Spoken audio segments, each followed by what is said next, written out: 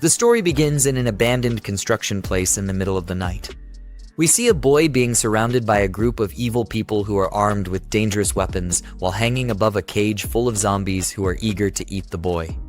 We learn that the boy's name is Jiang Zioyong. The woman asks if life is meaningless for him now because all of his friends are dead while she asks that. The cold sweat drips all over his face, and Jiang remembers the good times he had in the past with his friends, and says to himself that it is all my fault that you guys ended up like that, and regrets that things went that way. Jiang gets mad and screams at the evil woman that she deserves a miserable death, and that how a person can do something like that to fellow humans. The evil woman with a satisfied face is clinging to a man with a good build, and while she does so, she says that Jiang is angry at her again. The man suggests to torture him slowly so she can vent her anger at him for having such a foul mouth. The man thanks Jiang for the supplies, and because of the supplies they had, they can live a comfortably life for a few more months before the supplies run out. But while he does so, he clicks a button, and so because of that, Jiang falls with full force to the ground in the cage full of zombies who immediately get alerted by his presence. The zombies who are starving are running with full speed to Jiang, and once they get to Jiang, they begin to eat him alive, while we see that Jiang is coughing up blood because of the damage he is getting. Jiang thinks to himself that if he had another chance to live again, he would make better use of it, and that he would make them pay for what they did to him and his friends so that he would never experience something like that again in his life. Jiang, who wakes up again after experiencing something terrible, gets called upon by the same evil woman who betrayed him in his previous life, and while the woman screams that he didn't put her name to the house deed, he couldn't grasp the situation he is in right now because he thought to himself that he had died just a second ago. Jiang looks around and thinks to himself that could it be that I have been reborn before the time of the apocalypse and that they gave me a chain to redo life.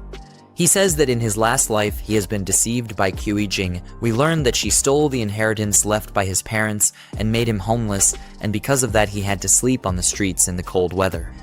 We also learn that later that time a global catastrophe occurred, so because of that most people were turned into zombies and plunging the world into chaos. With the help of friends he survived and built a safe zone to survive the apocalypse until it is safe to walk around again. But he couldn't have known that the deceitful Jing pretended to be a desperate person seeking his refuge and sympathy. In the end, she betrayed him and let the enemy inside to destroy him and his friends. We move back to his house where Jing is screaming at him while saying 400,000 yuan and not a penny less. Jiang, with a serious face expression, stays silent while looking at her. The evil woman gets angry and asks if he heard her. Jiang thinks to himself that he cannot act impulsively now, so he needs to wait when it is the right moment. The evil woman says that she will give him a week time for him to make everything right, but Jiang cuts her off and says fine, I got it, so she needs to go while pushing her to the door. This shocked the evil woman a bit and thinks to herself that when did Jiang become so assertive, and asks if he wasn't her lackey before. Jiang closes the door and turns around. But while he does so, he looks at the clock and thinks to himself that he must prepare for the impending apocalypse that is going to happen in a month's time, because if he doesn't, the same will happen like last time. Jiang gets shocked, and we see a system alert saying the apocalypse system is now active. We also see several system missions saying own a piece of land to get 10 points as system rewards for completing the mission. Jiang asks in a surprised tone what those points can be used for once he completes a mission, and how he will be able to use them. We learn that there is a system store displaying different types of items which can be bought with system points he earns from mission rewards. We learn that in his previous life, he saved every penny he got to save up for the evil's woman bride price, which left him malnourished. Jiang picks up his phone and gets a message saying, "Are you full?" And he thinks to himself that the zombies will be everywhere in a month's time, so he should eat good food until that happens. We move to an expensive-looking building. We see nice-looking food on the table, and Jiang asks to himself if this is the legendary Michelin 3-star expensive takeaway. He wonders what a 300 yuan braised pork tastes like. While he puts the food in his mouth, his face expression turns into happiness after trying it. Then he screams that the food is unbelievably delicious. We see that the neck is enjoying his food like a pig, but gets surprised to hear a message from his phone when he is just enjoying his food. We see that he is being called by the friend of the evil women. He thinks to himself if that manipulative woman cried to her friend again, and sighs at the view of the name on the phone. The friend gets angry at Jiang for treating her friend like that, and says that she only wanted him to prove his love to her. She also says that if you can't give her property, how can you love her, which is the stupidest thing I have ever heard. She says that Jiang was testing him a little and that he failed miserable, but if he brings 1 million by the end of the day in cash to them, she might help him to get her back to him. Jiang gets angry at her and says, "Who do you think you are for testing me like that?" and that she needs to get lost. The friend is trying to respond, but Jiang ends the call before she can do so. Jiang lays back on the couch and thinks to himself that he will build the strongest fortress on this land where no one dares to come, but not only is it becoming defensive, it is also built next to a water source and forest, so he will not run out of water that easily. We move to a hall full of people who are walking where the Mig gets greeted by a woman while she asks what he is looking for. The Mig tries to respond to the woman, but gets cut off by a man who we learn is the real estate manager of this place. The real estate manager asks the woman to help the others move boxes in the back because they have a lot of toilet paper that needs to be dealt with. The woman tries to respond to her boss, but gets cut off before she could do so. The real estate manager asks if she has forgotten who taught her everything in this field of work, and with an angry tone sends her to the back to help. The manager turns around and says to the Mick that a broke loser in cheap clothes can't even afford a toilet, let alone a house to life in. The Mick, his face expression turns dark and gets angry, so he asks the real estate manager if he is looking down on people or if he is just an evil person. The real estate manager says that he looks down on dogs like him, and he further says that if the Mick can afford a toilet, he will live stream himself eating shit. Jiang says to the real estate manager that he will find some fresh, hot, steaming ones for him later to eat on stream. Jiang comes back to business and tells the lady worker that he is not here to buy a house, but to buy land for himself, saying this with a confident face. The real estate manager and the lady worker can't believe their eyes when Jiang pulls out a black pay card, and cold sweat drips from their faces. Every customer in the building is shocked beyond belief, so they are asking what Jiang means by buying land and if he knows how much money it will take to purchase a piece of land. Another customer explains that he has never seen anyone buy land so easily. They exclaim that Jiang must be a wealthy person to buy such expensive land. The lady worker still cannot believe her eyes and asks Jiang to please follow her because she will give him the best detailed introduction available. While they are walking away, the real estate manager, with an annoyed expression, says that everyone knows how to brag, but he is not capable of paying for such expensive land. Jiang takes a seat on a chair provided by the lady worker, who further explains that these are the land pieces they currently have available, so Jiang needs to look carefully at which piece of land he wishes to buy. Jiang explains that there is no need to do so, and that he will just explain what kind of requirements he needs for his land. After that, she will need to look for the land that fits his requirements. Jiang further explains his requirements, such as proximity to mountains and water, so he has a water source. He also specifies that it needs to have convenient transportation and should have large buildings on top of it. The lady worker thinks hard before she answers, but is interrupted by the real estate manager, who adds that there is a piece of land in the East District that fits Jiang's requirements. The lady worker asks in a surprised tone why he suggests the East District, as there are still unfinished factory projects there and they cannot sell such land to a client. The real estate manager becomes angry and says that this broke loser's requirements are outrageous and that he is not here to buy an expensive piece of land, but to cause trouble for them. Jiang is surprised to hear that there is a piece of land that fits his requirements and asks the lady worker for confirmation. She responds positively but further explains that there are still unfinished factory projects because the construction team leader ran off, and there is no one to finish the work in time. Jiang thinks to himself that it is a great location because it fits all of his requirements. He further says that if he puts up barbed wire, it will be easy to defend, and the unfinished factories will also save him a lot of money. Jiang tells the lady worker that he will take that piece of land and would like to make a contract now so he can pay right away. The lady worker takes the papers back from Jiang and says in a scared tone that they are sorry for offering something like that. However, after she hears his response, she gets a shocked expression on her face and asks Jiang if he really plans to buy land with unfinished projects. Jiang confirms that he does and says that someone is waiting to eat some fresh poop later, so they should hurry with the contract and down payment, while the real estate manager is sweating cold drops of sweat.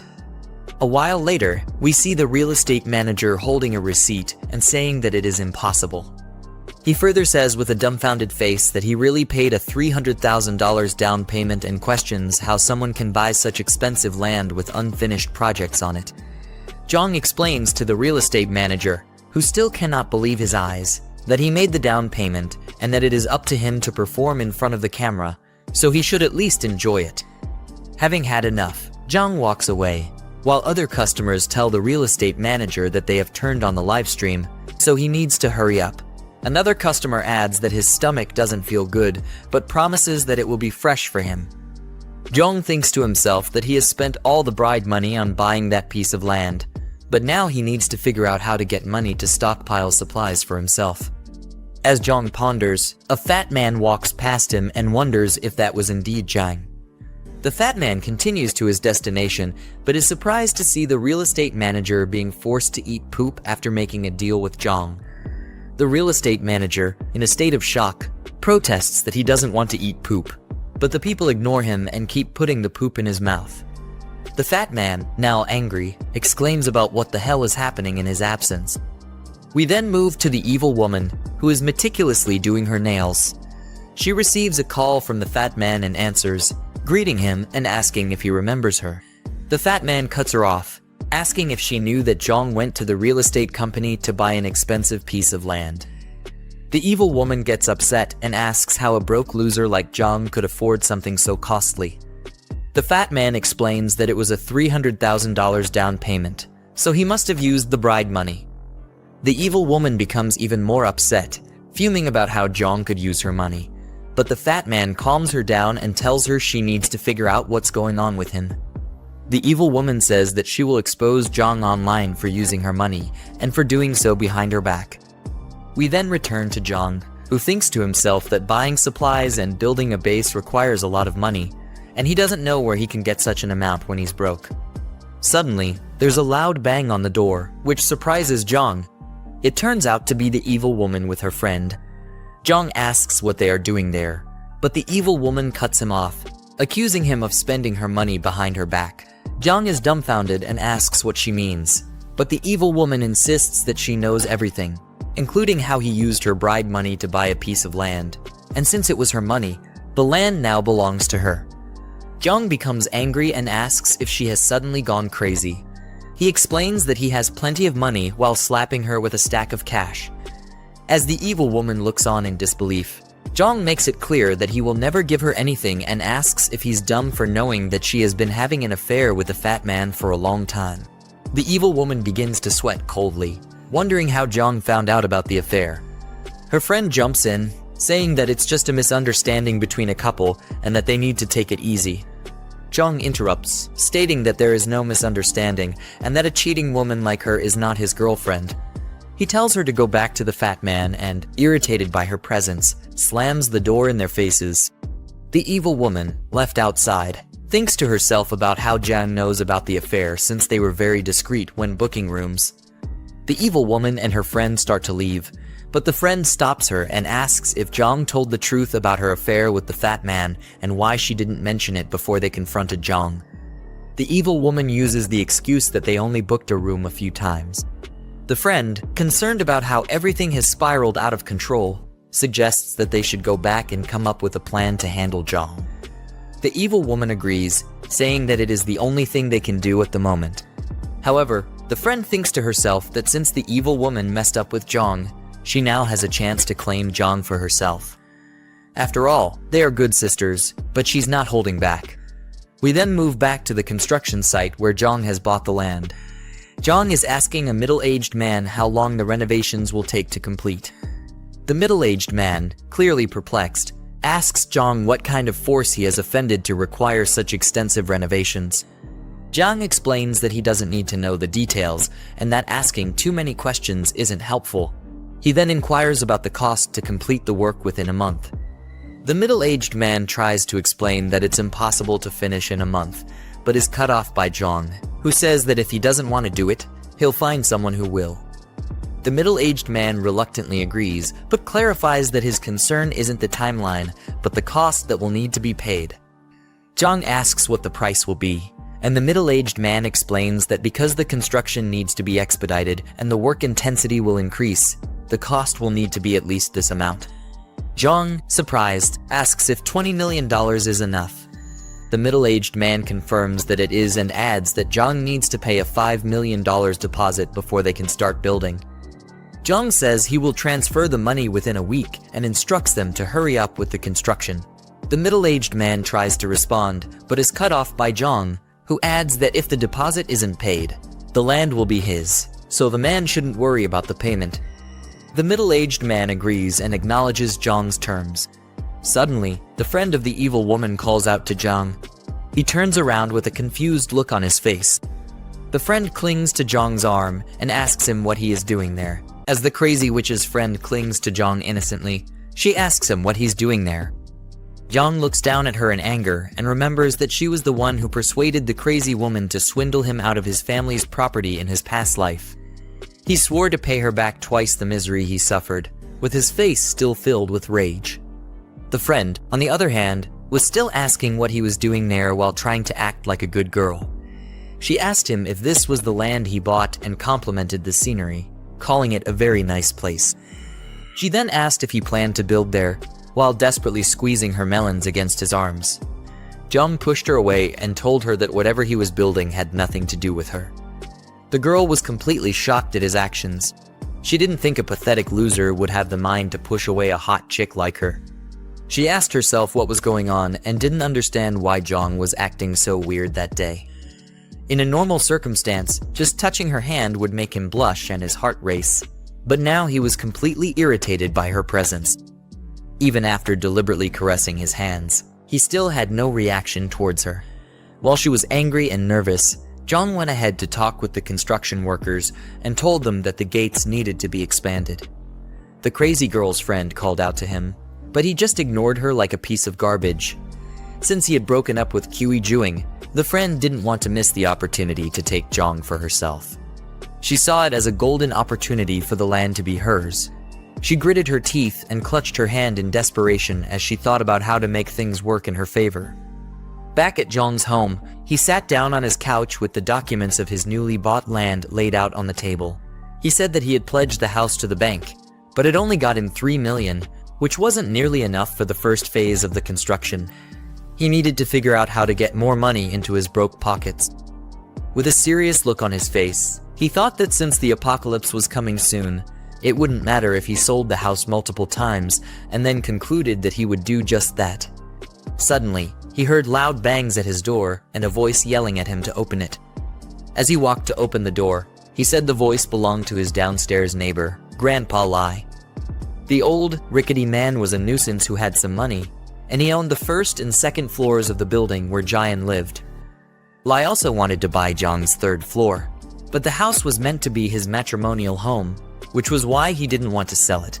As Jiang grabbed the door handle, he said that the old man was always causing a ruckus, splashing paint, dumping garbage, placing funeral wreaths, and jamming the locks. He opened the door, and Grandpa Lai immediately accused him of going clubbing the previous night. Jiang yelled back at the man and asked if he was done with his silly theatrics. He told the man that he went to bed before 10 last night, so there was no way he could have gone clubbing. Lai said that he didn't care and that he heard something, but Jiang cut him off and told the old man to stop his annoying rambling. He was fed up with Lai and his crazy stunts. Since the old man wanted the house, Jiang said that he'd sell it to him. The old man was completely stunned and asked Jiang if he was really serious.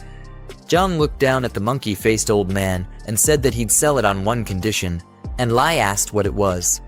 He told the old man that his new house wouldn't be ready until after 6 months, so he needed to stay there for that amount of time.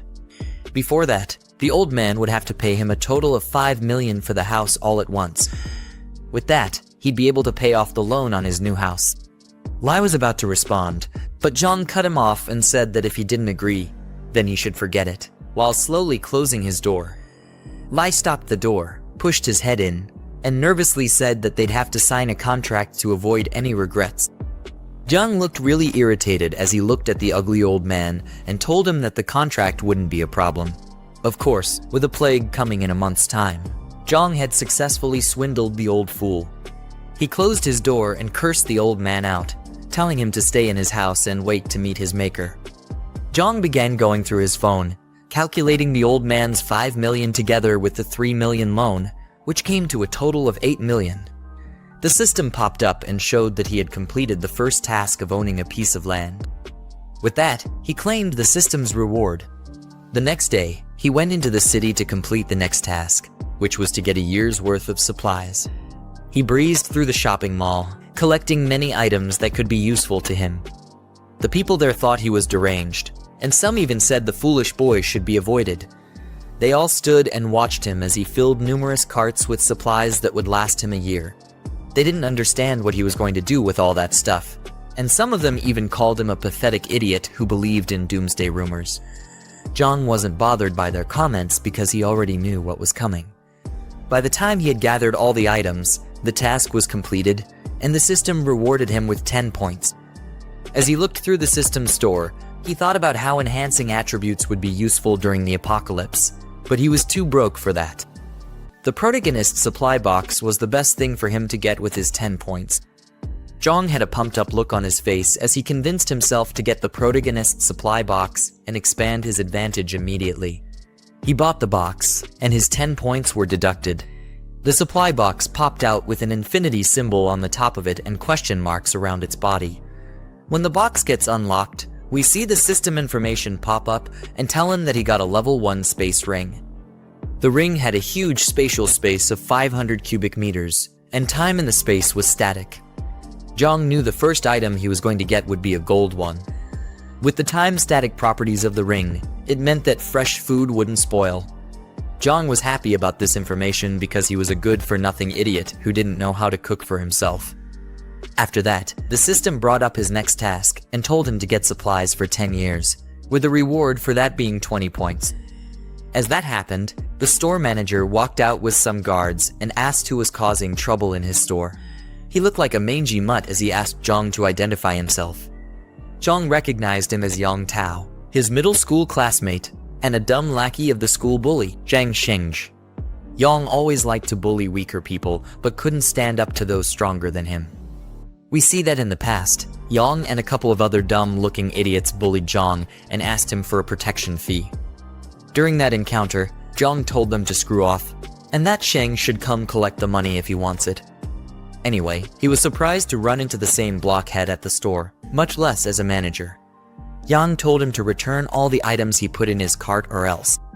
Jiang cut him off and mocked him for still bullying weak people and acting like a useless wimp in front of those stronger than him.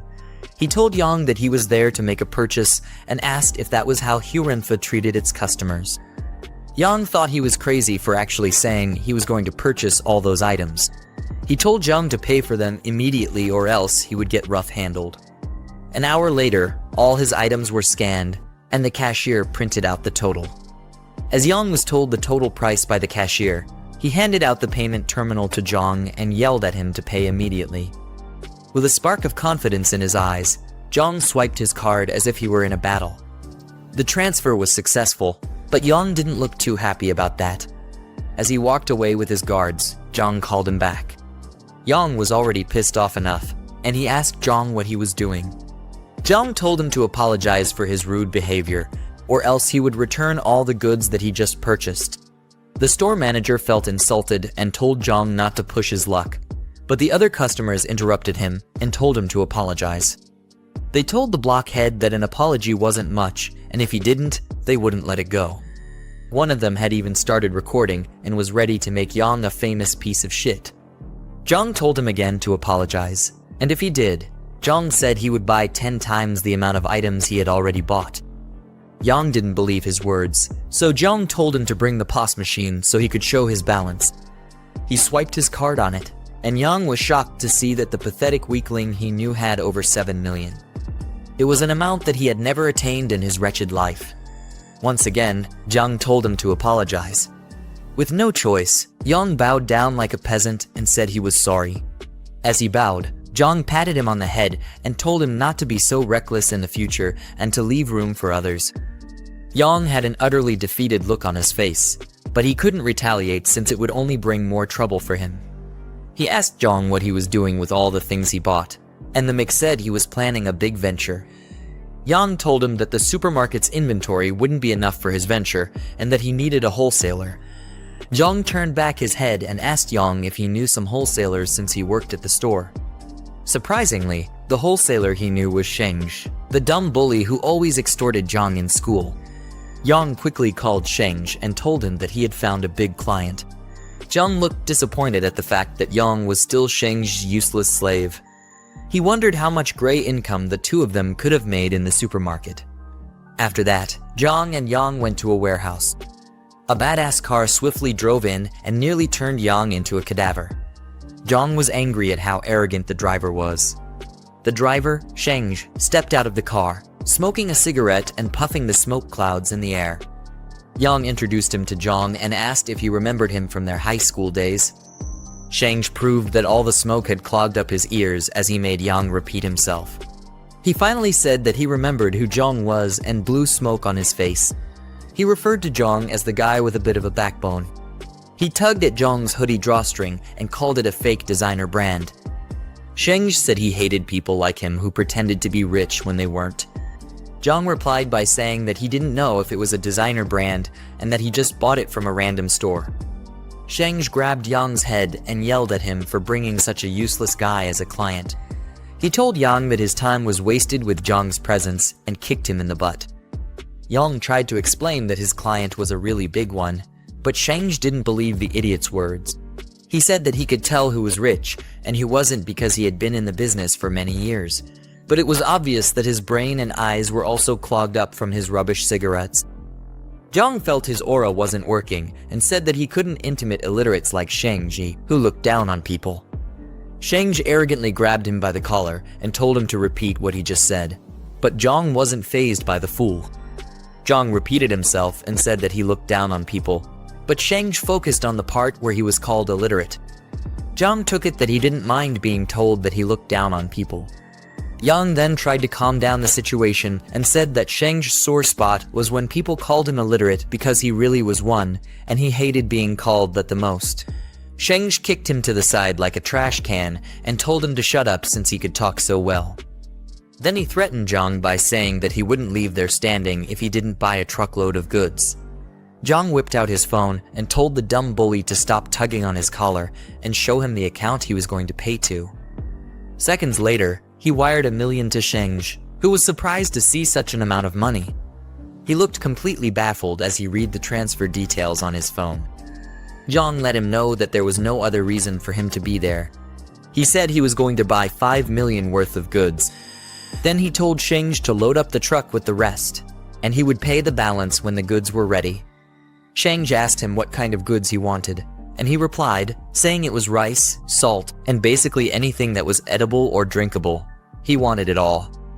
Then Sheng, with a sly smile on his face, told Jiang to follow him. Unknown to Jiang, Sheng planned to give him a batch of food that was nearly expired. They went into the warehouse, where it was filled with barrels and crates of different kinds of supplies. Sheng offered to give him a 10% discount if he took the whole batch. He was going to stoop to any level to get the goods off his hands. Jiang told him it would depend on the quality of the goods as he walked towards the crates. He got to one of the crates, picked up a brown bag, and began to analyze the item. Looking closely at it, he told Sheng that everything was nearly expired, except for the outermost layer. Jiang called him a shrewd man for trying to set him up like that. Sheng was surprised that he was able to figure it out. Caught between a rock and a hard place, he then offered Jiang a 50% discount. Jiang told him that there was no need because he was only using the $5 million to buy the best quality goods. He then said that he had other plans for the expired goods, and Sheng wondered what this crazy guy was talking about. Jiang was going to take the nearly expired goods at the 50% discount, but the payment would arrive a month later. Sheng asked what would happen if the goods expired, and he didn't get his payment. But Jiang assured him that he would mortgage his house to him if that happened. Sheng was still curious as to why someone would buy that many nearly expired goods. He asked Jiang what his channel was, to which Jiang replied that the channel was himself. Jiang told him that even expired goods would be worth a fortune in a few days, as he tapped Sheng's shoulder. A cold sweat ran down Sheng's face, and he looked like he had already shit on himself. With a shaky voice, he asked Jiang what he meant. But Jiang told him to stop asking questions and just deliver the goods, and that he would send him the address later. Jiang suddenly got a call, and the voice over the phone asked if he was selling his second-hand house. As he left to take the call, he told Sheng that he had other matters to attend to and that he should take care of the food. He then walked out of the warehouse. Yang, who had been a complete nuisance, asked Sheng if he had scammed him. But Sheng wondered how Jiang was doing so well since his family was short of anything special. Jiang got back home and met Grandpa Lai, who gave him a bag full of money as a deposit. The old man accepted his condition to leave the house in 3 months and asked to sign the contract immediately. Jiang just looked at the old fool and said that he didn't even inspect the house before making a deposit. He was puzzled as to why Lai was so desperate to get the house and asked the old man why he was in such a hurry. Lai, with a sad look on his face, told Jiang that his granddaughter needed to transfer schools, so they urgently needed the house for residency. He had been looking around the area, but only Jiang's house was up for sale, and he begged Jiang not to back out of their deal. Jiang called out the silly man's honesty and asked if he wasn't afraid that he would raise the price after hearing what he just said. Grandpa Lai was shocked at Jiang's words, and he looked like he could have had a heart attack at any moment. He told Jiang that buying the house would cost him their entire family's savings, but Jiang assured him that he wasn't going to back out. After that, they signed the contract, and Lai was relieved that his granddaughter wouldn't have to sleep in the streets like a gutter rat. He bowed like a peasant before leaving and left Jiang to attend to more important matters. As he left, Jiang thought the old man's kind and honest traits would be his doom during the apocalypse. He quickly stopped the man for a second and asked for Lai to give him the address of where he currently lived. The next day, Jiang returned to the construction site to see how his new place was coming along. As he got there, the construction manager asked for the second batch of funds like a hungry ingrate, but Jiang told him that he would transfer the funds soon. The construction manager showed him around the place as they walked inside the building and said that it was between 70 and 80% complete. They stood under the reinforced doors and walls, and he assured Jiang that they were absolutely safe. Jiang asked about the warehouse and was told that it had already been cleaned up and was ready to be used. With that information, he called Sheng with a happy look on his face and told the dumb bully to bring the goods. Moments later, workers began to fill up the warehouse with boxes of supplies. They happily did their work because their boss was paying each person a lot of money. They were a bunch of broke fools, and they needed some way to sustain themselves in their miserable lives, which was about to be cut short by the apocalypse. They commented on how the place looked like a shelter and said that rich people really valued their lives. Jiang directed them and told them to make sure that the perishable goods were stored separately. After a work-filled day, the underpaid interns started leaving the warehouse when night came. As they left, Jiang stood in front of his tower of supplies and was happy to be done with that task. The system showed that he completed the task of acquiring 10 years' worth of supplies and rewarded him with 20 points. As Jiang looked through the system's store, he noticed that there was a new box item there. It was a box that would give him an awakening ability. Jiang was happy at the fact that he would be able to gain abilities before the dawn of the apocalypse since he was a good-for-nothing weakling. He quickly purchased the box, and it gave him the ability known as the Mind's Eye. It would help to detect if another party was hostile or had harmful intentions. Jiang said that it was one of the most useful abilities in the early days of the apocalypse. He would easily be able to tell friends from foe and deal with them accordingly. After that, the system popped his next mission, which was to arm himself. Jiang had a mischievous look on his face as he said that was what he had in mind. It was nighttime at the market, and all sorts of vendors and customers could be seen prancing about, looking for the next best rare item to purchase. For a bunch of fools who were clueless about the apocalypse, everyone there seemed to be eager to get something important. Jiang walked through the streets of the market as he listened to the idle chatter of everyone around. Customers were trying to determine if items were real or fake, and the vendors were tired of dealing with annoying idiots. They all had stern looks on their faces, as if they were all trying not to be intimidated. Jiang's attention was caught by someone who was trying to haggle like a thief. The customer wanted an item for $300, but the vendor couldn't believe the sheer stupidity and asked who did business like that. When he turned back, he saw that the idiotic customer was none other than Lai Shuxing. The fat piece of shit was trying to bring the price of an item from 2,000 to 300. He threatened to leave if the vendor wasn't going to sell it to him at that price. The vendor, trying his best not to punch the idiotic fool in the throat, was trying to calm things down so that they could come to an agreeable price. Eventually, he agreed to sell it to Shuxing at that ridiculous price, just to get him to stop yelling. One of the random people on the streets looked at the vendor as if he were a complete noob who had no spine to stand his ground. Jiang was curious as to why Shuxing was buying fake bracelets on the black market. For someone who likes to brag a lot, Shuxing was nothing but a cheapskate and a silly one at that. He called his crazy ex-girlfriend, Kui Jing, a fool for falling for a scam. The way he stared at Shuxing showed that he was irritated by the guy's presence. He went back to looking for more items and saw a display of fine swords and machetes. Each blade looked like it could take anyone's head off with ease, but it wasn't just him who stared at the blades with such intent. There were other people passing by who seemed to like slicing and dicing things. Jiang smiled and was happy that he found what he was looking for. He met with the vendor and began examining the blades. With the way he held one of the blades, you'd think this nincompoop actually had experience as a swordsman.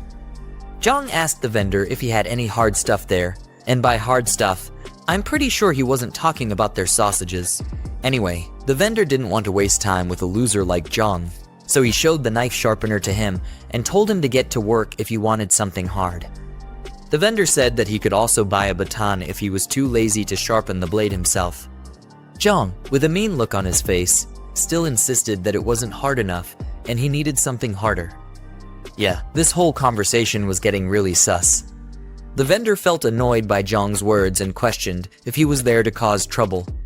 He had a camouflage jacket on, which gave the impression that he was a veteran who was skilled in taking care of wastes like Jiang. His facial expression changed when he suddenly got a credit alert on his phone. Jiang had transferred a substantial amount of money to the vendor, and this calmed him down. The vendor was shocked to see how much an ugly kid sent to him, and he couldn't believe it. Jiang, with a happy expression, showed that it was he who transferred the money and told the vendor to pipe down. He was serious about getting something hard to satisfy himself. You know what I mean? After that, the vendor told his assistant, Xiaoxiang, to watch the stall, while he directed Jiang to somewhere private where he could get the hard stuff he'd been craving. He said that talking outside was inconvenient and pointed the way to Jiang. Rather than a warehouse, they went to what looked like a casual person's home. I guess he was serious about giving Jiang that hard stuff. I'm just joking. When they got inside the building, the vendor showed him different kinds of homemade guns enough to at least kill chickens, and they were quite cheap too. The ammo and gunpowder were also cheap, but Jiang said it still wasn't good enough for him. At this point, the vendor thought Jiang was just an annoying crackhead. The look on his face said he was tired of dealing with such an annoying customer. He then showed Jiang a replica revolver, and its performance was almost the same as an active-duty handgun. Regardless, it was still stupidly cheap. It was obvious he was trying to sell cheap stuff and keep a huge amount of change for himself. Jiang was furious as he looked down on the vendor and told him that it still wasn't acceptable. He had paid the vendor a lot of money, so all this cheap stuff only got him irritated and upset. He told the vendor that the 200,000 that was sent was just a prepayment. The vendor thought this sick kid had lost his mind, but Jiang, with a stone look on his face, said he was buying weapons worth 2 million. What kind of apocalypse could this loser possibly be preparing for? The vendor had to ask what he did for a living because no normal person would come to purchase that much heavy weaponry. He was probably scared for his meager life as well and didn't want to get on Jiang's bad side. Jiang basically threw his question aside, saying that it was his subordinates who usually handled trivial matters and the vendor didn't need to ask many questions. Seeing how serious Jiang was, the vendor went to lock the doors and close the windows to make sure no one could see or hear them. Luckily, Jiang didn't get defiled after that. The vendor told him that he had come to the right person. He whispered to Jiang that he would give him an address and also told him to write a list. Jiang was to go to the location the day after tomorrow at midnight to complete the transaction, and he was meant to bring cash. As he left the building, he heard the fat fool, Shuxing, calling his name. Just the sound of the idiot's voice made Jiang look like he was going to throw up. Shuxing was surprised to see him on the black market and said that must be why he had been spending lavishly recently. The foolish degenerate obviously wanted all that money for himself. He also called out Jiang for ignoring Jing and also said that his family must have had some heirlooms. He assumed Jiang was there to sell off his inheritance and said he had been watching too many marketing accounts recently, in a mocking tone. Jiang didn't even look bothered by Shuxing's degrading statements. Rather, he saw it as the perfect time to test his mind's eye ability. He activated it, and a blue flame surrounded his eye. He was able to see different icons on the top of the vendor and Shuxing's heads. The icon on the vendor's head looked friendly, while that of Shuxing showed he was definitely an enemy. Jiang was glad that the ability worked as expected. He turned back and began to mock the fat piece of garbage, saying that he must have tricked Ku Jing by buying fake and second-hand goods in order to clap her cheeks. Jiang said that she was just his second hand, who was worth the fake items. Shuxing was infuriated by Jiang's words, but he made no attempt to deny that he was a broke loser who had to buy cheap items to clap a girl. The vendor asked Jiang if they knew each other, and Jiang said that the fat fool was an enemy. Thanks to the money he was offered, the vendor began acting like Jiang's silly lackey and said that he'd handle Shuxing, while Jiang went ahead to handle other matters. The rest of his dumb friends came out to tag along in the drama, and Jiang told him not to kill the fatso since he still had plans for him. Shuxing was already shaking like a chihuahua as the goons slowly walked toward him. He tried to put up a tough attitude, but it was no use. The arms dealer swung out a baton, which made Shuxing try to negotiate with them. The proud fool was now a sacred wimp, and he had probably pissed on himself. The arms dealer and the rest of the goons gave Shuxing the beating of a lifetime. Laying defeated on the floor, Shuxing swore to get back at Jiang for humiliating him. 2 days later, in the dead cold of night, Jiang unveiled his new guns, which were delivered in a truck at his warehouse. With his new arms acquired, his task was complete, and he was awarded 10 points by the system. As a bonus reward, he was also given 2 physical enhancement potions. Rather than an actual potion, it was basically just a syringe, which meant that the system was obviously forcing this guy to do drugs. Anyway, Jiang noticed that the potion's effectiveness was as good as the one in the store. He brought out one of his hands and lifted the other in the air as he got ready to inject it into his body. As he used the potions, he gritted his teeth in pain, and his eyes went completely white. It was either he was feeling ecstatic like a junkie who just got his daily dose, or this idiot was about to die. Luckily, his second chance at life wasn't about to be wasted so easily. According to him, the average adult male had a strength of 5, but with the added 2 points from the potion, he got a 40% increase. He rolled up his fists as if trying to get a good feel of his new strength, but he still looked like the same old useless loser. Still, it wasn't enough for him. Jiang opened up the system's store and looked through the 2 items that were left. He decided to maximize his advantage by buying an extra physical enhancement potion. While injecting himself, he winced like a little girl who was getting touched inappropriately.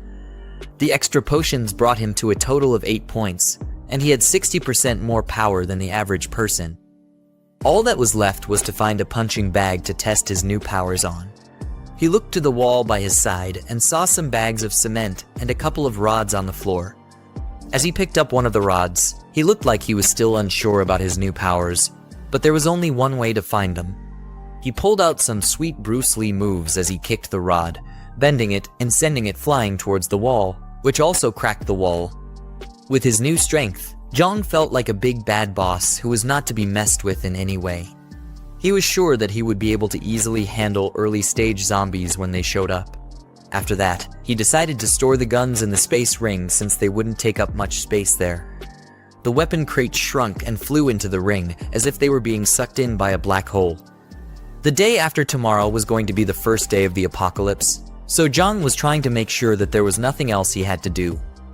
Flashing through his mind was the memory of Grandpa Lai, telling him about his granddaughter and how they needed his house for residency.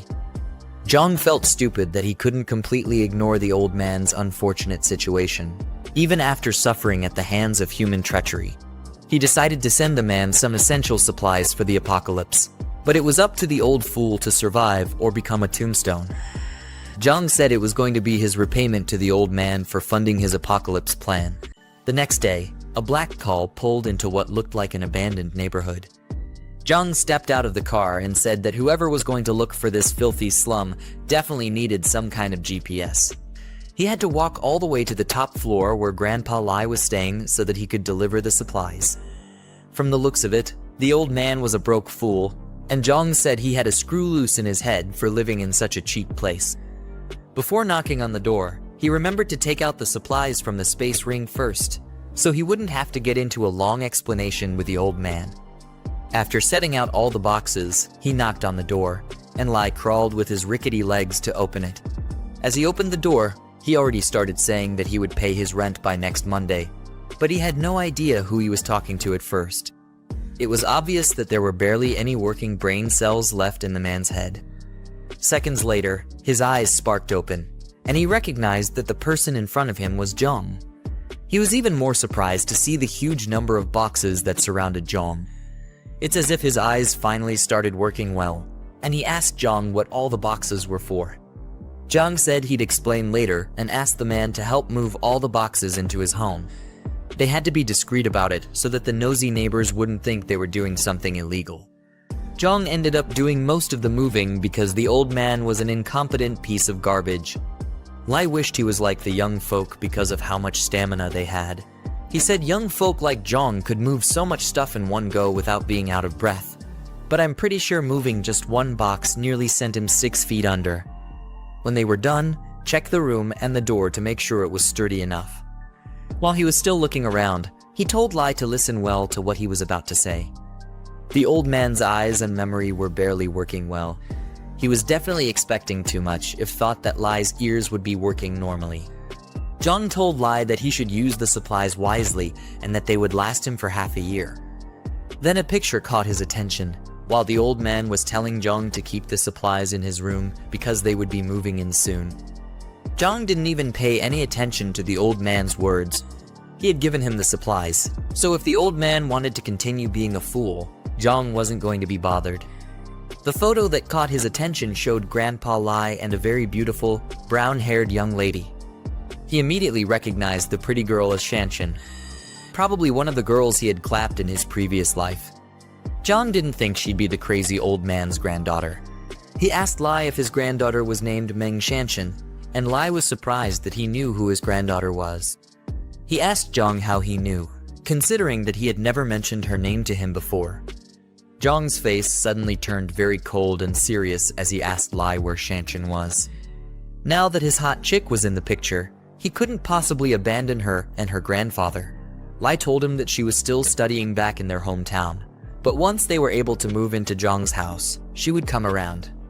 In a flashback, we see Jiang and Shanshan sitting together, while she puts her head down and cries like an annoying brat. She complained about being the one who caused trouble for her grandfather. Jiang had a sad look on his face as the scenes flashed through his mind. He remembered that in his past life, Shanshan said her grandfather risked his life to rescue her from the captured high school. The old man was able to save her, but he met his maker afterward. With that in mind, Jiang swore to make it up to her so the same events wouldn't be repeated. He was determined to survive and make babies with her this time around.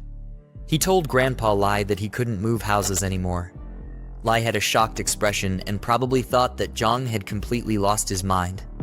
He thought Jiang was going to change his mind and begged the boy to reconsider his decision.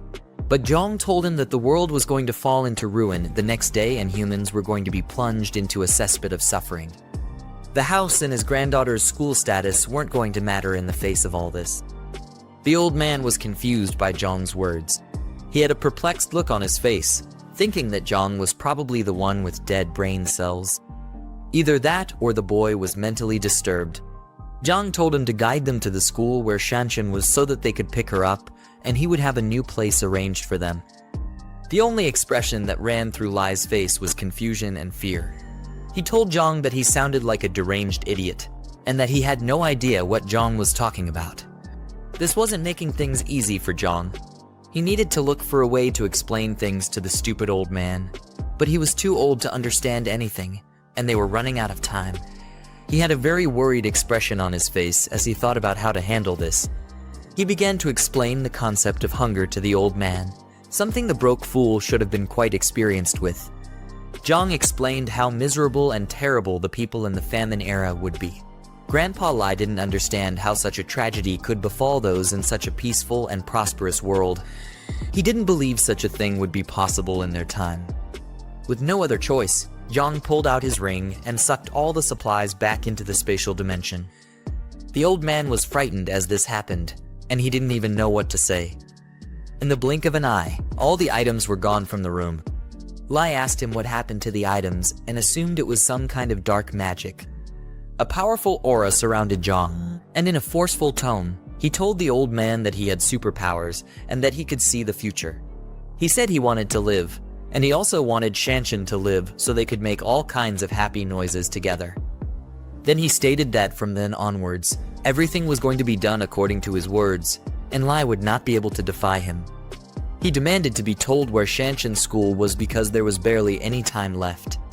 They left the house and got into Jiang's car, but Lai was still looking at him as if he were an insane villain. They sped through the streets and quickly arrived at the school. Jiang asked the old man if he knew Shanshan's class and dormitory. Luckily, the old man knew, which made him quite useful. I can't imagine the horrors Jiang would have put him through if he decided to be incompetent. They hurried to wherever she was, with the clock ticking away fast.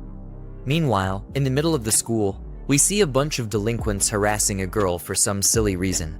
The girl who was being harassed was Shanshan, and she was getting whooped by some illiterate bullies because they were jealous that a guy liked her.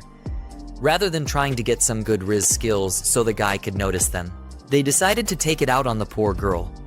Shanshan was looking bruised up, and she tried to explain that the guy, Zheng Xiaochen, was the one who liked her, and it was all one-sided. Sadly, the stupid bullies were too dumb to understand, and they thought she was just making excuses.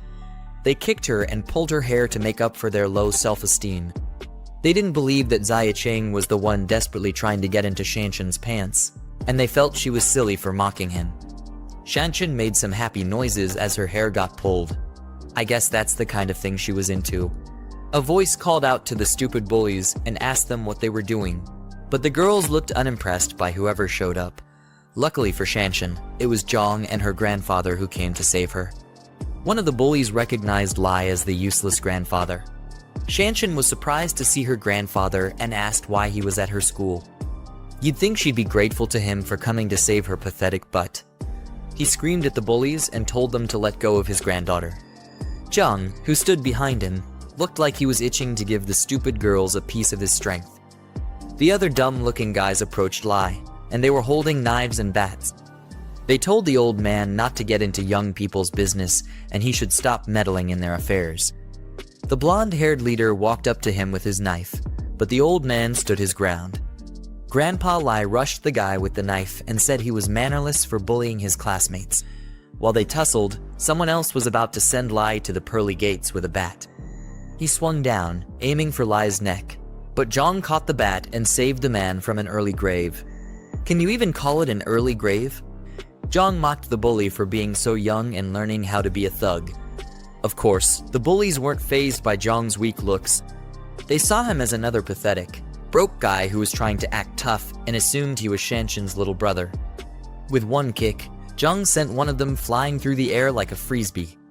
Thanks to that, the bullies took him seriously and said that he must have been trained, so they decided to gang up on him together. Their silly tactics didn't rattle Jiang, as he kept a serious look on his face. The idiotic bullies had no idea what they were in for. After circling around him, the one with the bat rushed and swung his weapon, but Jiang quickly ducked to avoid the attack. Thanks to his enhanced strength, his reflexes were off the charts as well. He grabbed the idiot by the collar and tossed him to the ground with one hand. That one quickly got his lights knocked out as his head slammed into the ground. The last one rushed Jiang with his dagger. Jiang weaved through the attack and kicked the fool to the ground, nearly sending him 6 feet under. After he was done dealing with them, the girls started shaking in fear and asked him what he was going to do with them. They thought they were about to get defiled, but their milk jugs just weren't Jiang's type. He slowly walked towards them and started smacking them around the place. He slapped one of them, and she couldn't believe that he would raise his hands on a woman, but to Jiang, she wasn't a woman. She was just an ugly gorilla who liked to bully others. The other one got her hair pulled, and she screamed for Jiang to let go of her. He suddenly pulled out a knife and held it to her neck. Tears filled her eyes, and in a shaky tone, she asked him what he was about to do. He quickly swiped the blade across her neck and gave her a befitting end. Jiang had a devilish look in his eyes after what he had just done. Shanshan and the other bullies couldn't believe their eyes. They didn't think he could have done something so horrid. Anyway, just to let you guys know that he didn't actually kill her. Yeah, I got you with that one. The girl knelt on the ground and cried out because Jiang had cut her hair. Any more cuts, and she would have been looking like a bald freak. To her, it was the worst possible fate she could have imagined. She yelled out in a thundering rage at Jiang, cursing him out and saying that she wouldn't forgive him for daring to cut her hair. Jiang looked down at the fool as if he were her god and told her that long hair would only drag her down. She didn't understand his words, and she was too angry to comprehend anything at the time. He told her that she would understand in a few days and that short hair might actually save her life.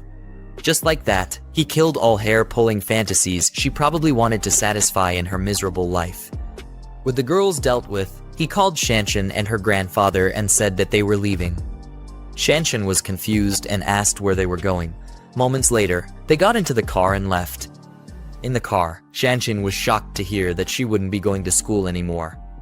Her grandfather explained that there was going to be a huge famine soon, and because of that, there was no need for her to sit and listen to boring lectures anymore. They had to do their best to survive. While Shanshan was trying to understand Lai's crazy words, Jiang had a sly smirk on his face as he drove. He was most likely happy that he had secured someone he could feed his chocolate to, and he couldn't get the fantasies out of his head. On the other hand, Shanshan told Lai that he shouldn't be listening to scam calls because she thought the old man had completely lost his mind. Considering his age, she wouldn't be wrong. She argued with him and asked how much he got scammed for, and Lai tried to explain that he was telling the truth.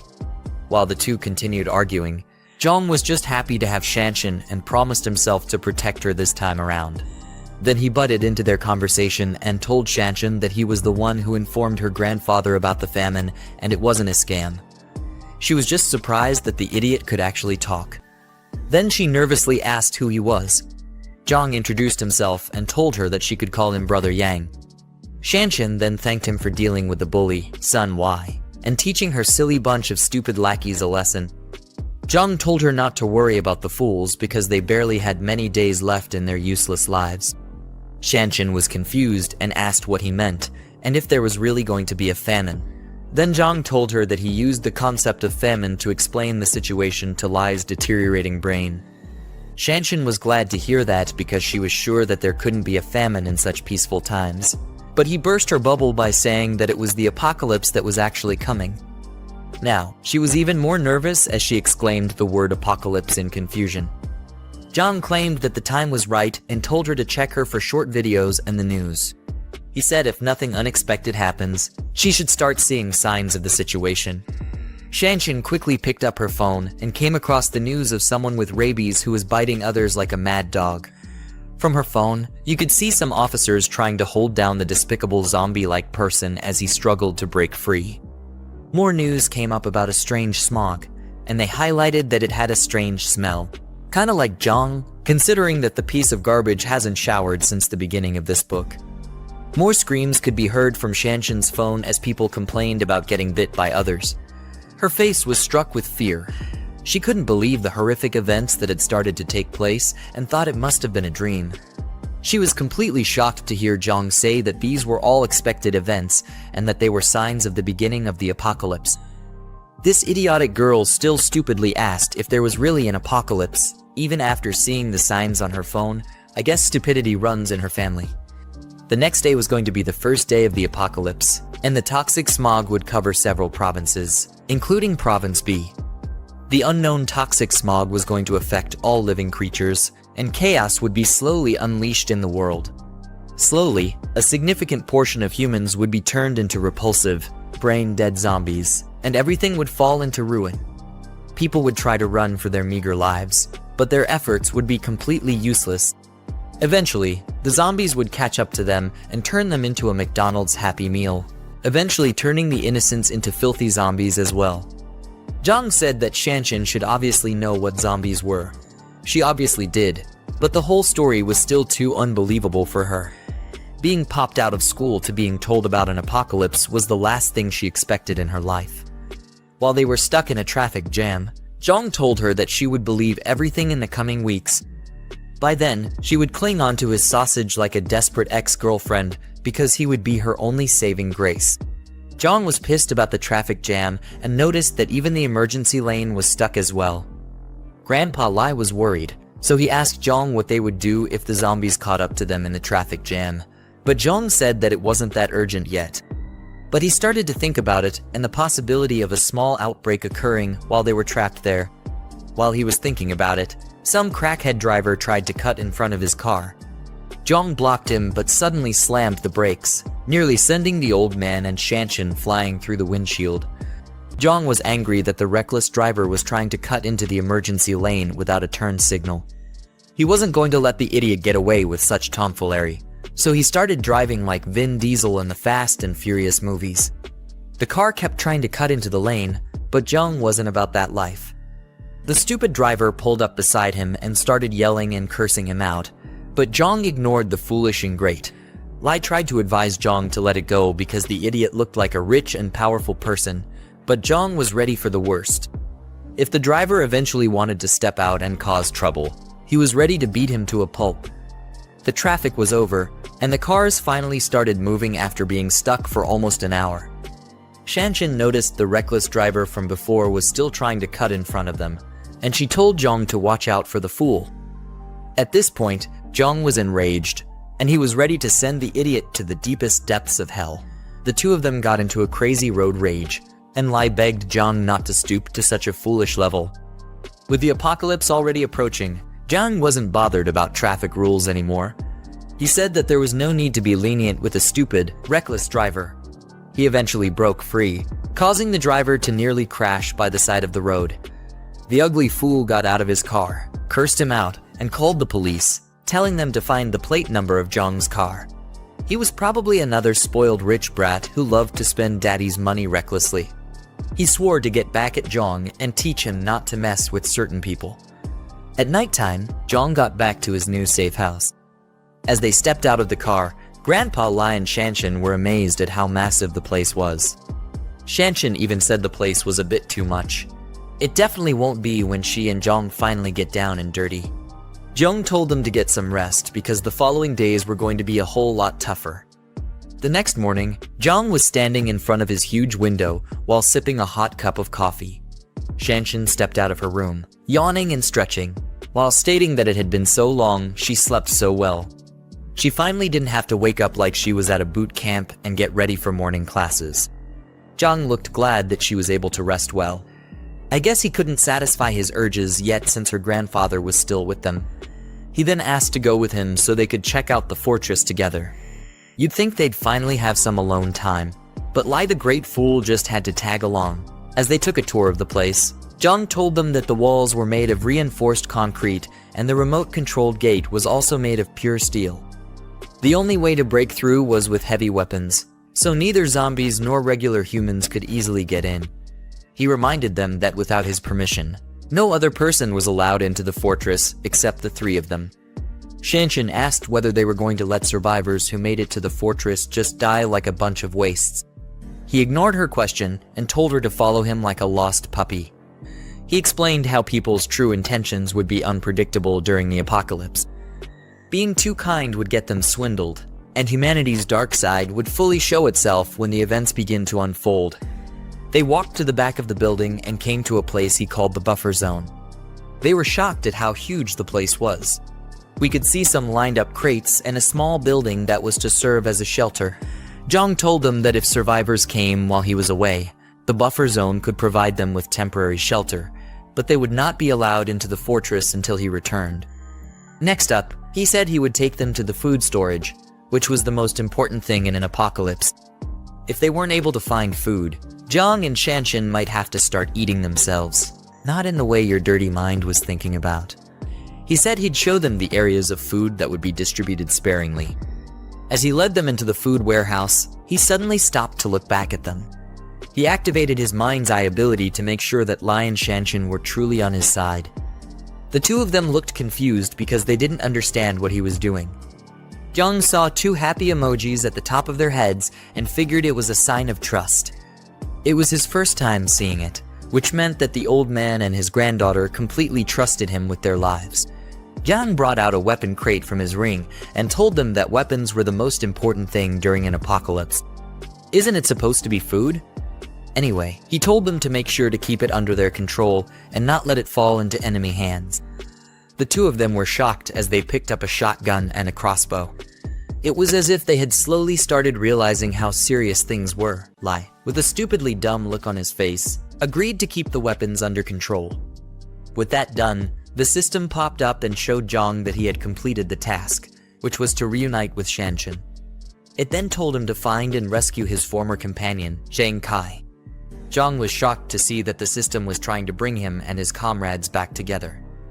As they stood by a huge glass window, he saw a huge arrow pointing him in the direction of where Kai was. It proved to be very helpful because he was really worried about how to find his comrades. While he ran out, he told Shanshan and Lai to remember everything he had told them and not to violate his instructions. Shanshan asked where he was rushing out to, and he said to recruit more people to strengthen their team. Somewhere in the city, at a KTV building, a group of ugly-looking guys were enjoying a karaoke session, and their table was filled with a crazy number of drinks. Two of the guys stepped out to go to the restroom. The fatso had to guide his gray-haired friend, who was probably too drunk to walk straight.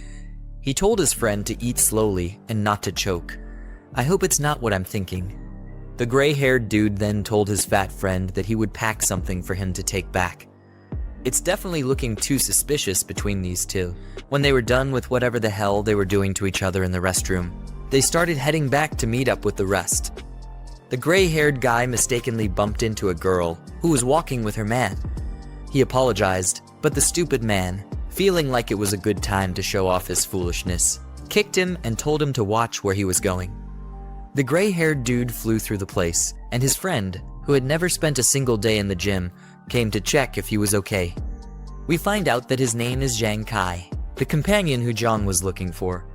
Zhang Kai's friend yelled at the stupid man for hitting his friend just for a simple mistake. The man felt insulted that a fat piece of garbage was talking back at him and said that it was rare to meet someone who dared to try such. He grabbed the fatso by the collar and jacked him up. While Zhang Kai tried to apologize for the misunderstanding, he begged the guy not to hit his friend. Some loser who worked there stepped out of the restroom and saw the commotion that was going on. He was barely recovering from an upset stomach, and he caught a cold. He tried to calm down the fight, but the man just felt even more disrespected. He was really trying hard to show off to a girl that he had probably never banged. He told the worker that his boss wouldn't dare try to grab his clothes, but here he is doing the unthinkable. The unfortunate underpaid worker told Kai and his friend to leave while he dealt with the man. The man told the worker to call his boss and questioned how they had the audacity to disrespect him. He even threatened to throw the karaoke bar out of business. Kai and his friends ran like little wimps back to their companions, who asked them if they were chased by a dog. Kai explained that they bumped into a drunk fool when they left the restroom, and the man wanted to mess them up.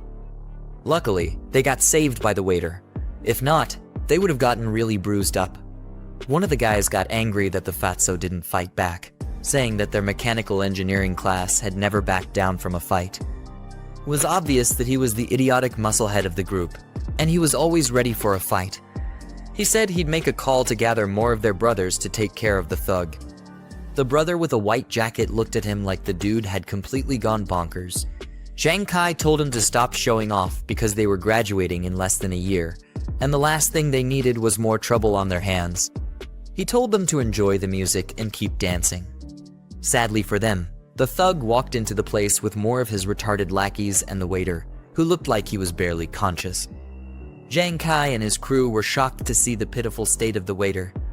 The idiotic thug pointed towards them and told his goons to teach them a lesson. Zhang Kai and his friends got rounded up, and they were made to kneel with their hands behind their heads.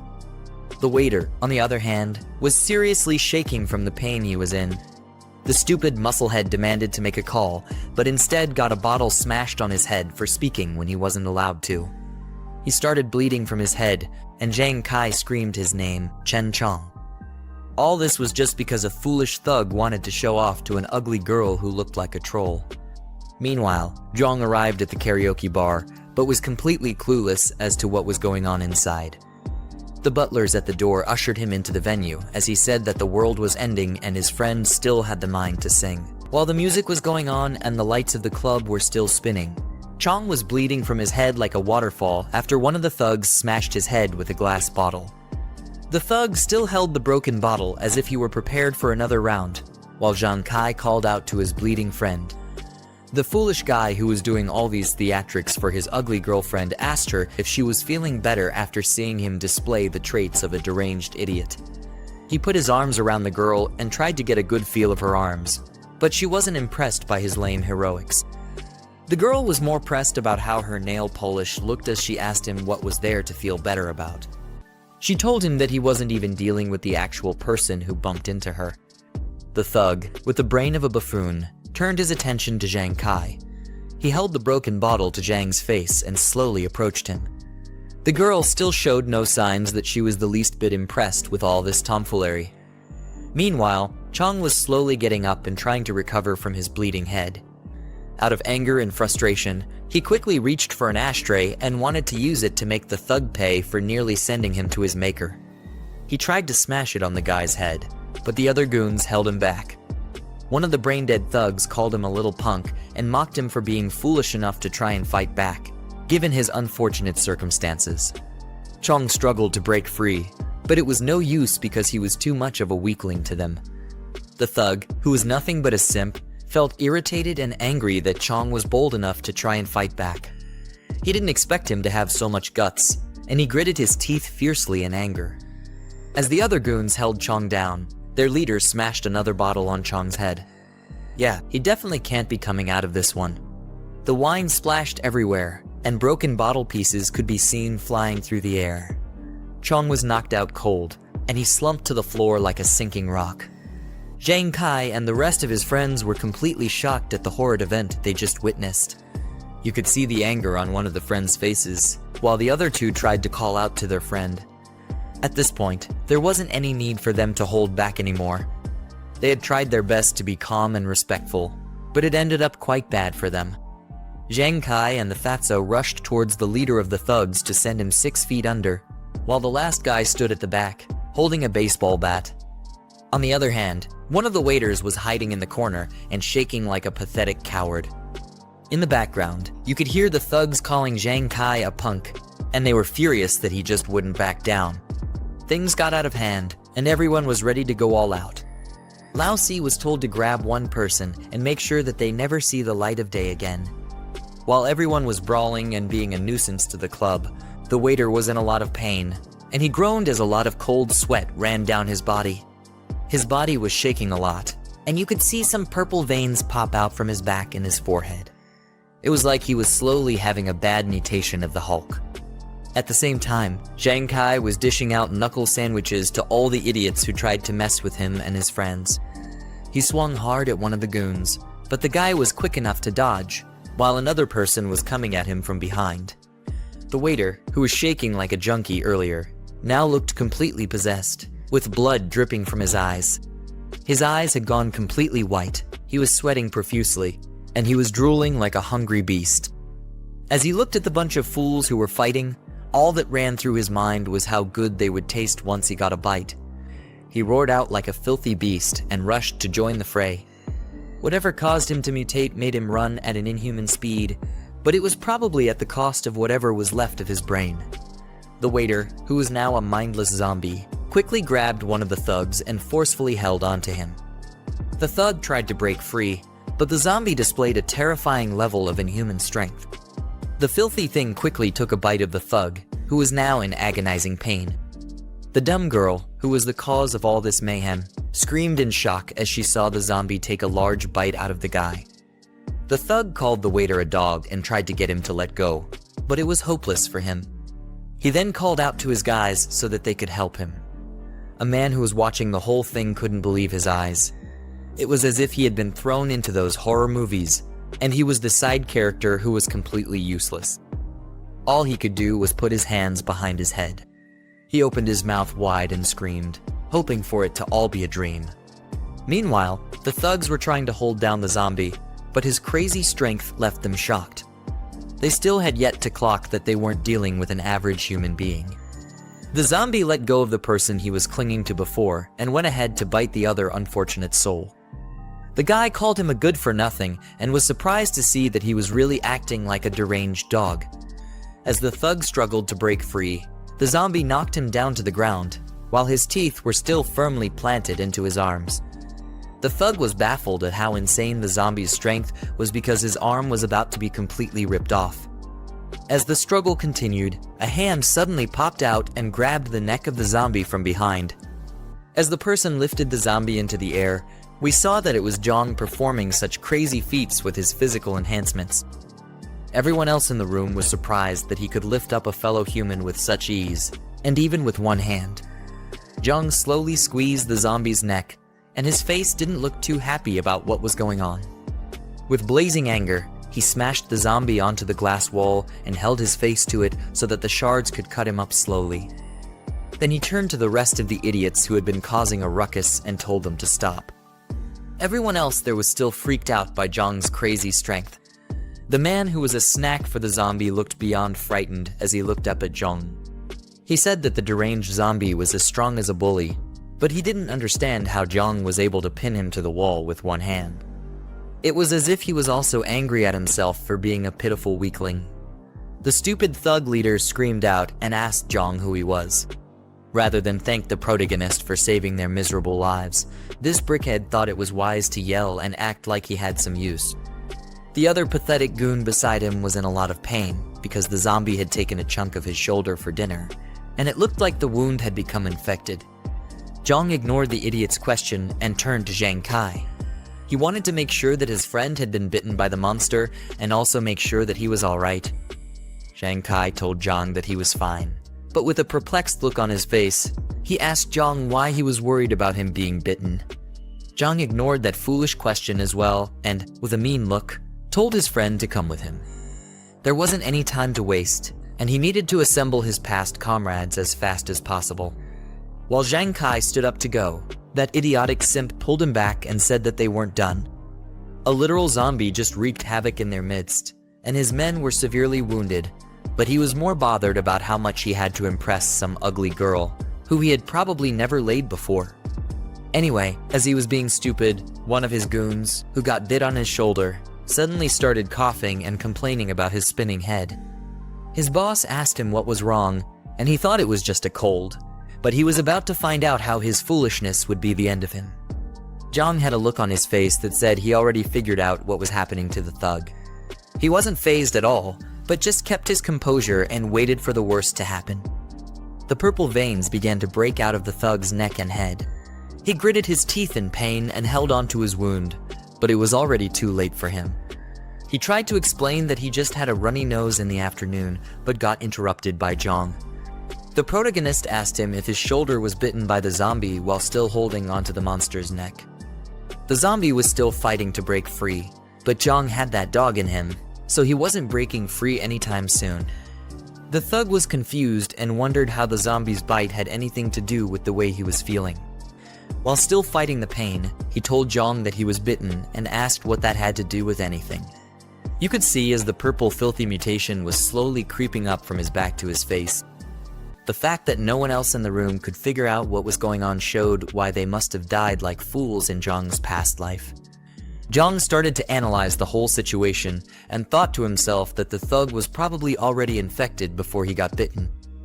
Now that he was bitten close to his head, he was likely going to mutate soon, since the signs had begun to show themselves.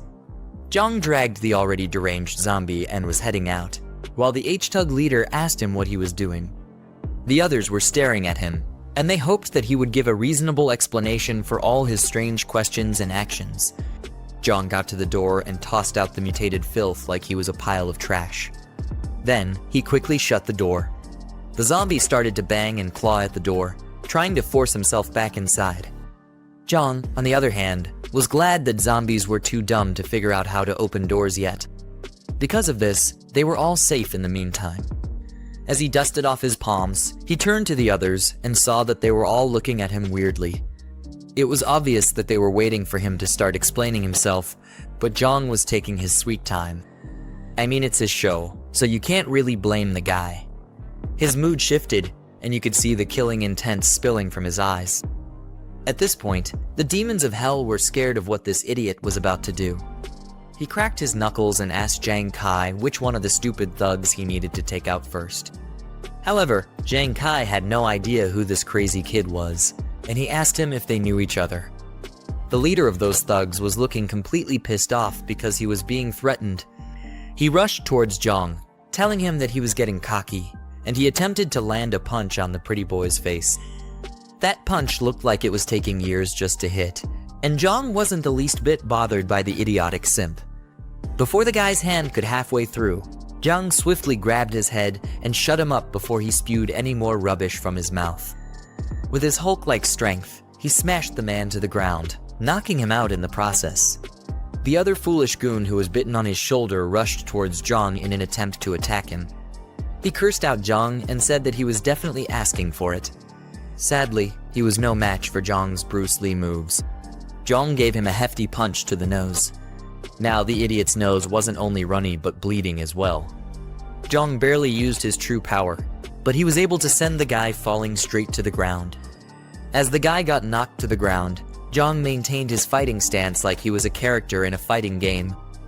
Meanwhile, the goon was knocked out cold and was foaming at his mouth. His partner rushed to his side and asked why he was acting so pathetic after just one punch. His body began to shake and wiggle, which showed that the mutation had begun, but his partner had no idea what was about to go down. On the other hand, Jiang was feeling like the next best thing since sliced bread, as he asked if there was anyone else who wasn't convinced and wanted to get a taste of his fists. He said that they were welcome to try.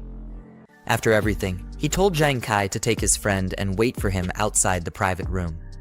Jiang Kai wiped his chin and proceeded to do as he was ordered. He and the fatso slowly lifted Jiang and carried the pathetic guy out of the room. The thug leader and his goons attempted to leave as well. His lackeys carried the injured one and helped him to the door. As they got to the door, Jiang told them to hold it, and he blocked their way. The leader stupidly asked him what he was doing, and the girl, who the leader was trying so much to clap her cheeks, was shocked as well when Jiang stopped them. Jiang told him that all the drinks must have gone to his head and made him forget his own name. He told the man that he almost got his brother killed, but the leader only looked more irritated and scared at the same time. The leader told Jiang to stop spouting nonsense and ordered him to get out of his way. Jiang was fed up with the buffoon's arrogance, and he pushed him back. His eyes were blank, making it look like he had gone into feral mode. The leader cursed him out and said that he was going to die after what he just did. I guess the drink really did clog his head because he quickly forgot that Jiang held up someone by their neck with just one hand. Before he could get up, Jiang quickly left the room and locked the door behind him. The guy got up and demanded for the door to be opened, saying he was going to skin Jiang alive for being a punk. Unknown to him, he was about to face a more deadly and disgusting opponent. The goon who was bitten on the shoulder earlier had been completely consumed by the mutation. His eyes were red, and his senses were no longer with him. You could have possibly searched his eyes for a sign of himself, but there was no humanity left in him any longer. The mutated thug let out a feral roar and began looking for the closest person to feast on. His other comrades couldn't hold him down, and they were confused as to why he was acting so feral. They called out his name, Hat, and asked him what he was doing. Obviously, they were too blind to see that Hat was hungry and looking for the next best meat to devour. Jiang stood on the other side of the door and listened to the chaos that ensued inside the room. The guys banged on the door and struggled to get their zombie friend off their leader, but it was only a matter of time before they became mindless monsters like him. Voices could be heard screaming for help, but Jiang wasn't bothered about them. One of the workers approached Jiang and nervously asked what was going on and if he needed help. Jiang told the man to lock the door completely and not let a single soul inside if he knew what was good for him. He then told him to call the police and the hospital to inform them that there was a patient with the rabid flu inside the room. The worker either had his ears clogged up or he was just shocked that Jiang mentioned the rabid flu. Jiang's words left him frozen and frightened on the spot, and he didn't know how to process it. While he was still spacing out like a fool, Jiang yelled at him to get to it immediately. The worker responded and hurriedly brought the door keys. His hands were nervously shaking as he tried to get the key into the lock and lock the door. While he was struggling with that, Jiang left with Zhang Kai and the rest of his friends. Chong was still unconscious as they carried him and followed Jiang. The worker who was supposed to be locking the door stopped what he was meant to do because he felt troubled by the sound coming from the other side. His colleague approached him and asked why there was so much chaos going on. The worker told his colleague that Jiang told him about a guest who had the rabid flu, but the colleague didn't believe that there was actually a rabid flu. On the other hand, the worker was surprised that his silly colleague even knew about the disease. Then the two of them headed to the security room so they could check the live surveillance and see what was really going on.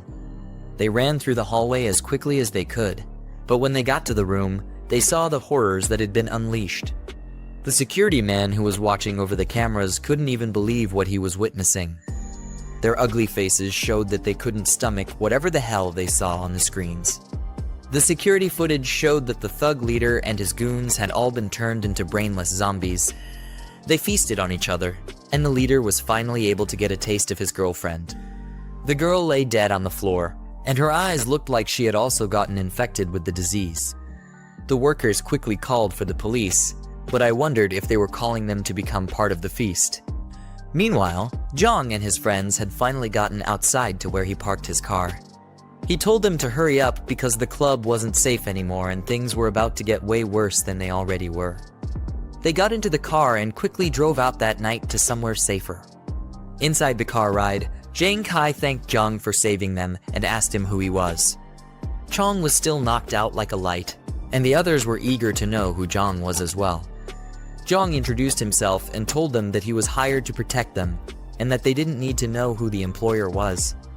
They just needed to be grateful that he bothered himself to save weaklings like them. One of the guys seated at the back asked Jiang if the rabid flu was actually real since rumors from the internet had debunked it. Jiang turned back to answer him and completely abandoned the fact that he was driving. Maybe his powers also gave him eyes at the back of his head. Anyway, he acknowledged the idiot's stupid question and asked him if he thought everything that they just witnessed back at the club was all an illusion. The second-hand Choji realized he was telling the truth and nervously asked if there was any cure for the said flu. Jiang told him that the disaster wasn't about to go away anytime soon and the world was already at its wit's end. It was only going to get worse, and they needed to be prepared for anything. They suddenly heard someone scream from outside the car, which made them confused as to what was going on. With the windows wound down, they looked outside and saw a zombie attacking an innocent civilian who was screaming for help. The civilian was convinced that it was the effects of the rabid flu that were affecting the zombies. Jiang then explained to them that the current situation was just a localized breakout. It was still on a small scale and in the early stages, and most victims were still in the incubation period. He said it wasn't going to take long before things spiraled out of control on a larger scale. If they wanted any hope of surviving, they needed to follow his orders. In unison, they all agreed to do whatever Jiang said, except for Chong, who was still doing God knows what in his dreamland. With his new comrades secured, the system popped up and notified Jiang that his task was complete, and it awarded him an extra 20 points. He couldn't wait to check out the new items in the store and further enhance himself. Bear in mind that this guy is still driving with all this going on. It's ridiculous. Anyway, he opened the store and looked at the list of items that were available at the moment. Looking closer, he noticed that a box known as the post-apocalyptic cultivator box was still there. He decided that he either had to buy it or refresh the store to get rid of it. Seeing that all the boxes would be useful to him, he decided to get all of them when he got back to his fortress. After he was done with that, he looked at his new comrades and figured it was going to be a serious issue to gain their trust. Zhang Kai and the others looked unbothered as they stared out the window, hoping to make sense of everything they had just experienced. In a flashback scene, we see Zhang Kai crying like a wimp and blaming someone who he once treated as a brother. Jiang explained that in his past life, Zhang Kai's entire dorm was killed by zombies because one of his brothers betrayed them. Jiang was the only one who ended up surviving the tragedy. Because of this, Jiang was trying to figure out who the culprit was so that they could deal with the person early on before it was too late. Later on, in an apartment in the city, we see our good old crazy witch talking with someone sweet over the phone and asking the person how things are on their end. It was probably another fool that she had managed to charm with her looks. She asked the person when the supplies they mentioned would be delivered and said she was scared to go to the market because it was so chaotic outside. The person on the phone assured her that he would send it as soon as he was done with what he was doing. Suddenly, she exclaimed when she heard a loud bang on her door. The guy over the phone was worried and asked her what happened. She said there was a crazy knock on her door, and she had to hang up. She looked through the hole and was relieved to see her friend, who was trying to suck on Jiang earlier. Jiang said that she was scared to death because of the frightening knock, but her friend didn't even care to know. She just told the crazy witch that someone known as Old Liu, who lived on the first floor, was taken away that morning. They got inside the room, and Jiang was shocked to hear the news. She asked her friend how that happened, and the girl told her that the police and an ambulance had come to take the person away. With a nervous look on her face, Jiang figured that was why it was so chaotic downstairs earlier in the morning. Her friend was convinced that it was because of the rabid flu, and she was sure that it wasn't just useless rumors anymore. She asked Jiang if Shuxing had delivered the supplies he promised, but I trust that pathetic piece of shit to be completely useless when he's most needed. Jiang's friend told her that these men weren't any good for her. She told her to call Shuxing and let him know that Jiang had a large stockpile of supplies. With how much he had, Jiang was sure to become the next Elon Musk with how much wealth he would acquire. Jiang asked her how she knew about this, and her friend said that she told one of her lackeys to keep an eye on Jiang the last time she got kicked out of his place. She found out that every few days, trucks would come to his fortress to deliver a lot of supplies for him. Jiang looked pissed and assumed that Jiang probably knew about the pandemic in advance. Her friend persuaded her to call Shuxing and seal the deal while they still had time. She also told her to convince the desperate man to give them a bigger size of the cut when he made the money. The car speeds into the fortress, and Jiang along with his friends steps out. Zhang Kai couldn't hide how amazed he was with how large the fortress was. Jiang said that was the usual reaction everyone had when they saw the fortress for the first time. At the same time, Shanshan and Grandpa Lai stepped out to welcome them. Lai was glad that Jiang was finally back, and Shanshan asked if he was okay. Jiang told them not to worry about it because he was alright, and then he proceeded to introduce them to the new members. Zhang Kai and his classmates were then introduced, and Jiang said that they would be their companions from then on. Shanshan happily welcomed them because she felt that they were trustworthy since Jiang had chosen them to be companions. Jiang then told Grandpa Lai to show their new comrades around the area and explain the rules and regulations to them, to which Lai agreed. One of Zhang Kai's friends, the fatso with glasses, felt really nervous and said that the fortress felt like they had come to northern Myanmar. The dude with the white jacket then called for everyone's attention. He asked Jiang to give him and his classmates weapons as well, so that they could contribute to defending the fortress. The audacious request made Jiang very skeptical about whether the guy could be trusted. The guy's classmate then calls him Yiming and tells him not to be so eager to get weapons. They had just gotten there, and they needed to earn Jiang's trust first. Jiang then told them not to be worried because they would get weapons within a few days. Noticing that Jiang was still unconscious, Jiang said that they should have him checked in the medical room first since his injuries were still severe. Zhang Kai and his brothers went inside the building and proceeded to freshen up themselves. Yinming then asked the fatso, who's known as Fourth, why he stopped him from getting weapons earlier. He said that if he hadn't been stopped, they would have had weapons by now, but Fourth was just confused. Yinming told him that given their current situation, they were being protected, and at worst, they were practically under house arrest. Fourth wasn't pleased with his words and told him to stop talking like that because, after all, Jiang saved them. Nevertheless, Yinming still wasn't okay with their condition. He asked Zhang Kai what his background was, to which Zhang Kai replied by reminding them that Jiang said someone hired him to protect them. Yinming was still displeased. He wanted to know who could have hired Jiang and said that it was possible that Jiang wasn't telling them the truth. To top it off, he told them to look at the way Jiang was being treated. Despite the fact that Jiang's injuries were being monitored in the medical room, Yineming said that the room was more secure than a prison. He felt that Jiang might have been planning to harvest Chang's organs there and told his brothers that they needed to strike first. Fourth tried to reason with him by asking what would happen if they were wrong about Jiang, and if that wouldn't be like betraying their savior. Yineming told him that he would rather betray the world than let the world betray him. If what Jiang told them was true, he planned to take over the fortress and seize control. Yineming was too far gone in his head, and there was no going back for him. He had a sinister look on his face, while he said that besides them and Jiang, the only other people in the fortress were Grandpa Lai and Shanshan. If Jiang happened to be away, he planned to use the opportunity to capture Shanshan and her grandfather. He also said that the girl was cute and suggested that they could have their fun with her. Jiang Kai and Fourth couldn't even believe the words that were coming out of this guy's mouth. They just stood and stared nervously at him and couldn't come up with what to say.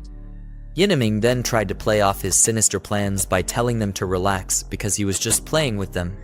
He told them not to take it seriously, but they would be wise if they did. Jiang Kai was relieved to hear that he was joking and told Yineming not to scare him like that. The apocalypse hadn't even started yet, and he was already thinking about lawless deeds. Fourth also told him that if Jiang really wanted to harvest their organs, he would have locked them up already, especially since he had guns. As Jiang Kai and Fourth left the room, Yineming said to himself that they were not worth plotting with. He said that in chaotic times, one had to be ruthless, and once he succeeded, they would become his lackeys for life. Meanwhile, in the warehouse, Grandpa Lai and Shanshan approached Jiang. Lai told him that Jiang Kai and the other had been settled and Chang was lying in the medical room as well. All the doors and windows were also secured as Jiang had instructed. Jiang thanked the old man, then told him and Shanshan to get some rest because no one knew what could happen the next day. Jiang called back their attention when he suddenly remembered something. Aside from Chang, he told them to keep an eye on the other remaining classmates of Jiang Kai because he felt there was a traitor among them. Shanshan and her granddad looked very worried as they heard that there was a possibility of a traitor close to them. Later that night, Jiang returned to the warehouse and began looking through the system's item shop. He started redeeming the supply boxes one by one, and each of them had an item that would prove to be very useful to him. From lots of food supplies to many rounds of ammunition, the supply boxes made sure Jiang wasn't lacking in any area. Jiang stood in front of the huge mountain of rewards, saying that they were pretty decent. Although it wasn't as good as spending money freely, in the upcoming resource-scarce apocalypse, the rewards were very invaluable. The next day, some flashy cars and trucks pulled up to Jiang's fortress. A man in a suit and the rest of his goons stepped out of the cars with weapons in their hands. The man was talking with someone over the phone and wanted to confirm if he was at the right address. After confirming, he said they would eat together when he got back. As the man orders the goons to break down the door, he's revealed to be the crazy driver from earlier who Jiang had a little road rage fight with. The goons started banging on the gate in an attempt to break it down, but their efforts were completely futile. One of the goons told the man that the gate was probably an inch thick and they wouldn't be able to break it down with the weapons they had. The man was infuriated and asked who would use such a thick door in a normal house. He then ordered his men to bring out the big guns from the cars. They started to slowly unload the crates, which were filled with bottles of Molotov cocktails. The goons ignited the explosives and started throwing them over the gate. Fire rained down and spread throughout every corner of Jiang's fortress. In a matter of seconds, the place was filled with smoke, and the fires were burning uncontrollably. The goons continued to throw the flames into the fortress, setting everything ablaze. Shanshan, along with Jiang Kai and his crew, rushed out to extinguish the fires before everything would be burned to the ground. She said that Jiang was right about everything he had told her. The disaster hadn't fully hit yet, but extreme situations were already happening. At the same time, Jiang and Grandpa Lai stepped out with their guns to take care of the people who were causing trouble. They approached the fortress tower to get a better view of the goons. When they got to the top, Lai told Jiang that one of the guys looked familiar as well as one of the cars. His memories clocked it, and he recognized the man as the crazy driver who had a road rage incident with them earlier. One of the assailants noticed some strange movement in the tower. Then he told their boss that Jiang and the rest had arrived. The crazy driver immediately recognized Jiang and called him a little punk. He ordered Jiang to come down and face him, or he would burn the fortress to the ground. But Jiang told the idiot that he had 5 minutes to get lost with his lackeys or else. The bunch of lackeys got angry at Jiang's words, calling him a little brat and asking him if he knew who their boss was. They were told to stop wasting time and to bring out the other 2 crates of Molotovs, which were remaining. Just then, Jiang suddenly got a new task from the system. The crazy driver and his goons were seen as a threat to the fortress by the system, and it told Jiang to eliminate them as quickly as possible. Grandpa Lai then asked Jiang what their next plan was and if they should fire a warning shot. Jiang thought the idea of warning shots was a joke. He called the guys complete gangsters and said that order hadn't been completely broken down yet, but they were already committing garrison. They couldn't care less if someone actually got burned to death. As he got ready to fire his rifle, he told Lai that leaving the guys alive during the apocalypse would only harm more innocent people and endanger them. After that, he opened fire on them. Before the gangster boss knew what was happening, his arm was shot off cleanly. He then screamed out in pain and held the wound down. Jiang, on the other hand, was upset that he missed his shot, saying that he had gotten rusty after living a peaceful life for so long. Meanwhile, the goons noticed that Jiang's forces had a lot of guns, and they all decided to retreat. The boss tried to get his goons to cover for him as they all ran towards the truck. Jiang got prepared to fire another shot and told himself to finish what he started that day because he hated waiting. He opened fire like a maniac and obliterated some of them before they could escape. The boss and a few lackeys were able to get into the truck, and he hurried the driver to kickstart the engines before it would be too late. Lai was worried that the rest were trying to escape by car, but Jiang told the old man not to worry because that was why he picked the automatic rifle. Jiang reloaded his gun and rained bullets on the jeep that was about to escape. Lai looked at Jiang as he fired the bullets and couldn't believe how proficient the boy was. The way Jiang hip fired and reloaded so smoothly was way better than how he was when he served. This made him wonder about who exactly Jiang was. The sounds of their screams could be heard as the bullets tore through their bodies, but there was no one who could save them. By the time Jiang was done, the front of the fortress was filled with dead bodies, and cars were up in smoke. After the job was done, he told Lai to call Zhang Kai and ask the rest to come out and clean up the mess. Suddenly, a thought popped into his head. Since they were still in the early stages of the disaster, he thought about letting the goons turn into zombies so that he could use them as practice for Zhang Kai and Shanshan. He then turned to Lai and told him that there was no need to rush. The old man asked if they were just going to leave the dead bodies on the road, and Jiang told him that he had other plans for them. Later on, we see 2 cars speeding down through the road. Shuxing was inside, and he asked if they were almost at their destination. Seated at the back were Jing and her friend, who told him that they should arrive at the next intersection. Jing was disappointed in her friend and said that every time Shuxing was around, she would put up an act. She knew what her friend was up to, but decided to play it cool. When they got to the fortress, Shuxing said he would park outside and then told Jing to message him once she got inside. As Jing stepped out, she told Xiaoya to tag along with her. Xiaoya was surprised that she had to follow her friend as well. Jing told her that she was obviously coming and asked how else she would know the factory to go to. Xiaoya told her just to walk straight ahead, and she'll recognize it right away. Her shoes were killing her, and if she walked 2 more blocks, she would be done for. Nevertheless, Jing wasn't listening to her silly excuses. High heels or not, she told Xiaoya that she was coming along as she dragged her out of the car. Xiaoya screamed that her phone was in the bag, but Jing told her to leave it in the car because she already had her own phone with her. As the 2 girls walked, Shuxing looked at them until they got far enough. Then he picked up his phone and told the person on the line to get everyone ready. He told them to follow him as soon as he started his car. The car behind him was filled up with a lot of thugs, waiting for the right moment to give Jiang hell. Their leader confirmed Shuxing's orders and waited for the signal. Meanwhile, Xiaoya asked Jing why she dragged her into this. Jing told her that she was an old fox and asked if she really thought that she would fall for her silly tricks. Xiaoya tried to play innocent by saying that Jing got it all wrong. She got all dressed up to make sure that she could hook Jiang since he already knew about Jing and Shuxing. Jing noticed something off and got nervous as she asked what was going on up ahead. As they got closer, they saw the dead bodies and wrecked cars in front of the fortress. Zioya wondered if a shootout happened there or something crazier. The girls got scared when they noticed that the bodies were dead. Zioya suggested that they go back, but Jing was still analyzing the scene. She said that, judging by the blood, the guys had been dead for a while. Then she wondered if two groups were fighting over Jiang's supplies. She thought that Jiang didn't make it out alive, but his death didn't matter to her. All she wanted were the supplies, and she wondered if they were still there. Unknown to the girls, the trunk of the car behind them opened up, and that crazy driver was slowly crawling out.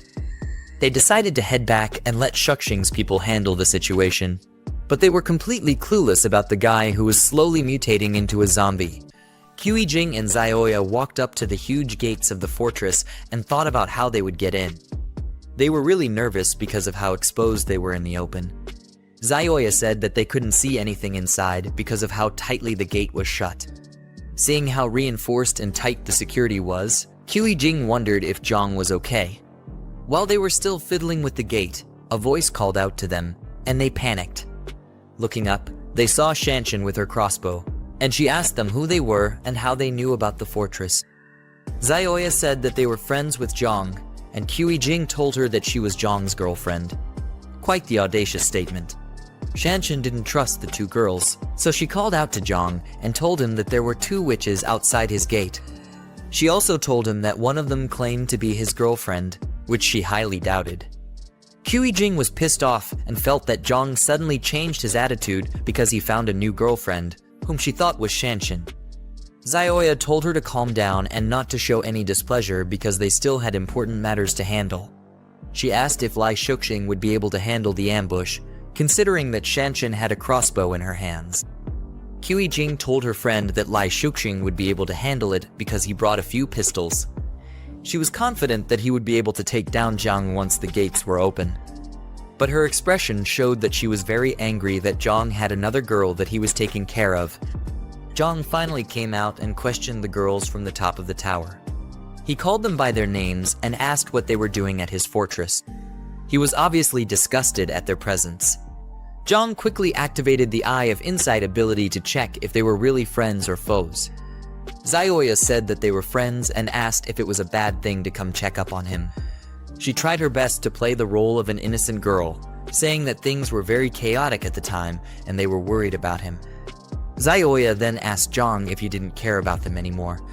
Despite her attempts to act friendly, Jiang's ability already showed him that they were definitely planning to harm him. Without a moment's hesitation, he called their bluff and laughed at the idea of them being worried about him. He already suspected that Lai Shuxing was probably nearby already, and he asked the girls how many people he brought and what weapons they had. Zioya and Jing were completely speechless. They couldn't even defend themselves, and they wondered how he already knew about their plans. Before the girls could think up the words to say, Jiang fired at them with his gun, and he made it obvious that he fired a warning shot. They thought he had gone completely insane for actually shooting at them. The two girls couldn't fathom why Jiang had become so hostile towards them. Zioya tried to get Jing to speak calmly because Jiang was still the one pointing a gun at them. Jing, being an idiot, asked what there was to be afraid of. She wanted to know if Jiang would actually shoot her dead. Jiang laughed at them and said that it would be too easy to shoot them dead.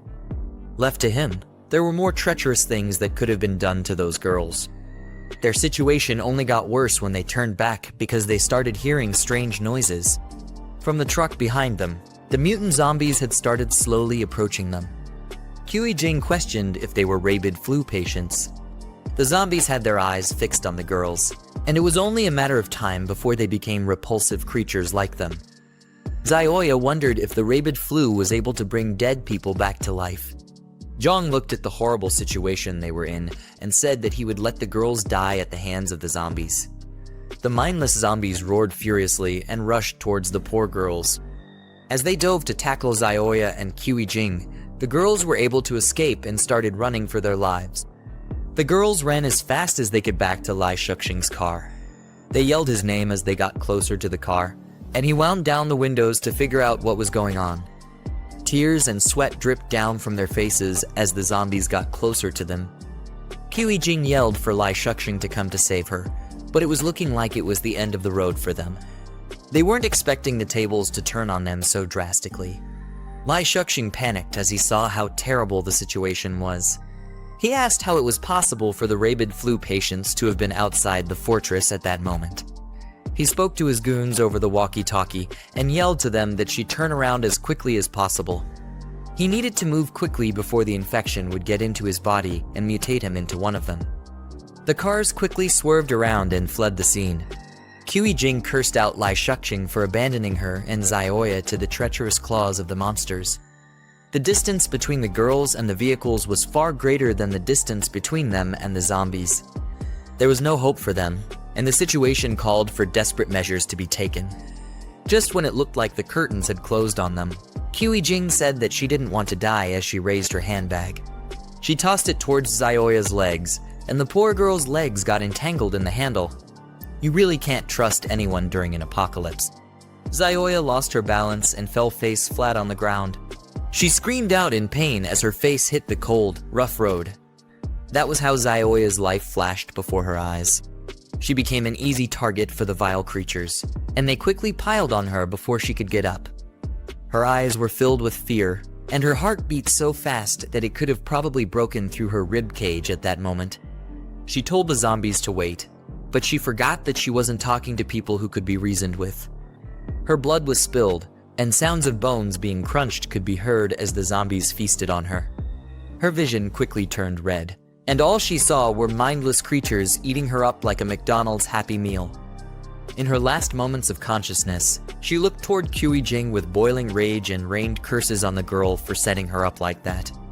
She called Jing all kinds of names, but it did little to help her already sealed fate. Choking on her blood, Xiaoya swore that Jing would never die a good death. No matter how long it would take, the crazy witch would definitely get what she deserved. Jing chose to ignore all the words hurled at her as she fled the scene. You could see the cold sweat dripping from her face and the deranged look she had. Jing told herself that Xiaoya deserved every single thing that was happening to her at that moment. She kept repeating the words to herself in order to feel better about the atrocity she had just committed. Meanwhile, Jiang and Shanshan watched the gory scene from the top of their tower.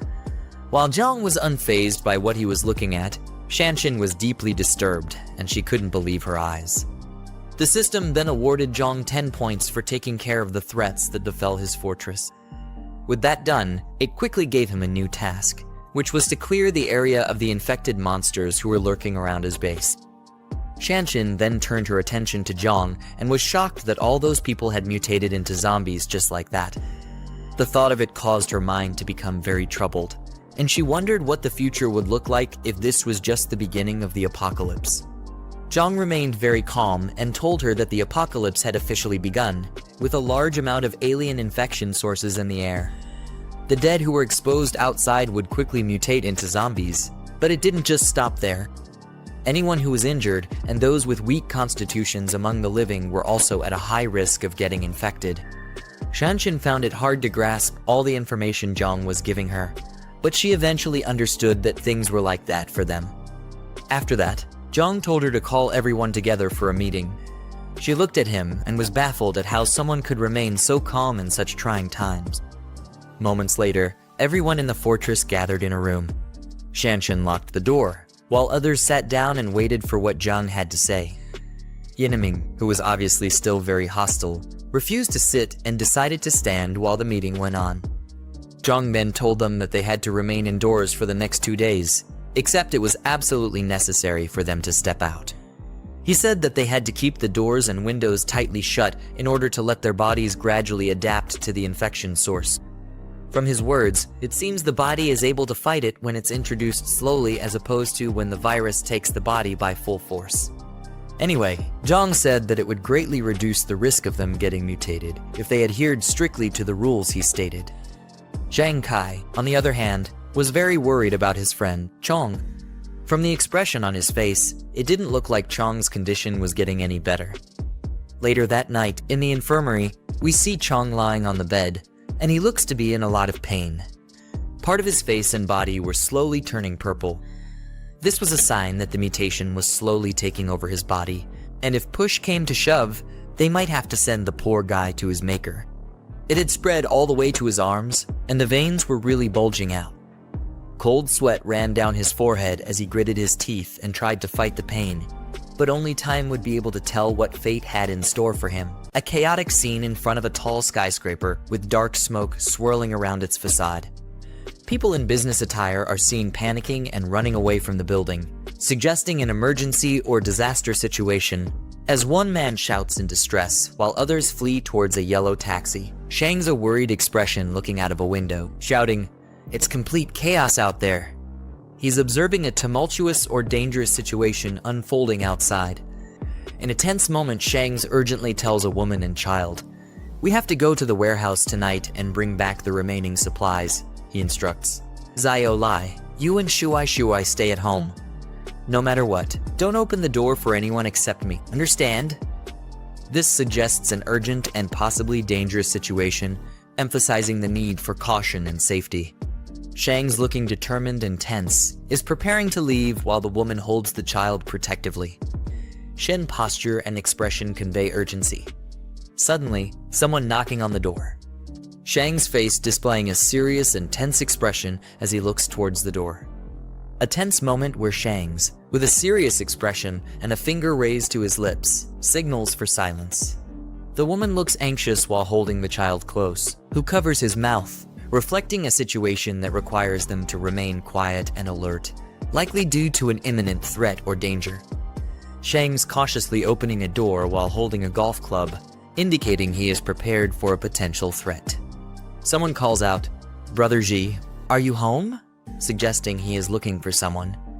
Shang's exhaling in relief, saying, "Ong Tao, it's you," while still holding the golf club.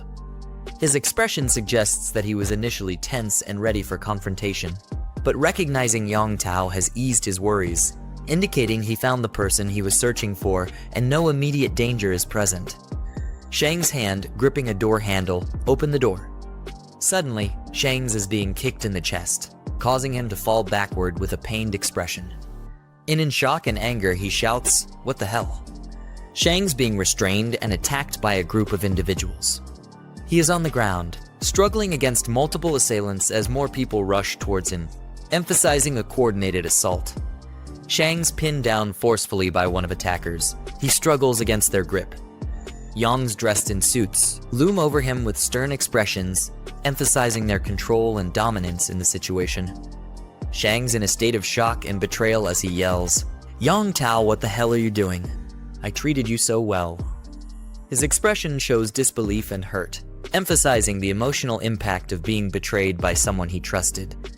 Yang Tao responding with a mocking smile, saying, "Say that again, treated me well in your eyes? I'm just a lackey."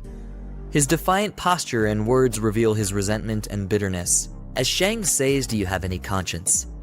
Without me, would you have been able to save up for your house down payment?" Yang Tao, standing confidently and expressing his indignation, saying, "Yes, he made a bit for the down payment, but you earned enough for several houses." He demand his warehouse keys and the address. Shang's still on the ground, showing his focus on retrieving something important. Shang's lying on the ground, gritting his teeth in frustration and anger. Yang Tao with a smug expression, saying, "Still being stubborn," as he looks back, indicating his confidence in having the upper hand. In the background, the woman clings protectively to the child, both appearing worried and vulnerable, emphasizing the tension.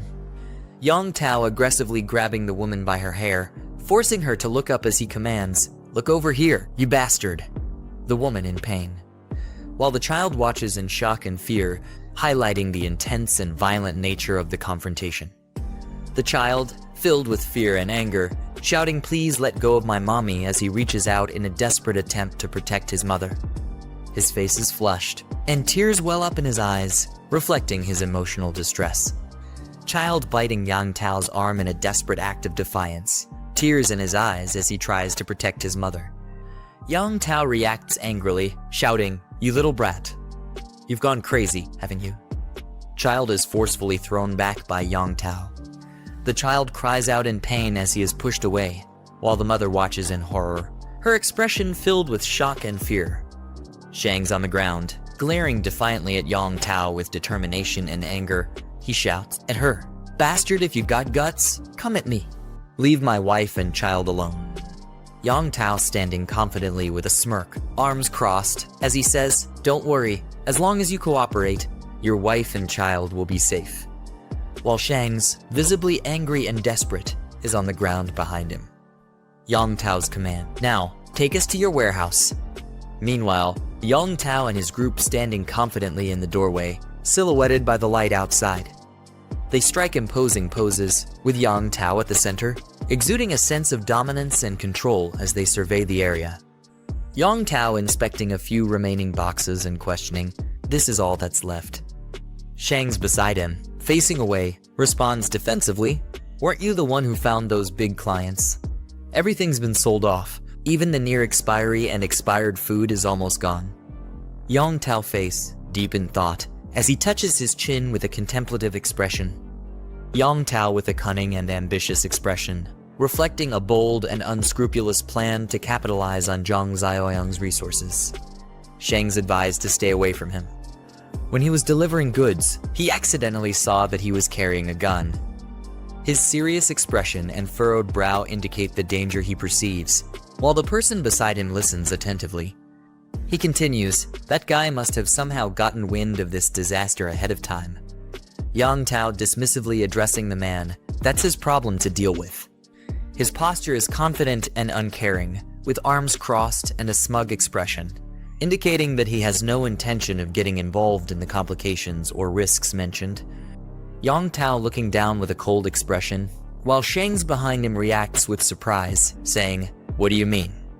Yang Tao responds with a manipulative offer, "Take Zhang Xiaoyang's supplies, and in return, your wife and child will be safe." It's a fair trade, don't you think? His proposal places the Shangs in a difficult position. Shangs with a tense and conflicted expression, his brows furrowed and his mouth set in a grim line. His eyes convey a mixture of anger, frustration.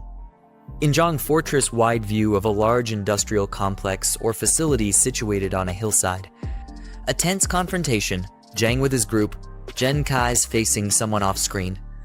Their expressions range from stern to determined, suggesting they are confronting a challenge or standing up against a threat. His friend in the foreground, seen from behind, appears to be seated, and the aggressive voice. His friend in a state of extreme distress or anger, shouting at her, as he appears to be strapped or restrained in a chair. His body is tense, with veins bulging and his mouth wide open in a fierce expression, suggesting he is either in pain or vehemently resisting. The fatso in the foreground looking tense and serious, crying. Behind him, one person appears worried while another shields his face, indicating discomfort or distress at the noise. Jen Kai friend with a serious and determined expression, sweat dripping down his face as he commands to kill him. His intense gaze and the cold, resolute tone of his words suggest a pivotal moment where he is making a grave decision. Zhang with a serious expression, looking off to the side in the background, the other man watching him closely. Jen Kai looking surprised and slightly angry, asks, "What did he says?" His expression suggests disbelief or shock at something just said. Beside him, Fatso with glasses adding to the tension in the scene. His friend states with a serious expression, "He's already dead. If you don't finish him off now, and he somehow breaks free, everyone's life will be in danger then." His tone is pragmatic but cold, reflecting his focus on the perceived threat. In contrast, the Fatso passionately argues, "He's our brother. You're giving up on him without even trying." His reaction underscores the emotional conflict. Zhang calmly states, "He's right. Once someone turns, there's almost no chance of recovery," referring to the restrained individual in the bad, who is visibly in distress or transformation. The Fatso looking troubled, with hesitation. Zhang gripping the hilt of a sheathed knife, poised and ready to draw it. The confident grip and the slight shine on the blade suggest imminent action. Zhang handing a knife to another individual, instructing him with a calm but firm, "Use this." The recipient, taken aback, responds nervously, "What do you mean?" His wide-eyed expression and hesitant posture indicate his shock and reluctance. Zhang with a calm yet serious expression as he commands, "Finish him off." His gaze is steady, showing no hesitation, indicating his resolve in making a difficult decision. In the background, the restrained individual is seen in distress, further intensifying the gravity of the situation. The young man with a conflicted and tense expression, holding a knife close as he hesitates to act. Sweat drips down his face, and his mouth is set in a grimace, reflecting his internal struggle and fear. Jiang speaking sternly to his companion, saying, "You've always wanted a weapon, haven't you? Now, take this weapon and put him out of his misery." His intense gaze and commanding tone emphasize his insistence, as he pushes the man to take decisive action. The young man being addressed looks uncertain and distressed, with a bead of sweat on his face, highlighting his hesitation and internal conflict. Jiang gives knife to the man, one hand extending the weapon to the other with urgency and force. Jen Kai holding a sword at its hilt. Jen Kai looks serious and determined, while the others, on either side, appear conflicted and anxious. Jen Kai gripping the knife tightly, his expression resolute as he declares, "I'll do it." His determined look and firm stance indicate that he has made up his mind, ready to take on the difficult task at hand. Jen Kai tense and uneasy as he holds a knife, his expression filled with anxiety and uncertainty. Sweat drips down his face, indicating the pressure of the moment, while he hesitantly receives the knife from Jiang. Jiang, holding a knife, questions Jen Kai intensely, asking if they've truly considered their actions. He hints at the possibility that everything he previously said might have been deceitful, and warns that taking this step could lead them to be seen as a murderer. He tests Jen Kai's resolve in this critical moment. Jen Kai speaks with determination, expressing his trust in brother Jiang. Behind his friend looks on with a mix of concern and unease, reflecting the high stakes and uncertainty surrounding their decision. Jiang stands with a confident, smug expression, responding with a casual, "Oh!" Behind him person appears to be in distress, lying in a hospital bed with a pained expression. Jen Kai stands over his friend who is lying in bed, visibly distressed. Jen Kai grips a knife tightly, his expression filled with determination, while the man in the bed reacts in fear, screaming as the situation escalates. Jen Kai, filled with rage, raises a knife high above his head, ready to strike. His expression is fierce and determined, teeth clenched, showing his intense emotions in the moment. The other man, in a state of panic and fear, looks up in terror, eyes wide and sweating. The man on the bed screams in terror, mouth wide open and eyes filled with fear, as the knife stops suddenly, just inches away from him. Jen Kai with the knife is restrained by Jiang, preventing the attack. The tension is palpable as the aggressor struggles, while Jiang, intervening, remains calm and composed, firmly holding his wrist to stop the violent act. The individual on the bed looks up, still gripped by fear but also relief, as the confrontation is momentarily diffused by the intervention. Jenny Kai nervously addresses brother Jiang, likely seeking his attention, while Zioyong appears calm and observant, displaying a stark contrast in their reactions to the situation at hand. Jiang dismisses the others, indicating that he still has plans for someone whose situation he deems unique. His command reflects authority and control. A system prompt alerts that a rare variant has been discovered. A sudden bang echoes through the hallway as the doors to the medical room slam shut. In a tense confrontation, Jiang stands over an enraged individual strapped to a bed, who growls in defiance. The man, visibly furious and restrained, grits his teeth as Zioyang calmly addresses him by name, Chen Chong. Jiang leans in closely, asserting his authority over the restrained Chen Chong as he assigns him an important task, emphasizing the gravity of the situation. Chen Chong's pained expression reflects his inner turmoil. A sleek black car screeches as it makes a sharp turn on a rooftop, indicating a high-speed chase or a critical escape maneuver. The black car crashes into a pole with a loud impact, causing visible damage and abrupt skid marks on the road. Shangs emerges from the damaged car, visibly frustrated and rubbing his head, cursing his misfortune after the crash. His exasperated expression and the smoke billowing from the vehicle indicate the severity of the situation.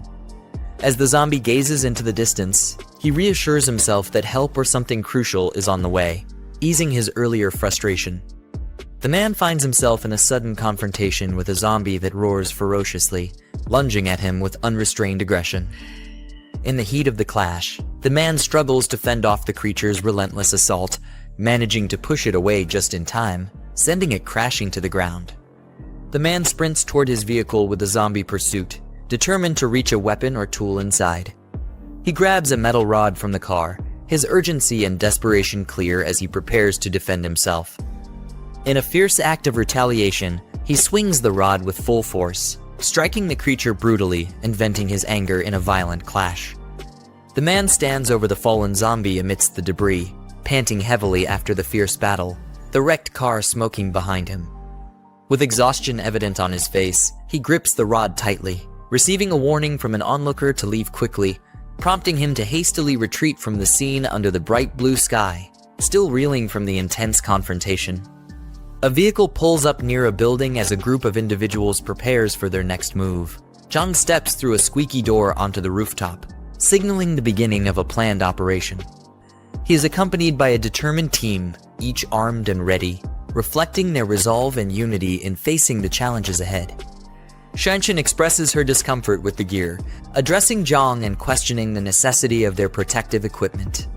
Jiang, maintaining his composed demeanor, stresses the dangers posed by zombies, explaining that their unpredictable strength makes the gear essential, especially for those with less combat experience.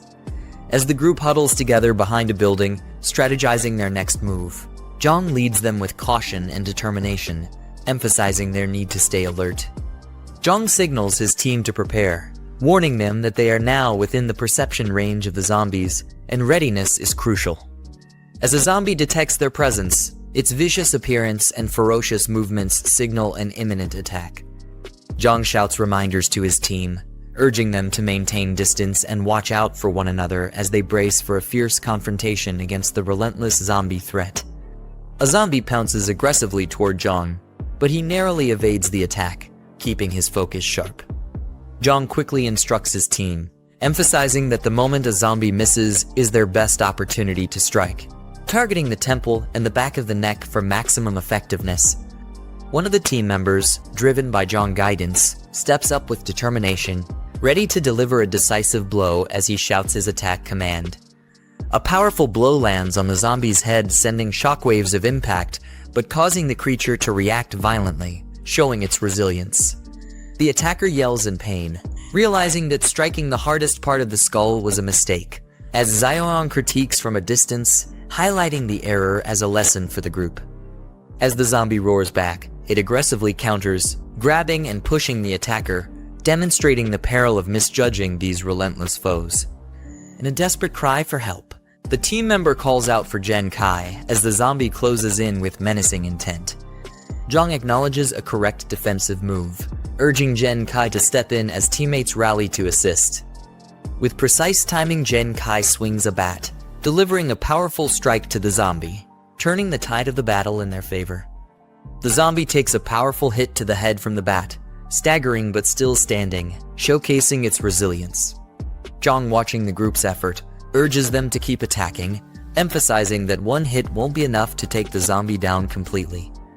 One of the team members, filled with adrenaline, turns to Xiaoyang with a proud yet anxious expression, asking how they performed, eager for feedback on their teamwork and combat skills.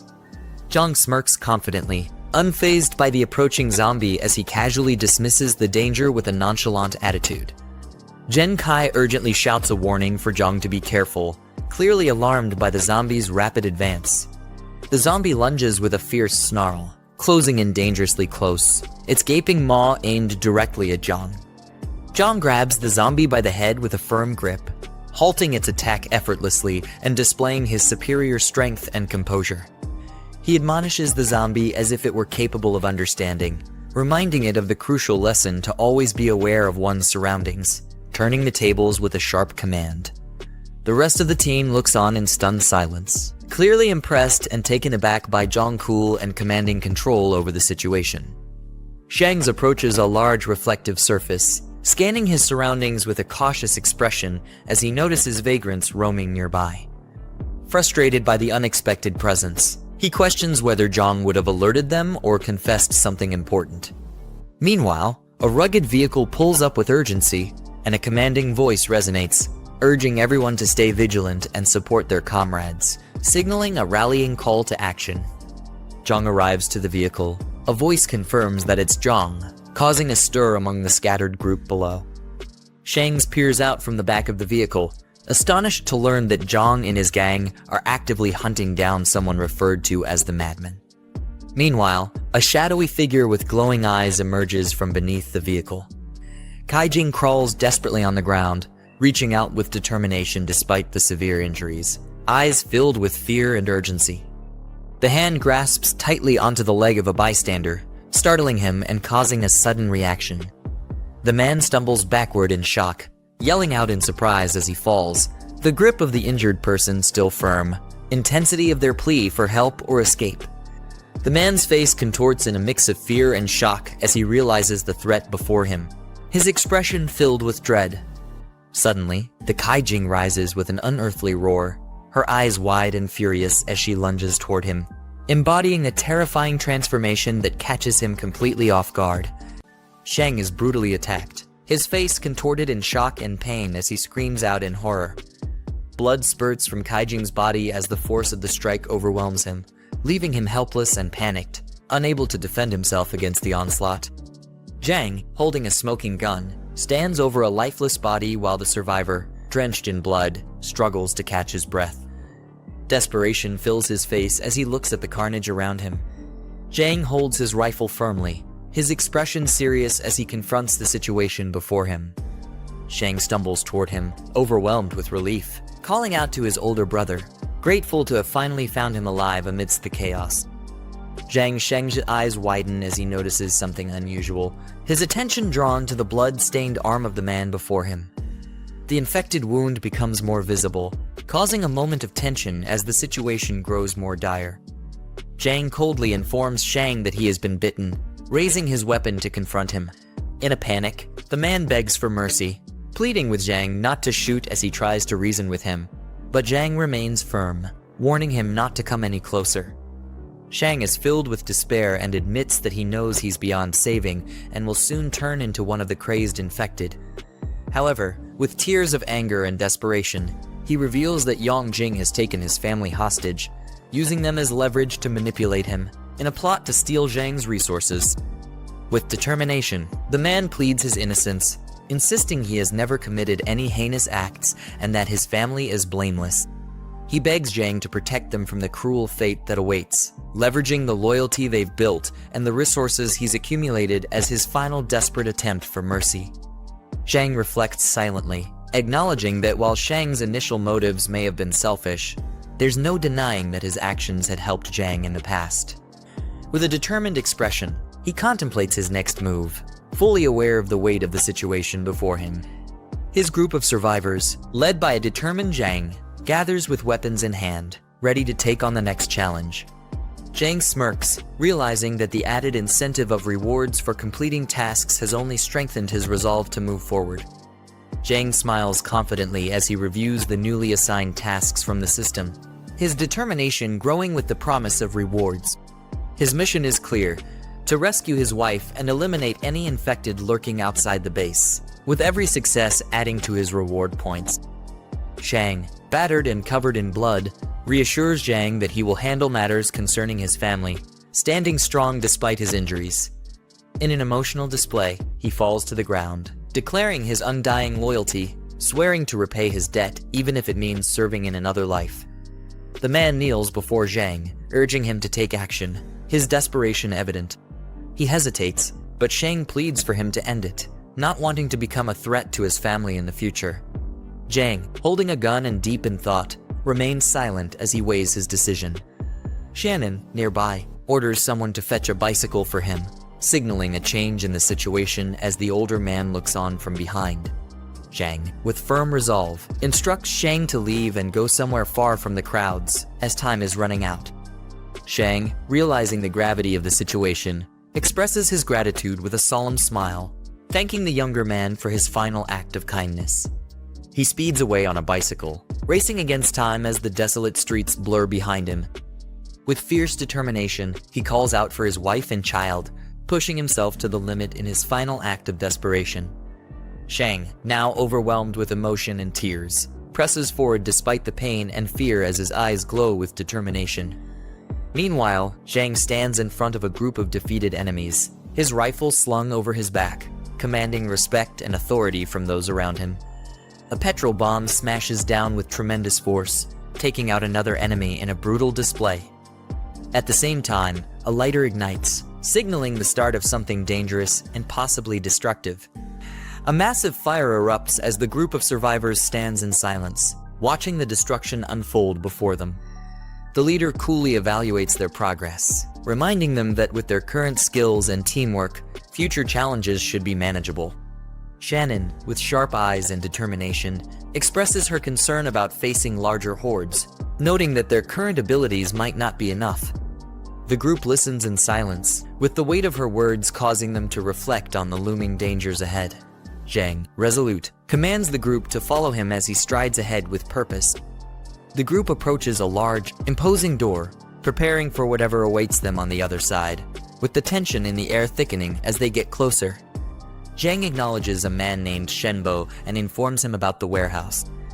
Handing over the key, he entrusts the safety of their weapons to Shenbo, knowing he'll protect the armory while the leader heads into the city for a mission. Shenbo expresses concern about the chaos in the city, questioning whether it's wise for Jiang to venture out alone. However, Zhen Kai enthusiastically volunteers to accompany him, rallying the others to join the mission. Jiang insists that his companions stay behind, as they are not yet ready to face the dangers ahead, entrusting Shenbo with the responsibility of their safety. As he drives off, determined and focused, his weapons rest beside him, ready for the challenges awaiting him in the city. The system display shows empty options, frustrating the young leader as he notices that the marketplace hasn't been updated with anything useful. Annoyed, he contemplates spending points to refresh the system, hoping for better supplies for the mission ahead. With no other choice, Jiang presses the refresh button, knowing the difficulty of the upcoming mission. After spending his points, the system reveals several supply crates that might give him the edge he needs to succeed. He notices that the cost of manual refresh has increased, making him realize he'll need to be more cautious with his points. Satisfied with the rare item he obtained from the refresh, he contemplates the value of his decision as he prepares for the challenges ahead. The system confirms the successful exchange of points for the black tech supply crate, reducing his score significantly. Jiang speeds off in his car. The streets are quiet, but the tension lingers in the air as he drives toward his destination. The black tech crate reveals a powerful energy-enhancing serum, boosting the leader's physical strength. With a smirk, he consumes the serum, feeling its effects immediately as a bright surge of power courses through his body. Jiang is surprised by the strength of the +5 energy serum, realizing its significant impact. Without hesitation, he injects the serum into his arm, immediately feeling its powerful effects surging through his body. He feels an intense surge of power, clenching his fists as his body is pushed to its limits. The system displays his new stats, showing his attributes boosted to an extraordinary level, far beyond that of an ordinary person. The scene shifts to a tall residential building, identified as the home of Jiang. A mother comforts her scared child, reassuring him that his father will handle everything and keep them safe. Meanwhile, two menacing figures burst into the room, their serious expressions signaling trouble as they confront the family. The mother, alarmed, demands to know what the intruders plan to do. One of the men cruelly grabs her, mocking her fear and implying that they're there to cause serious harm. The mother struggles against the intruders, pleading for them to stop as they begin to assault her, terror filling her face. Despite her resistance, the men continue their attack, leaving her defenseless. A woman is forcefully grabbed by two men, her cries for help ringing out as she struggles to break free. Behind, a young boy watches in fear, unable to intervene in the escalating confrontation. A figure steps into the room, towering over the scene as one man is thrown to the ground. A confident man enters the scene, his expression stern as he questions the chaos unfolding before him. His calm but commanding presence immediately shifts the atmosphere, as if he holds control over the situation. The man with a stern expression is approached by an accomplice, who calls him over with a sly grin, seemingly unfazed by the situation. Despite the apparent lightheartedness, there's an underlying tension as they exchange words about how to handle the woman. The man smirks, his expression showing confidence as he dismisses the situation, hinting that this isn't the first time he's dealt with such matters. The man with the ponytail expresses frustration, warning his accomplices about the potential consequences if things go wrong with the woman. He asserts his authority, making it clear that they need to handle the situation carefully if they want to avoid drawing unwanted attention. The man grins with a confident smirk, taunting his targets as if he's toying with them, showing no fear of the situation. Meanwhile, in the shadows, the woman clutches the young boy tightly, both trembling in fear as they brace for whatever danger might come next. Under the eerie glow of the crescent moon, chaos unfolds in the city streets as shadowy figures scramble in panic, surrounded by wrecked vehicles. Jiang calmly grips the steering wheel, his enhanced abilities sharpening his focus and reaction time. With double the physical capacity of an average person, he's fully in control, prepared for whatever lies ahead on the road. Jiang speeds through a crowded highway, effortlessly dodging cars as flames trail behind, leaving chaos in his wake. Moments later, under the ominous night sky, the city is in disarray, with zombies scattered across the road, unsure of what just tore through the streets. He's stepping out of the car as its headlights illuminate the deserted road ahead. With the city just beyond, he realizes it's time to leave the car behind and continue the mission on foot, his gaze sharp and determined under the moonlight. Jiang senses something off, his eyes narrowing as he scans the darkened forest around him. Suddenly, a zombie charges at him, screaming wildly with terrifying speed, catching him off guard. Jiang swiftly dodges the attacker's strike, countering with a precise and forceful movement. His fist connects solidly with the opponent, showing his superior strength and skill in a swift, decisive blow. With explosive speed, Jiang delivers a powerful blow to his opponent, catching them off guard and sending them flying back. The force of the attack leaves the enemy reeling, as the protagonist prepares to strike again, showing no signs of slowing down. Jiang calmly extends his hand, digital energy materializing into a weapon, its sharp edge glowing with power. As the enemies approach, he stands unfazed, gripping the newly formed sword, ready to face them head-on under the ominous night sky. Jiang dashes forward with lightning speed, his eyes locked on his target as he closes the distance in an instant. With a swift and powerful strike, his blade clashes in the darkness, leaving his enemies defeated under the moonlit sky, marking the end of the confrontation. Jiang stands over his fallen foe, reflecting on his superior strength and reflexes, knowing that his enhanced physical abilities have given him the edge. Sensing danger, his heightened awareness kicks in, alerting him to a new threat surrounding them as a tense realization spreads. Jiang gazes into the distance, calculating the distance ahead as the city looms under the night sky, determined to continue his path. Suddenly, a system notification appears, alerting him to an unexpected mission that has been triggered, surrounded by cautionary markers. Zombies find themselves surrounded, panic setting in as they desperately try to defend against the incoming threat. Inside the store, quick orders are given to barricade the entrances, with others scrambling to bring heavy objects to fortify their defenses. A young boy, desperate and terrified, cries out to his father, fearing that they won't make it out alive. His father, trying to maintain his composure, reassures him with bravado, but the tension in his voice reveals the fear they both share, as tears stream down the boy's face. The tension rises as one man sarcastically complains about the chaos, while the officer, gripping his gun, nervously wonders if this could be the end for them. With sweat beading down his face, he contemplates the gravity of their situation, realizing just how dire things have become. The silhouette of figures outside the window hints at the looming danger as the noise of breaking glass fills the room. Instinctively, the group reacts, readying themselves for the incoming threat, as one of them nervously questions the sudden commotion. The glass shatters violently as a figure crashes through the window, debris flying everywhere in a chaotic explosion of force. Panic sets in as one man screams in shock, while another stands frozen, horrified by the sudden intrusion. Blood splatters against the walls as the figure collapses, leaving a dark and unsettling scene in its wake. The room falls eerily silent, with the shattered window and bloodstains serving as grim reminders of the chaos that just unfolded. The officer, sweating and breathing heavily, gives orders to move heavy objects to reinforce their position, clearly feeling the pressure of the situation. As the group quietly complies, Tension builds, and they brace for whatever is coming, trying to avoid making any noise that could give them away. Outside, shadowy figures gather around the fallen bodies, the eerie silence only broken by the faint sound of their movements. Inside the group, tense and ready for a fight, stares in disbelief at the horrific scene, questioning who could have caused such devastation. One of them shouts in panic, convinced that they are dealing with a mutant, his fear clearly escalating.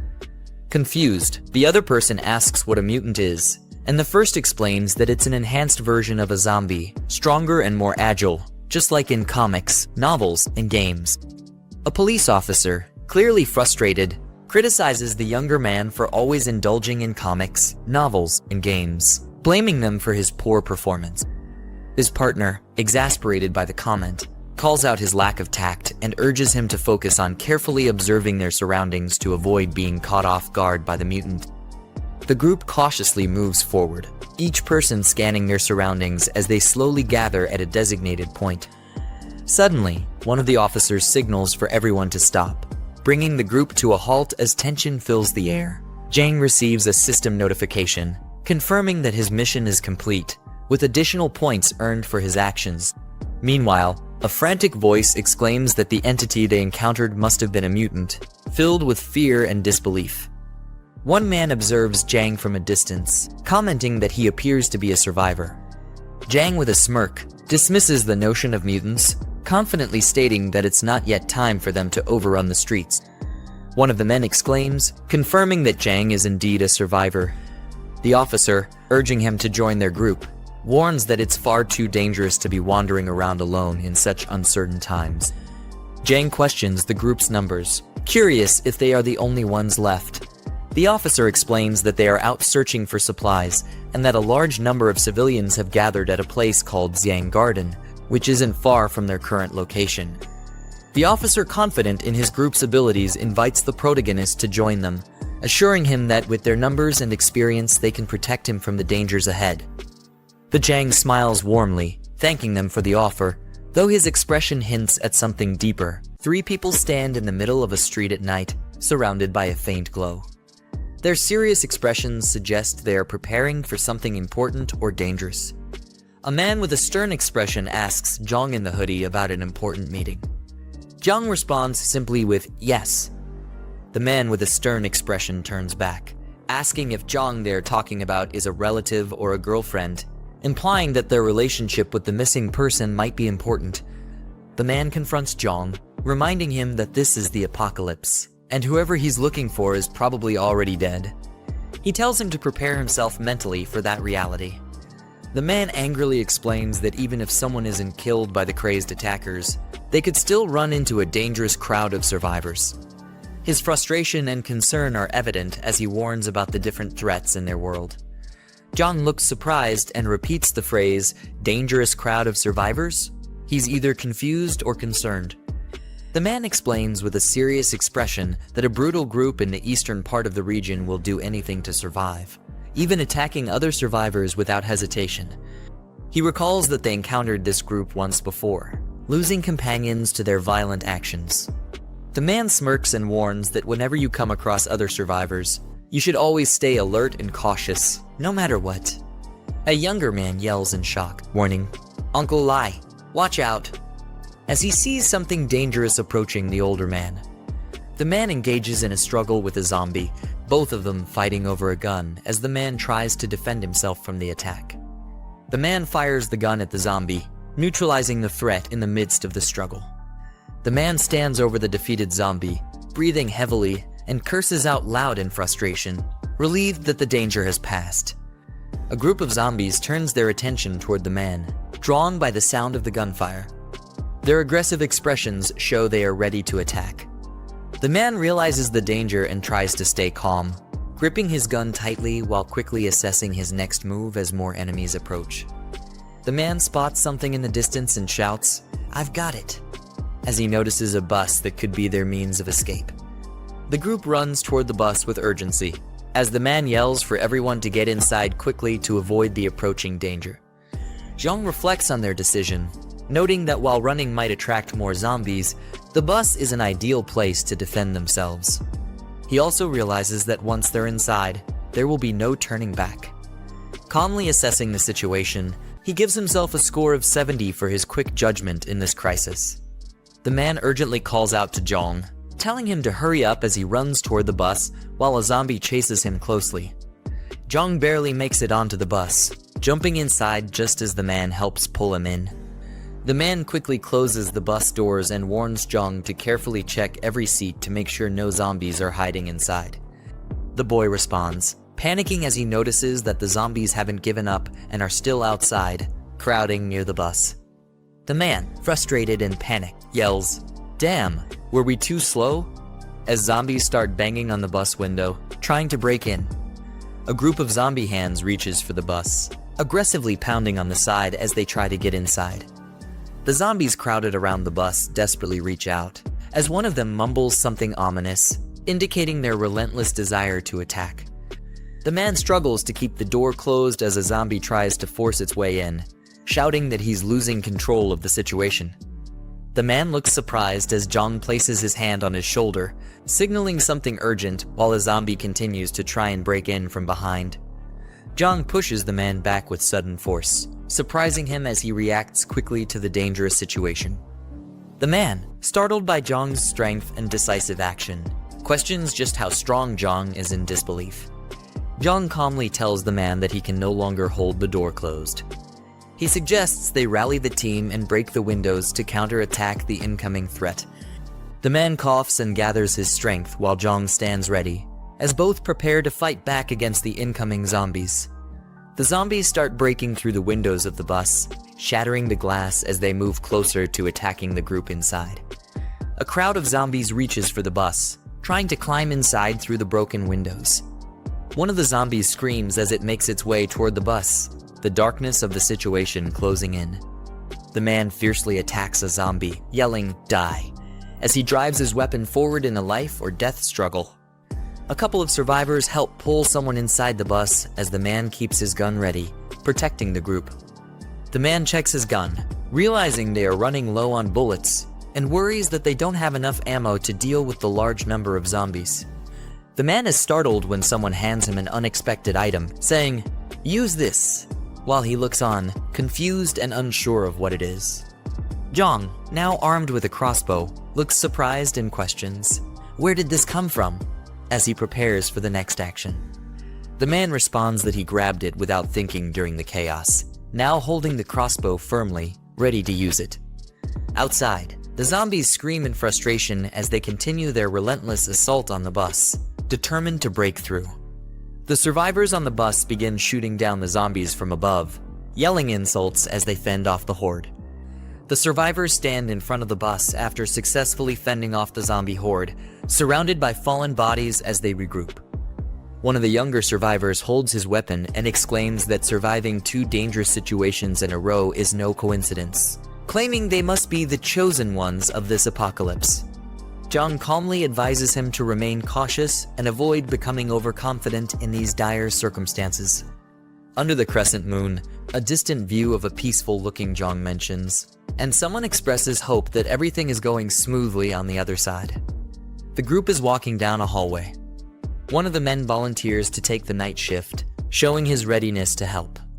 Another man with glasses looks surprised and asks why the first man is suddenly being so enthusiastic and proactive today.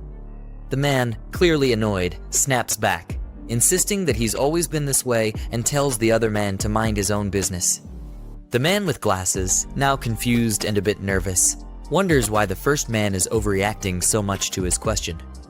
An old man instructs the group to rest, telling the man to be cautious and wake everyone up if there's any trouble during his watch. The man assures him confidently, "Don't worry." The man sits outside at night, gazing up at the moon, and remarks that it's already late, and everyone must be asleep by now. The man stands on a balcony, deep in thought, mentioning that things could get worse and they need to resolve the situation before Jiang returns.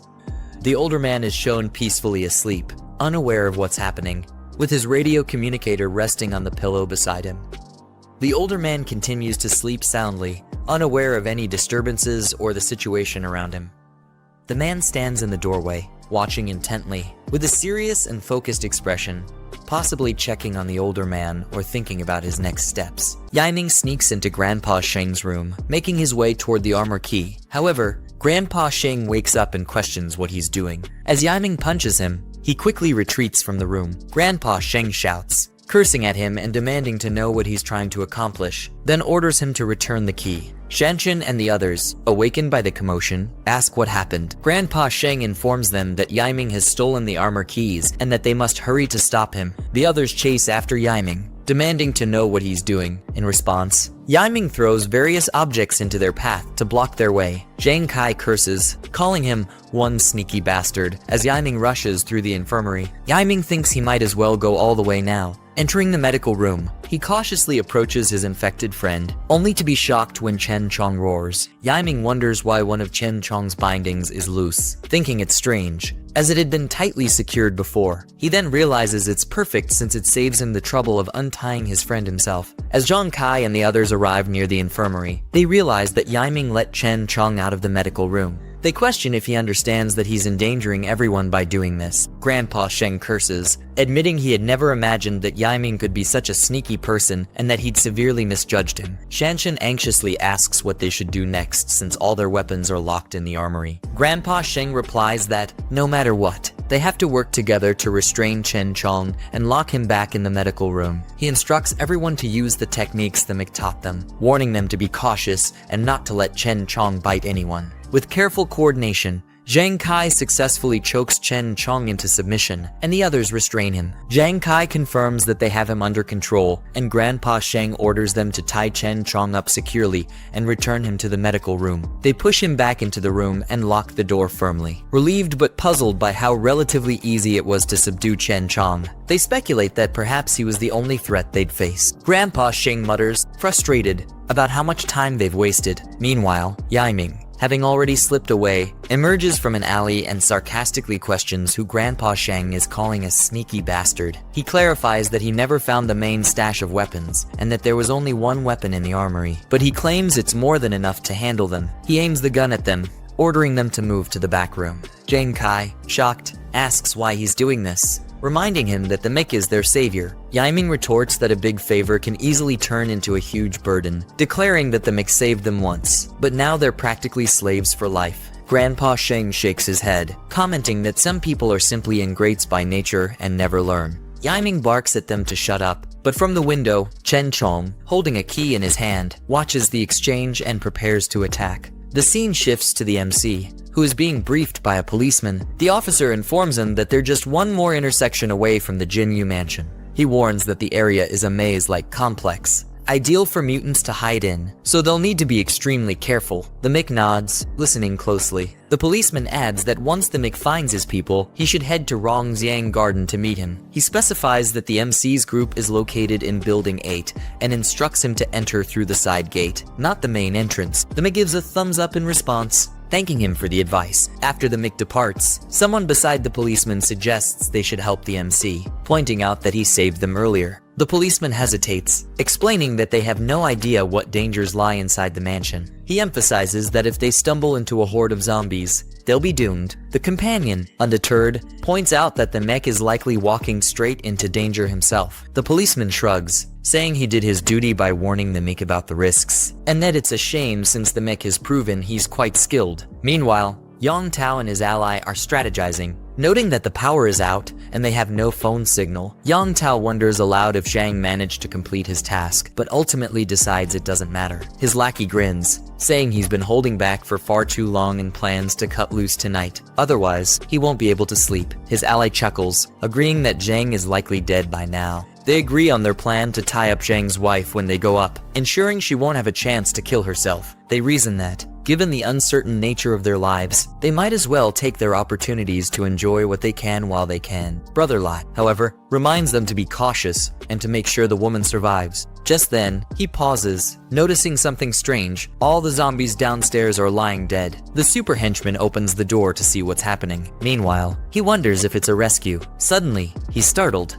An extremely fast blade passes through his neck. Before he can react, the man coughs up blood as his head separates from his body. Meanwhile, the men approach Jiang Shen's wife and child. The poor mother orders everyone to leave. Two men smile maliciously. Soon after, one of them says enough and stops, pretending. The woman cries out in despair, "What are you doing? Let him go." Meanwhile, her poor son is pulled away. The wretch slaps her across the face as the boy flies away. The devil on earth states that they are the target. The boy, kneeling, says he will fight with all his might to defend his mother. Suddenly, a man is thrown out the door. The boy reprimands the men and, desperate, yells that they are bad people and asks them to let his mother go, as his father will not forgive them. Suddenly, one of the henchmen, headless, is thrown into the room. The boy screams in fear as he observes the mangled body. The boy continues to be afraid and, staring at a shadow in the doorway, asks, "Who is it?" Then Jiang Ziyang finally appears and asks the boy if Jiang Ziyan is his father.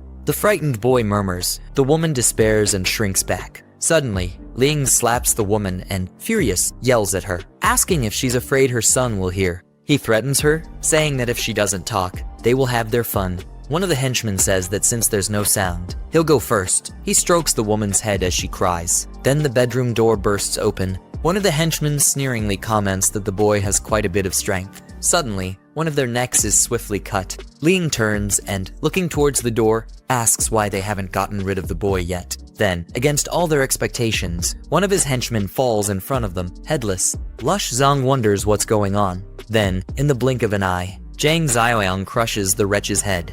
The wretch flies backward until he hits the wall. Luch Chong, as he receives the impact of our protagonist's blow, spits up blood. One of the henchmen asks our hero who he is. Well, our hero delivers the best kick this guy has ever received in his life. Now at the fortress, Ying holds his pistol and threatens to shoot if they don't get out of there. Shangbo orders the others to do as he says and go to the room he mentioned. He states that the wretch has a gun, and therefore, for now, they will do what he says as they need to think of something. Yiming smiles maliciously and says they think they can plan something, but if he doesn't show some cruelty that day, he will never establish his dominance. The traitor, smiling, says that old Dong will die first. Then he points the gun at the old man. Shan and Zheng Chai cry out desperately. "Grandpa!" Ying observes the infirmary door. Meanwhile, he asks what that sound was. Surprised, he asks what's happening and how the infirmary was unlocked. The doorknob keeps turning. He wonders who's there. Suddenly, a zombified Chen Chong appears. They wonder if Chen Chong unlocked the door himself, but they state that it's impossible. Ying observes Chen Chong and, surprised, asks what's happening. Chen Chong, with glowing red eyes, advances towards Ying, drool dripping from his mouth. Ying points the gun at him. Then he says he can't let him live since a zombie used a key to unlock the door. Then he shoots. But to his surprise, the gun misfires. Ying despairs and exclaims that the gun is jammed. Chen Chong advances. Yiming, terrified, asks how this can be happening. The idiot cries for help as he is chewed on by Chen Chong. Then Chen Chong stands up after tearing Ying apart. Chen Chong carries him away in his own hands. The group wonders what's happening there. Zhengyi states that Chen Chong was so calm moments before. Everyone stares at Chen Chong in astonishment. Shangbo, seeing the absurd amount of blood, puts his hand over his mouth. Then the zombie approaches the doorknob with the key. Suddenly, he throws the key to the group. The key falls in front of them, and the zombie simply returns to the infirmary as if nothing had happened. Everyone looks at each other, dumbfounded. Jiang, in the foreground, wields a gun and opens fire with intense focus as he aims upward. Multiple men scatter and dodge in the background, caught off guard, with one lying dead on the ground. A man, gripping his gun tightly, lets out a loud, intense scream, his eyes wide open as a bullet hits his head, causing him to bleed. Another man hides behind a rock, peering out in surprise. In the background, yet another man is thrown backward, struck by a bullet. A man lunges forward, his face twisted in anger as he shouts, firing his gun with fierce determination. Jiang walks through an open area under the night sky as bullets hit the ground nearby. He stares ahead with a smug expression, his piercing blue eyes reflecting calm determination. A man, gripping his gun tightly, beads of sweat on his face, looks around in frustration. Behind him, Jiang aims his gun from a distance. Another man crouches behind a table, shielding himself as bullets ricochet off its surface with intense force. He braces himself, gripping his gun tightly, clearly caught in a perilous situation as the gunfire intensifies around him. The man shouts in frustration, sweat dripping down his face, angrily yelling, "What the hell is he doing?" He begs not to be shot. The man shouts angrily as he raises his gun, his face contorted in fury and determination. Behind him, another man sits by a concrete barrier. Jiang's eyes widen in surprise, his gaze sharply focused as he registers something unexpected. He swiftly moves his hand, firing his weapon with a focused and determined expression. A man recoils in shock, his face twisted with horror as bright red laser sights focus directly on him. He leans against the table, smirking with a sense of triumph as he grips his gun confidently. In the background, another man lies, blood dripping from his head. A man charges forward, his arm extended as he aims his gun, ready to attack. He stands face to face with Jiang, holding a gun pointed directly at Jiang's face. Despite the threat, Jiang remains calm. The man fires his gun. Jiang swiftly dodges the attack as a bullet narrowly misses his face. The man is shocked by his fast movement. Jiang lunges forward, disarming him with a fierce, determined look. The man is shocked and alarmed, caught off guard by the sudden, powerful move. Jiang brings his face close to his opponent's, staring intensely with unwavering confidence as he holds the gun firmly against him. The man is shocked, sweat dripping down his face. Jiang delivers a final shot with his gun. The man's face contorts in pain, his mouth open in a scream, blood dripping from his head. After the intense struggle, Jiang stands over his defeated opponent, who lies sprawled on the ground, motionless. With his gun slung over his back, Jiang gazes down. He kneels beside the fallen body, searching for anything useful. Later, Jiang enters a building, confidently walking into a dimly lit room framed by the open doorway behind him. 4 armed men stand on either side, preparing for an attack. He glances to the side with a piercing gaze, his expression calm yet filled with resolve. His intense blue eyes convey quiet confidence. Jiang stands calmly at the center as the armed men charge toward him from all directions, weapons raised in attack. Without wasting any time, he kills all of them. He stands with his back to the fallen bodies scattered around him, his posture calm and commanding as he addresses the group ahead. One of the dead men lies on the floor, blood dripping from his face. Jiang smiles calmly as a child excitedly compliments him, clearly impressed by his bravery and skill. Around them, the mother and police officers are shocked by the aftermath of his confrontation. A system window pops up, showing him a new mission with clear objectives. He reads the requirement to rescue 5 survivors, with a reward of 25 points upon completion. Jiang stands beside the officer and a child, all staring down at the defeated man on the floor. Surprised, he questions the identity of these fallen individuals. The officer, visibly tense with a drop of sweat on his face, explains about the Emerald Mountain area. Jiang listens intently, his gaze sharp and serious as he absorbs the information about the location south of the city. The officer calls out to Liu Kao and Chen Jai, who approach him wearing yellow uniforms with determined expressions. As they arrive, they acknowledge the guard, ready to discuss the situation regarding Emerald Mountain with Jiang. One of the men explains to Jiang that a sinister group, equipped with resources and weapons, controls the Emerald Mountain area. They mention that nearly all survivors from the southern part of the city have been drawn into this group's influence. Jiang stands silently in front of Liu Kao and Chen Jai. Jiang closes his eyes, thinking to himself, recalling past memories of a gathering place in the southern part of the city associated with Lai Shoxing and Kui Jing. He wonders if this current situation is connected to them. The man explains that while Emerald Mountain wasn't initially the only gathering place in the southern region, their possession of weapons has made them dominant. Other smaller groups lack the means to defend against their attacks, making resistance nearly impossible. He describes the brutal tactics of the Emerald Mountain group, stating they kill half the people in each gathering they attack. He adds that they take young women and anyone willing to collaborate with them back to their base, painting a grim picture of their methods. Jiang reacts with a fierce expression, his eyes blazing with determination as he resolves to take action against the injustice described. The officer, with a hint of nervousness, looks at Jiang and questions him, sensing his intense resolve. Jiang, calm yet focused, stares forward with unwavering determination, silently preparing for the next step. 3 defeated men lie on the ground, each with a handgun nearby. Jiang addresses Old Lai about collecting their weapons, checking them for additional ammunition, reflecting a strategic approach to gathering resources. Jiang hands over a rifle to Old Lai, offering to leave him with 5 additional bullets as a gesture of trust and support. Surprised by this generosity, Old Lai questions if it's truly intended for him. Jiang speaks with confidence, telling Old Lai that the Emerald Mountain Group won't rest, even with their newly acquired weapons. He instructs the others to hold position for a couple of days while he prepares to confront and eliminate the threat. The man reacts in shock, warning Jiang about the Emerald Mountain Group's overwhelming numbers, which he estimates to be well over a dozen. His face is filled with doubt that Jiang could handle such a formidable force alone. Old Lai urges Jiang to reconsider, suggesting that it's not worth risking his life for them and proposing that they find a safer location instead. He rationalizes that the Emerald Mountain Group is a few kilometers away and unlikely to search the entire city for them. Jiang reassures the others, explaining that his conflict with the Emerald Mountain Group is personal. He adds that in a few days, he will bring a larger vehicle to transport them safely to the eastern part of the city. Old Lai, surprised, questions Jiang about the eastern city. Jiang turns around, explaining that he's established a secure base in the Laocha Leaf District and is currently in need of manpower to help manage it.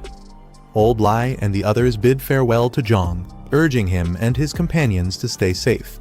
Jiang waves his hand in acknowledgement as he departs with a woman and child, heading into the unknown.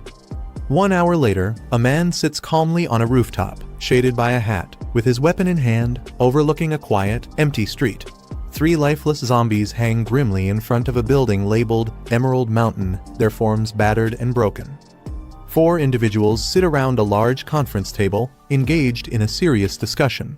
A man with reddish hair and glasses, smoking a cigarette, asks about the unresolved supply issues at Golden Blaze Entertainment City. His expression is calm yet probing. Xiao Lai responds with a confident smile, assuring the man that he has already sent people to handle the situation at Golden Blaze Entertainment City. He says they should be returning with results soon. Another man with a relaxed demeanor points out to Wen Ji that the Golden Blaze area houses many high-end foreign residents, implying the importance of maintaining appearances and resources there. He jokingly suggests they can't just focus on Entertainment City's supplies alone, hinting at a broader responsibility. Xiao Lai grins broadly, addressing Kai Ji and suggesting there's no need to worry, as he has already arranged everything. He assures them that his people will return not only with supplies, but also with any live individuals they encounter. Wen Ji, cigarette in hand, addresses Xiao Lai with a casual yet condescending tone. He remarks that, despite all the tasks given, Xiao Lai has yet to successfully complete even one. Xiao Lai enthusiastically assures Wen Ji that he will definitely handle the task this time, promising his utmost commitment. In the background, Kai Ji, with dark hair, watches with an amused smile, observing his confidence. After the meeting, Xiao Lai and another man stand outside a building, Xiao panting heavily as he tries to catch his breath. The other man, concerned, asks if he is alright, clearly worried about Xiao Lai's condition. Brother Lai, with a tense expression, asks if the 7 individuals have returned. His companion, coughing weakly, informs him that he sent people to check an hour ago, but brings bad news, adding to the growing concern. Under the moonlit sky, Brother Lai reacts in shock upon hearing that all 7 were killed. Frustrated and disbelieving, he questions how Rongyang Garden, supposedly filled with ordinary citizens, could have. A car approaches a large, secluded building at night, casting an ominous shadow under the moonlight. Inside, Yiming hears the car's arrival and excitedly exclaims that it must be her brother Yang, drawing the attention nearby Old Man and Jiang Kai. As the car pulls up to the entrance, a system notification appears, marking the mission, taking responsibility as completed and awarding system points. As Yang steps out of the car, Yiming eagerly greets him, relieved to see him return. The group gathers around, with one of them confirming Yang's identity as Lu Yiming. Shocked, Yiming realizes that they all knew his true identity from the start, leaving her visibly surprised and questioning what else has been hidden from her. He instructs Jiang Kai to escort their guests to their rooms before joining him in the infirmary, signaling a moment of rest and recovery for everyone. In the hallway, one of the group questions Yang's prior knowledge of Lu Yiming's malicious intent, hinting at deeper suspicions. Yang responds cautiously, admitting that he wasn't entirely certain it was Lu Yiming. Yang reflects on his suspicion, revealing that he was certain one of Jiang Kai's friends had ulterior motives. This revelation shocks Jiang Kai, who becomes visibly disturbed. As Jiang Kai holds a weapon with a startled expression, the weight of Yang's words begins to sink in, hinting at betrayal within their ranks. Jiang Kai inspects the bullets and realizes, to his shock, that they're rubber. This discovery unsettles him, hinting at deeper manipulation in their mission. Nearby, older man speculates about a kid in the infirmary, identified as Chen Chong. Yang explains that Chen Chong isn't an ordinary zombie. He's a rare mutant, introducing an element of danger and mystery tied to this unique being. Yang carefully tests Chen Chong's awareness by asking him to blink 3 times if he understands. Chen Chong responds as instructed, proving his comprehension. Yang continues the test with a simple math question, and Chen Chong blinks in response, confirming his ability to process commands and indicating a retained level of cognition despite his condition. The nature of rare mutants that emerged after the apocalypse. Unlike typical zombies, these mutants possess heightened intelligence, unique abilities, and sometimes fragments of their past memories. Their transformation, triggered by exposure to otherworldly sources, grants them greater potential, making them far more formidable than regular infected beings. Yang remarks on Chen Chong's unique status, acknowledging that he is an exceptionally rare mutant, even among others of his kind.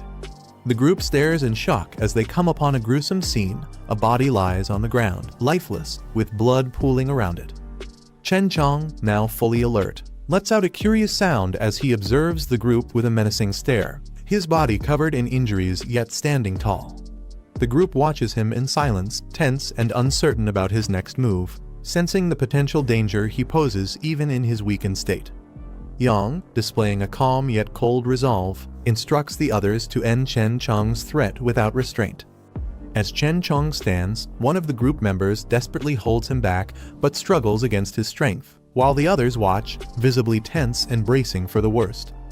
One of the group members, filled with hope, calls out to Chen Chong, wondering if he still remembers him as a brother. Chen Chong, visibly agitated, responds only with a low growl, hinting at the internal struggle between his past identity and his current mutated state, leaving his former friend in tense uncertainty. The man hesitates, seemingly lost in thought as he processes Chen Chong's response. Suddenly, with a burst of frustration and desperation, he lunges at Chen Chong, shouting in disbelief. Chen Chong reacts with confusion, caught off guard by his former friend's aggressive approach. Frustrated, the man exclaims that Chen Chong, even in his zombie state, seems to remember his old habits of not keeping his hands to himself. Upon receiving a notification, Yang realizes he's unlocked a hidden achievement for acquiring a mutant companion, an unexpected bonus that rewards him with extra system points. Lying back with a satisfied grin, he muses on his newfound points and decides to explore the shop for potential upgrades.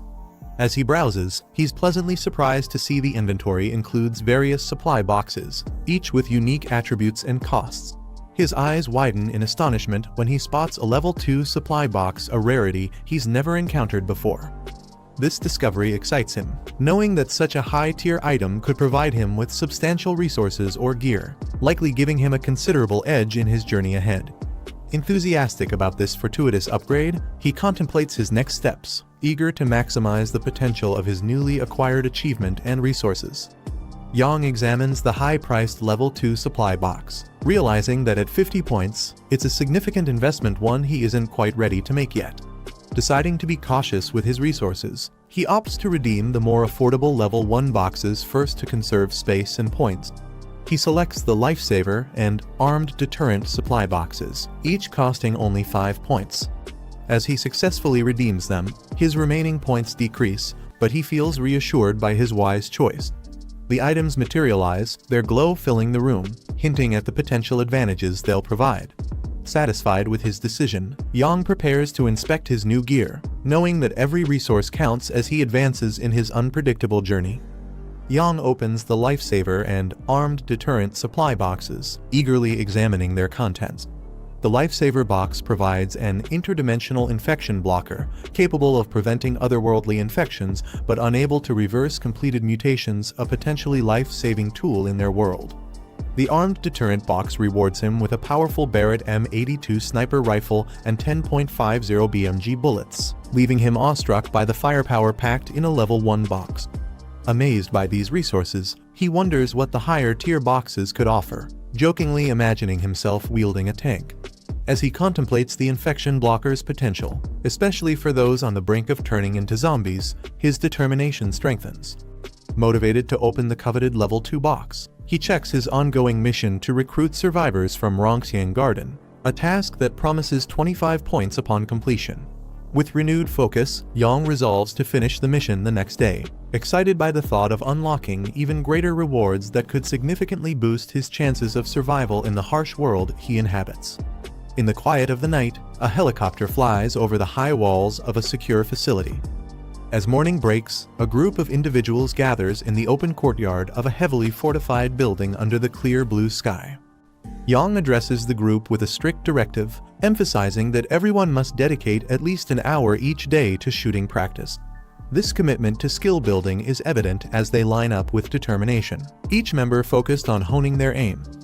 Their collective shots strike various targets, creating bursts of impact, symbolizing their unity and resolve to survive and protect each other in the challenging days ahead. Yang instructs Sheng to coordinate with Jiang Kai to prepare additional rooms, anticipating the arrival of more survivors from Rongxiang Garden, whom he plans to bring back later. Uncle Sheng assures Yang of their readiness, expressing confidence in managing the base. Turning to Chen Chong, Yang commands him to follow, signaling that he has a crucial role in the upcoming mission, as Chen Chong emits a low growl, indicating his compliance yet retaining his primal, mutated nature. As Yang and Chen Chong make their way down an empty highway, their vehicle attracts a flock of cawing crows, adding an eerie atmosphere to their journey. They soon stop and step out, only to encounter an individual sprawled on the ground, seemingly thrown or fallen with a loud thud. Yang and Chen Chong stand over him, observing the situation. Inside the bus, a zombie growls at Yang with a menacing posture, its hands reaching out aggressively. Yang remains unfazed, his gaze steady as he assesses the situation. Meanwhile, Chen Chong takes action outside the bus, tossing other threats to the ground with ease, displaying his own formidable strength.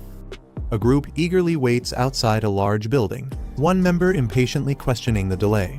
Suddenly, someone spots the approaching vehicle, and excitement ripples through the group as they shout for Boss Lai to get ready. Boss Lai, visibly frustrated, clutches a cigarette and angrily asserts his disbelief that Rongxiang Garden cannot be taken down, especially with the large number of men at his disposal.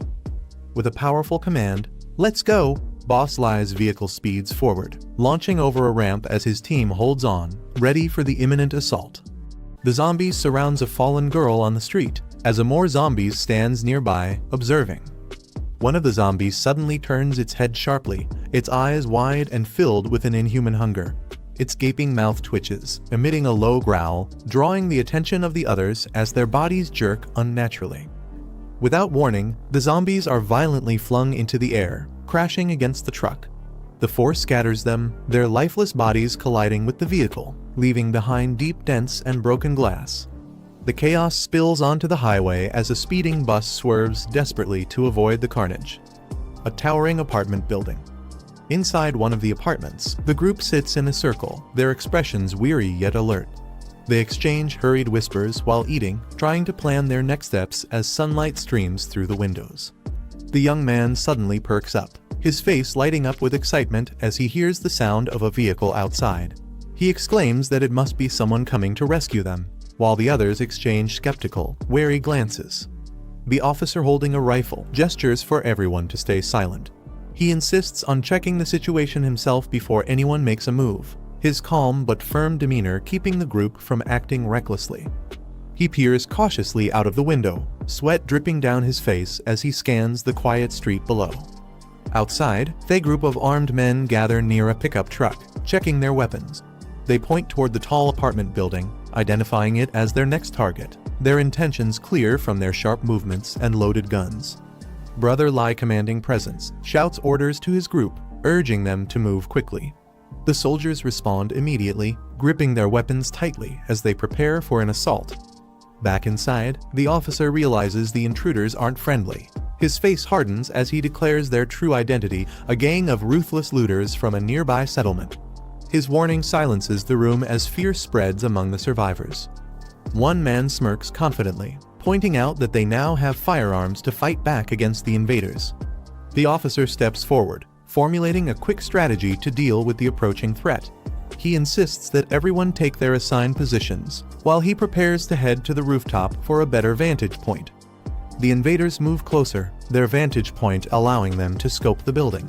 One of them points out the distance, ensuring they are just within range to strike their targets effectively.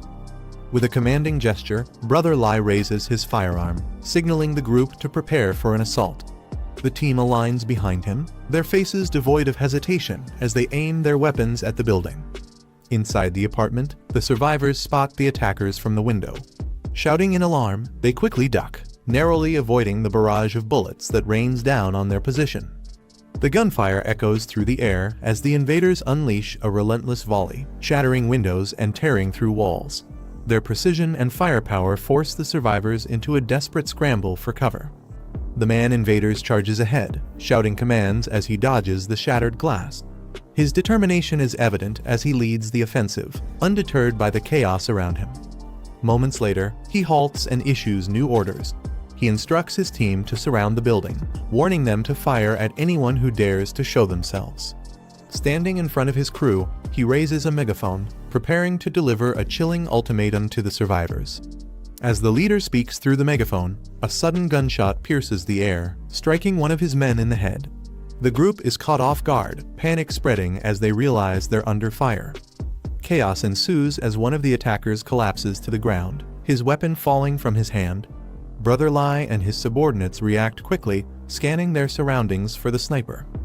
Another shot rings out, hitting Brother Lai in the leg, and he stumbles backward in agony.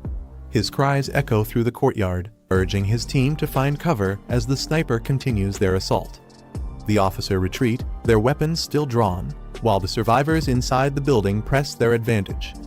The security guard at the window reloads his rifle, taking aim again with steady determination. Frustrated, Brother Lai growls in anger, realizing their intel underestimated the survivors' firepower. He clenches his teeth, vowing not to retreat even as his men waver in the face of heavy resistance. From a nearby alley, one of the invaders whispers to their leader, suggesting they retreat. Brother Lai reluctantly agrees, signaling his team to pull back while vowing to return with greater force. One of the invaders panics and begins running ahead, shouting in fear. The leader yells at him to wait for the signal. Moments later, the runner is struck by gunfire, collapsing lifelessly onto the pavement. His abrupt fall serves as a grim warning to the others as they hesitate, caught between fear and loyalty. Brother Lai clenches his fists in frustration and shouts to rally his group. He demands that everyone charge together on his count. With his signal, the group rushes forward, their movements chaotic yet determined. The tension thickens as bullets fly, leaving destruction in their wake.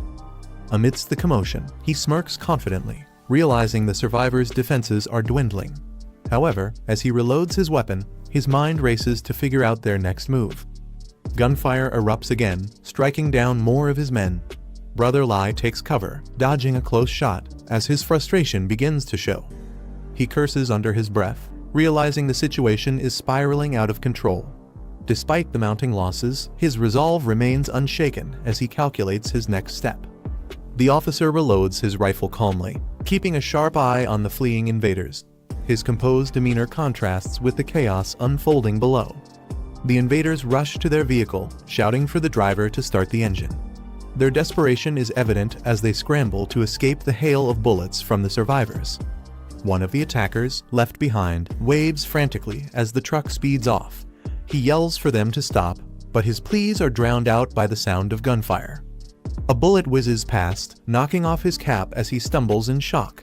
His expression turns to fear as more shots close in, forcing him to sprint for cover. The fleeing truck weaves through the street while bullets rain down on it. The attackers inside huddle low, trying to shield themselves from the relentless assault. A bus speeds through the highway, weaving between cars with precision. Inside the bus, Jiang sits behind the wheel, his sharp gaze fixed ahead. He mutters something under his breath. From an overhead view, another vehicle crosses paths with the bus at an intersection. The tension rises as the two vehicles barely avoid colliding. He grips the steering wheel tightly, his expression turning serious. He mutters about finishing the task at hand, prioritizing the mission over everything else. The bus comes to a halt near a residential complex, its engine rumbling softly in the silence. Stepping out of the bus, Jiang observes the area with a calm but calculating demeanor. He notices a fallen figure nearby, their cap and weapons scattered on the ground, suggesting they were fleeing. His companion stands silently beside him. The tension builds as their focus shifts to the lifeless body, contemplating their next move. A chilling grin spreads across the companion's face, their expression sending a shiver through the air. The unsettling sound of laughter escapes their lips, breaking the silence. Jiang smirks and teasingly asks his companion if he wants to eat. With a devilish grin, he permits his companion to feed, remarking that it's better than letting others take advantage of them later. The companion's eyes glow menacingly, his expression twisted with hunger and anticipation. He casually instructs his companion to meet him at the base of Building 8 after finishing the task. The companion lunges at the lifeless body on the ground, ready to devour it. He calmly enjoys his meal. Jiang stands in the courtyard, two bodies sprawled on the ground near him. He comments that Lai Hongli was ruthless in the killings. Above, the kid peers out of a broken window, calling out in shock and recognition, "Brother Jiang," as Jiang turning his head slightly as the voice continues to echo from the balcony. The group approaches the Jiang, with officer calling out to Jiang and asking if he had defeated all the enemies. He man confidently claims credit, saying it was thanks to the rifle Jiang provided and boasting about his skills as a retired marksman. Suddenly, a loud roar echoes through the area, startling the group as they turn toward the noise. A zombie approaches the group, their steps deliberate and heavy. Jiang's zombie friend twists into a grotesque expression, his veins bulging as he snarls. The group reacts immediately, with officer shouting a warning about zombies while raising his rifle, readying for action. Panic spreads as the threat becomes clear. Jiang steps forward, holding a broken weapon and telling the group to relax, assuring them the approaching friend is one of theirs. The officer questions his statement, nervously eyeing the snarling man. He calmly directs his friend to another body nearby, instructing it to eat. The zombie roars in response, drawing all attention toward it. The officer, sweating nervously, asks Jiang if he can communicate with zombies. Jiang, remaining calm, explains that the zombie isn't ordinary and assures them it's complicated. He directs the group to get on the bus, promising to explain further. As they prepare to leave, Jiang tells the zombie to finish eating quickly and join them back at the bus. The creature gives a faint gesture in acknowledgement while continuing to feed. The zombie adjusts a muzzle over its face, securing it tightly. It then approaches the bus where the group is waiting. The kid, gripping a pole nervously, remarks in disbelief about the zombie's act of muzzling itself, his voice filled with both shock and confusion. Jiang comments on the muzzle remark, cautiously warned that the zombie might retaliate if it overhears. Amused, Jiang reassures him, encouraging the comment. The zombie steps onto the bus as the doors close, and the vehicle pulls away, leaving the city behind as the group watches from inside. The officer notices the bus tilting slightly, his expression shifting to concern. Meanwhile, the zombie begins to make slurred, broken sounds as it tries to communicate. Jiang turns to it in surprise, questioning if it can now talk. The zombie continues attempting to articulate words, albeit clumsily, leaving the group astonished. He observes that after consuming 6 corpses, Chen Chang, the zombie, seems to have started evolving. Determined to use this growth, he declares they must return to the settlement quickly to convert these advancements into strength. The bus speeds down the road as the passengers brace themselves, still amazed at the reality of traveling with a functioning zombie. Meanwhile, a man berates Brother Lai for failing a mission, criticizing his incompetence in front of others at a meeting table. Brother Lai, sweating profusely, tries to defend himself, explaining to Boss Lin that the opponents had automatic rifles. Lin dismisses the excuse, questioning the plausibility of small-town cops wielding such advanced weaponry and accusing the man of lying. Brother Lai insists on his claim, pleading for someone to verify the truth of his statement. One of the men suddenly strikes the Brother Lai, sending him sprawling to the ground. He clutches his arm in pain, gritting his teeth as he tries to recover. The man glares at him, muttering that he's been fed up with this useless idiot for a long time. The man suggests exploiting the heavy losses suffered by their rival, telling at an opportunity to seize control. Another man smirks, accusing him of being more interested in the woman accompanying their rival. The accused laughs nervously, denying the claim, But the conversation takes a darker turn as they propose treating the woman as shared property. Lin smiles slyly, instructing his subordinate not to rush and promising to find the right opportunity. In the hallway outside the room, Brother Lai lingers, listening intently. His face darkens as he clenches his teeth, clearly distressed by the conversation he overhears. Meanwhile, on to the luxurious estate under a bright sky. Inside, Brother Lai angrily kicks over a chair, cursing in frustration. Kai Jing, startled, asks what's wrong. But he brushes off her concern, hastily instructing her to pack her belongings as they need to leave immediately. Despite his agitation, she tries to calm him with a reassuring. He urgently explains that the place will soon become unsafe, insisting they need to leave and plan ahead. He calls out to someone for assistance. Another subordinate enters, addressing him as Boss Lai and asking for orders. Brother Lai commands him to gather the remaining members, preparing for a crucial action to take place at midnight. Kijing stands quietly in the background, listening intently. His expression shifts to one of suspicion and concern, silently processing the urgency of the situation. Meanwhile, Jiang Group arrives at a secure facility, parking the bus inside his fortified compound. One of the group members steps out and looks around in awe, exclaiming that the location is truly a doomsday fortress, marveling at its defensive setup. Jiang checks his mission status, noting the completion of the survivor recruitment task and an exceeded target, earning bonus points. With his total points updated, he remarks on the reward system. He then informs Chen Chong that they'll be heading to the southern district the next night. The officer questions the reason for the trip. His curiosity piqued as Jiang remains confident and composed. Then he smirks, explaining that he has unresolved grudges to settle with the people at Bichui Mountain Villa. Later, he sits in his room, accessing a high-tech interface to unlock a level 2 supply crate using his points. He eagerly selects the crate, acknowledging it as his first level 2 upgrade, ready to discover its contents. He redeems the level 2 high-tech supply crate, deducting 50 points and leaving him with 16 points. Swirling energy surrounds him as the crate begins to unlock. With intense focus, he mutters, "Don't let me down," anticipating the rewards inside. Jiang opened the black tech supply crate level 2, and a radiant light burst forth, illuminating his surroundings. The reward materialized in front of him, a stamina enhancement potion plus 20. Without hesitation, Jiang reached out toward the glowing prize. He examined the stamina enhancement potion in his hand, impressed by the quality of the reward from the level 2 crate. He couldn't help but acknowledge its usefulness, knowing it would give him the extra edge he needed in the challenges ahead. However, moments later, Jiang injected the stamina enhancement potion into his arm, feeling the immediate surge of energy course through his body, as he let out a strained groan. After injecting the stamina enhancement potion, Jiang felt a surge of power course through his body. Glancing at his hands, he realized his stamina had reached an impressive 33 points, over 6 times the average person's full body capacity. A faint smile appeared on his face as he marveled at the sensation of his newfound strength. As Jiang adjusted to his enhanced stamina, a faint buzzing sound caught his attention. He turned, narrowing his eyes as a mosquito hovered near him. Without hesitation, Jiang swiftly pinched it between his fingers, crushing the insect effortlessly. Jiang froze as mosquito buzzed aggressively near his face, its reflection visible in his eye.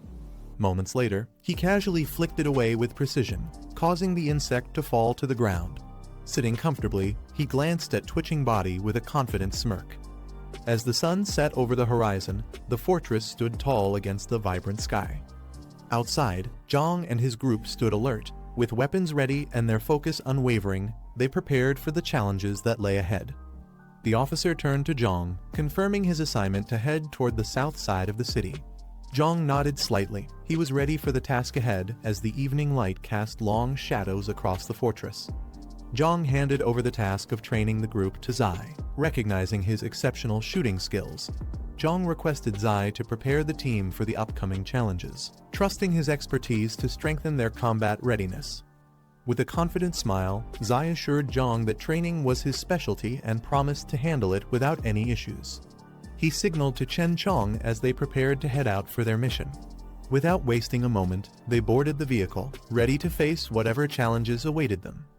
The bus roared to life, leaving the fortress behind as it rolled through the gates, heading toward.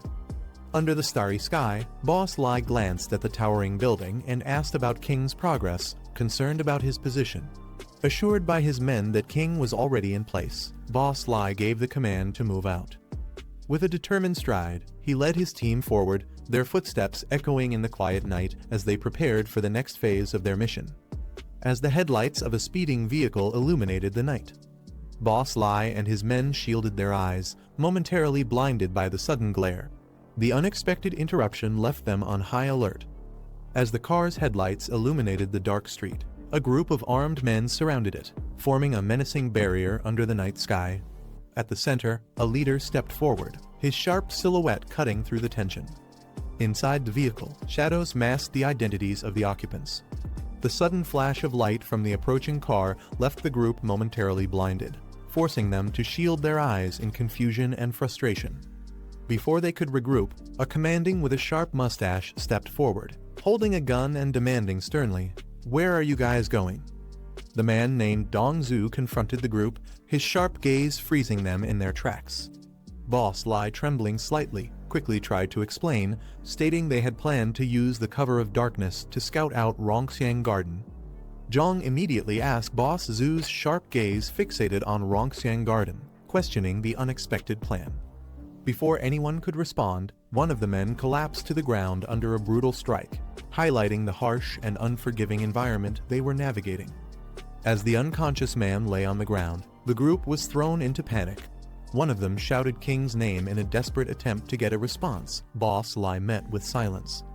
Boss Lai, in a fit of frustration and fear, slapped his companion, yelling at him to open his eyes and focus on the situation at hand. As Boss Zhu's loomed over them, Boss Lai men froze in confusion, their panic palpable as they questioned the identity of this unexpected adversary. Without hesitation, Boss Zhu barked an order, his voice cutting through the tension.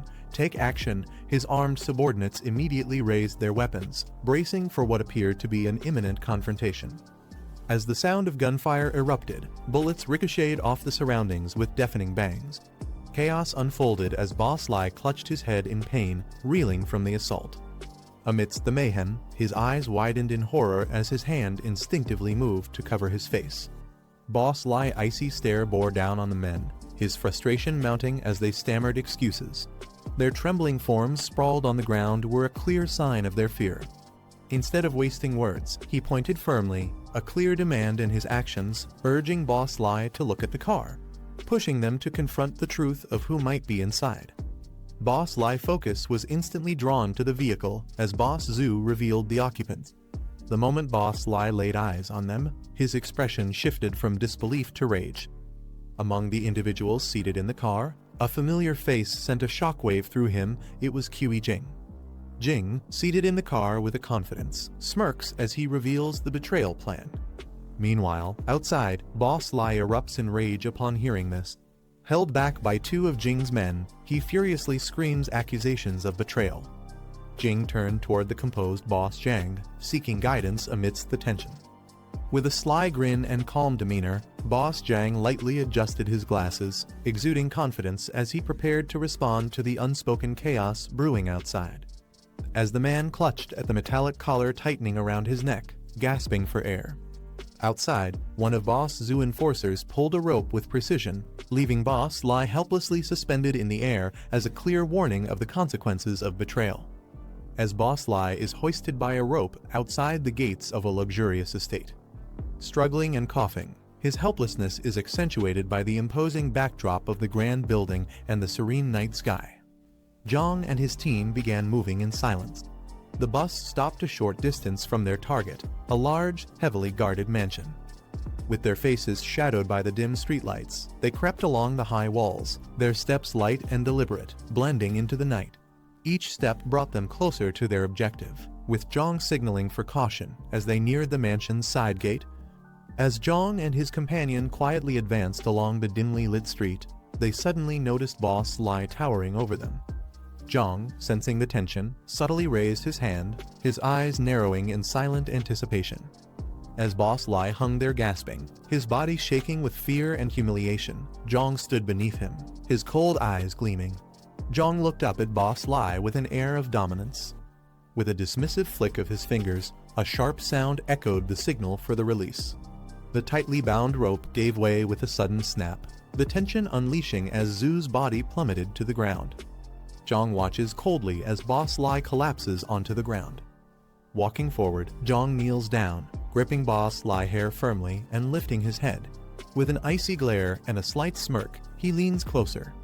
On the other side, inside the dimly lit room, shadows on the window reveal a laughter and intimate moments. The woman, provocatively and tied to the bed, expresses frustration, demanding to be untied. The man leans close to the woman, suggesting this scenario is a playful reward. He coughed as he adjusted his pants, his ears catching an unfamiliar noise. "What's that sound?" he muttered. Approaching the window, he looked out. His grip on the window frame tightened, but he said nothing, his silence speaking volumes. Jiang is startled as he notices something unusual in outside before him, his expression change with confusion. Suddenly, loud gunfire echoes through the hallway. Two men are down, their pistols lying on the ground, smoke still rising from the barrels. As rapid knocking reverberates through the closed door, indicating someone outside, Jiang's gaze sharpens as he turns his focus toward the noise. Jiang and Jiang are caught off guard as Jiang suddenly leaps into the room, wielding a weapon. Jiang, clearly alarmed, questions the unexpected intrusion. Jiang's cold, focused gaze makes the tension in the room escalate. Before Jiang can fully react, Jiang closes the distance, pressing a blade against his neck, forcing him into silence. Jiang tightens his grip, pressing the blade closer to Jiang's neck, forcing him to freeze. Jiang gulps nervously, unsure of how to react. In a swift motion, Jiang throws him to the ground, leaving him stunned. Before anyone can intervene, Jiang leaps toward Jiang, effortlessly knocking him down. The others in the room are shocked. Jiang angrily shouts at Jiang, demanding to know who he is, while Kai Cheng recognizes him, calling out his name in disbelief. Jiang charges forward, throwing his knife with deadly precision. Jiang tries to dodge but is struck, coughing in pain as he collapses. Chaos erupts as Kai Cheng screams in agony, Jiang collapsing to the bed after being fatally wounded. Kai Cheng nervously addresses Jiang, asking what he wants. Jiang smirks, mocking the situation and sarcastically commenting on their predicament. He then taunts them further, mentioning how someone named Lai Shuxing would react if he saw them in this state. Jiang leaves the room as he moves toward the door. Kai Cheng panics as Jiang mentions Lai Shuxing as she repeats the name. Suddenly, Brother Lai roaring with rage. Jiang steps back calmly, letting the chaos unfold. He lunges toward Kai Cheng, his massive hand reaching for her as she freezes in fear, tears streaming down her face. Kai Cheng cries out in desperation, begging Brother Lai for forgiveness as his attack intensifies. Her voice fades into screams as blood splatters across the room. Moments later, the entire space falls silent. Jiang, unfazed, silently observes as he closes the door behind him. Jiang coldly orders Chen Cheng to consume the corpses, pointing at the lifeless bodies around them. Chen Cheng hesitates, responding reluctantly that he could manage one at most. Jiang glances back and questioning as he evaluates the hesitation. Jiang adjusts his earpiece, listening intently as he observes the situation around him. The scene shifts to various survivors taking shelter in darkened corners, their faces filled with exhaustion and fear. Some sit silently behind barricaded doors, while others linger near staircases, staying alert for any signs of danger. The chef stands silently, gripping a knife. A man nearby gleefully picks out a child, calling her soft and tender, while the terrified girl cries out in fear. The chef, however, dismisses the choice, coldly stating the child is too skinny, his detached demeanor sending chills through the room as the tension rises. The chef coldly assesses the crowd and selects a child, pointing them out as the next victim. "This one's fat," he remarks, ignoring the desperate cries of the child's family. The child clings to their mother, but the chef pulls them away with a firm grip. When the mother tries to intervene, the chef strikes her down without hesitation, sending her crashing to the ground as her child screams for her. The mother collapses to the ground, pleading desperately for her son's life. Tears stream down her face as she begs for mercy, her voice trembling with fear. The crowd watches in silence, some averting their eyes, unable to help. The chef and his accomplice stand coldly, unmoved by her cries. A loud noise startles the group as someone yells, "Who's there?" One of the men exclaims in alarm, questioning who could still have such a weapon. The chef nervously replies that only the boss possesses one. Meanwhile, the mother clutches her son tightly, relief washing over her as she checks if he's unharmed. The room grows tense as the group aims their weapons at the door, unsure of what's coming. One of the men is ordered to check the situation. Hesitant and clearly nervous, he protests, but the command to move quickly shuts him down. With his gun in hand, he cautiously approaches the door, sweat dripping. As the man approaches the door, Chen Chong bursts through, grabbing him by the neck with inhuman strength. He lets out a startled cry before being thrown violently across the room. The others immediately recognize the threat, shouting, "It's a zombie," and opening fire in a panic. Gunfire erupts as the group shoots at the door, trying to fend off the threat. Shouts of "Over there" and "Careful" echo through the room. Suddenly, Chen Chong bursts through the barricade with a deafening roar, shattering the door and lunging forward with terrifying speed. The group struggles to react as the relentless attack begins. He lunges at the chef, who panics and tries to defend himself with his knife. Before he can react, Chen Chong grabs his face with a grip, silencing his screams. The force of the attack sends the chef flying across the room, shocking everyone as they scramble to avoid the chaos.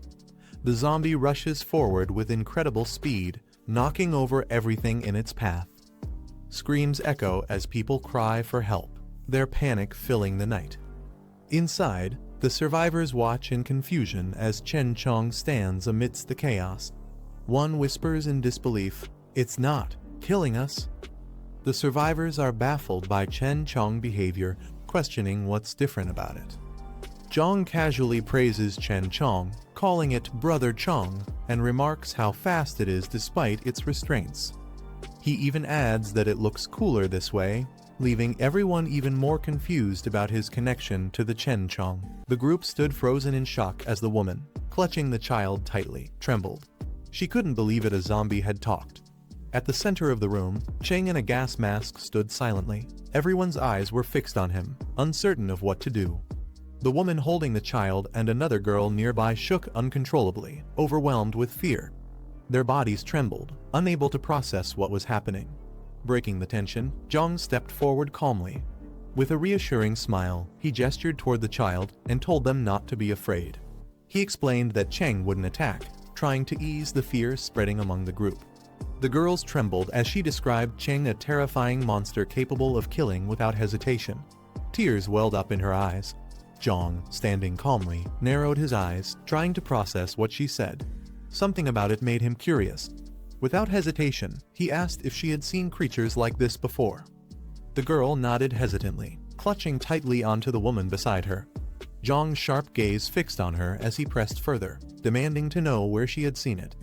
With a shaky voice, the woman finally answered it was at the East City Decoration Market. As Jiang processed the information, he muttered to himself that things were advancing faster than expected. He thought it would take more time, but the reality was far worse. It was happening now. Even more concerning, the East City Decoration Market was dangerously close to Old Tea City. Cheng, clearly unsettled, hesitated before asking Jiang what these creatures were. Jiang, maintaining his calm, responded that they were rare mutants. Unlike typical zombies, these beings retained some level of rational thought and memory, which gave them an edge, making them far more dangerous and efficient hunters. Jiang continued, explaining that their abilities stemmed from unstable mutations. Though powerful, this instability turned them into unpredictable threats. Most rare mutants were erratic, violent, and uncontrollable, far more dangerous than regular zombies. Cheng trembled as he questioned his own fate. "What about me?" His eyes widened with fear.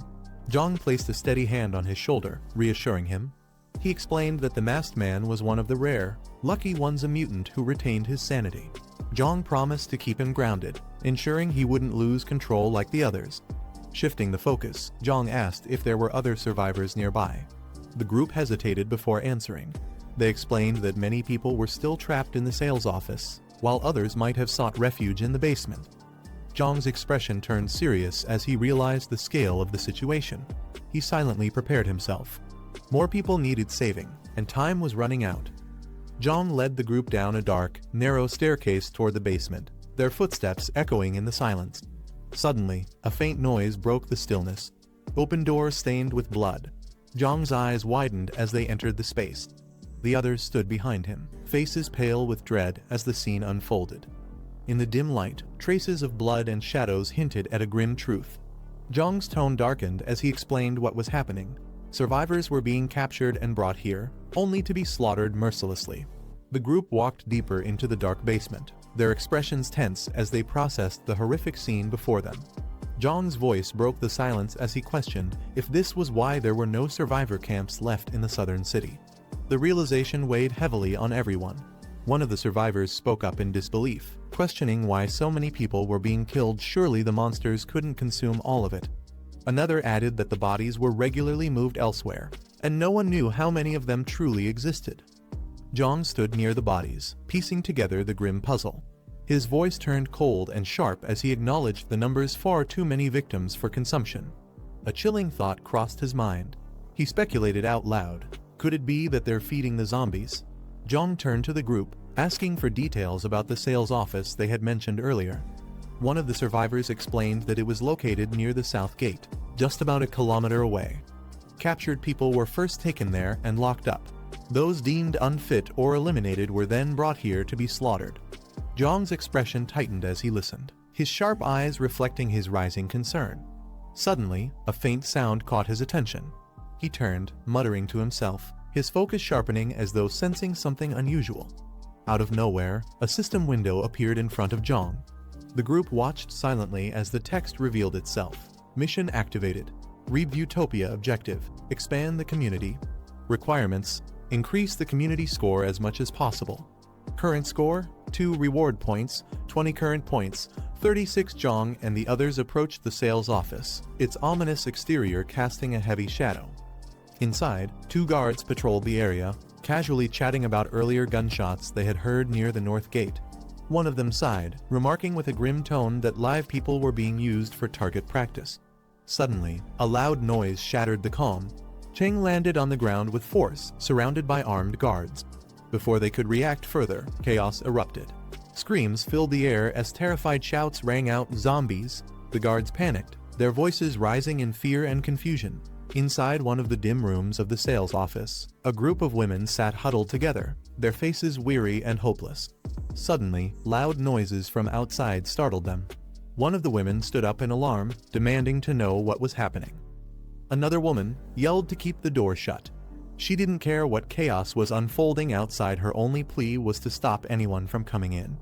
The door handle turned slowly, the sound sending waves of panic through the room.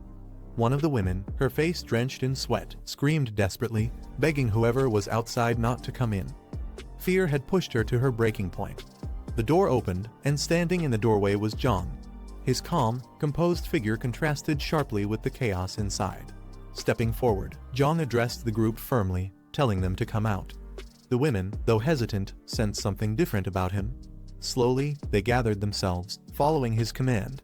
With Jiang leading the way, the women joined the survivors, now part of a growing group.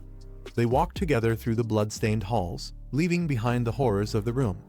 The woman stepped forward. She asked Jiang if he was truly willing to provide them with a safe place. Jiang's answer was firm and unwavering yes. But his gaze sharpened as he added one condition: everyone has to work. Survival would require effort, and no one would be exempt. Hearing this, the group's spirits lifted. The survivors eagerly agreed, with one declaring that they were all able-bodied and ready to contribute. Their confidence grew as they realized they had been given a chance and opportunity to start anew. Jiang didn't waste any time. Turning toward the exit, he raised his hand, signaling the group to follow. With a determined voice, he urged them forward. Jiang and the group drove through the night in a bus. Finally, they arrived at Fortress under the starlit sky. The survivors hesitated, taking in the sight of the towering walls and watchtowers. Inside the fortress, both spotted the bus. One of them exclaimed excitedly, recognizing it as Brother Jiang's vehicle. The other stopped him, cautious, noting that the bus hadn't entered directly. Jiang stepped out of the bus, turning back to the group. Calmly, he told them that this fortress was their safe haven, but entry wouldn't come easily. The survivors stood before Jiang, voicing their fears about where they could possibly live in such a dangerous world.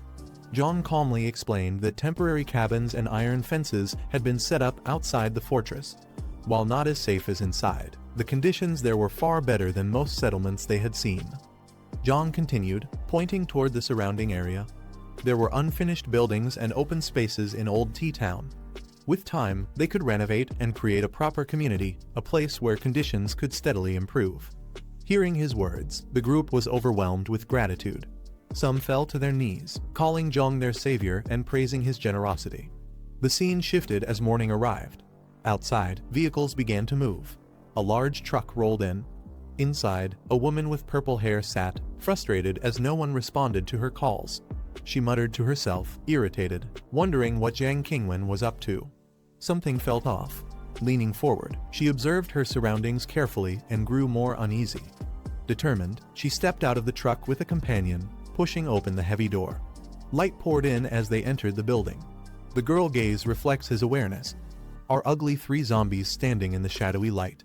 Their bodies twitch unnaturally, emitting low growls. One of the zombies suddenly charges forward with a deafening roar. Its face and sharp teeth gleam under the faint light as it lunges. A tall, confident woman clad in bold attire steps in. With effortless strength and a chilling calmness, she delivers a devastating blow, sending the zombie crashing back. He hit him onto the face. The other two zombies halt briefly, their growls fading in hesitation. Nina stands in front of a mansion, surrounded by fallen enemies. A man steps out from the house, reporting that no one has been left alive.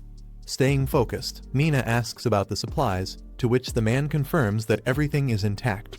Without wasting time, she commands him to bring the truck and load the supplies, asserting her leadership in the situation.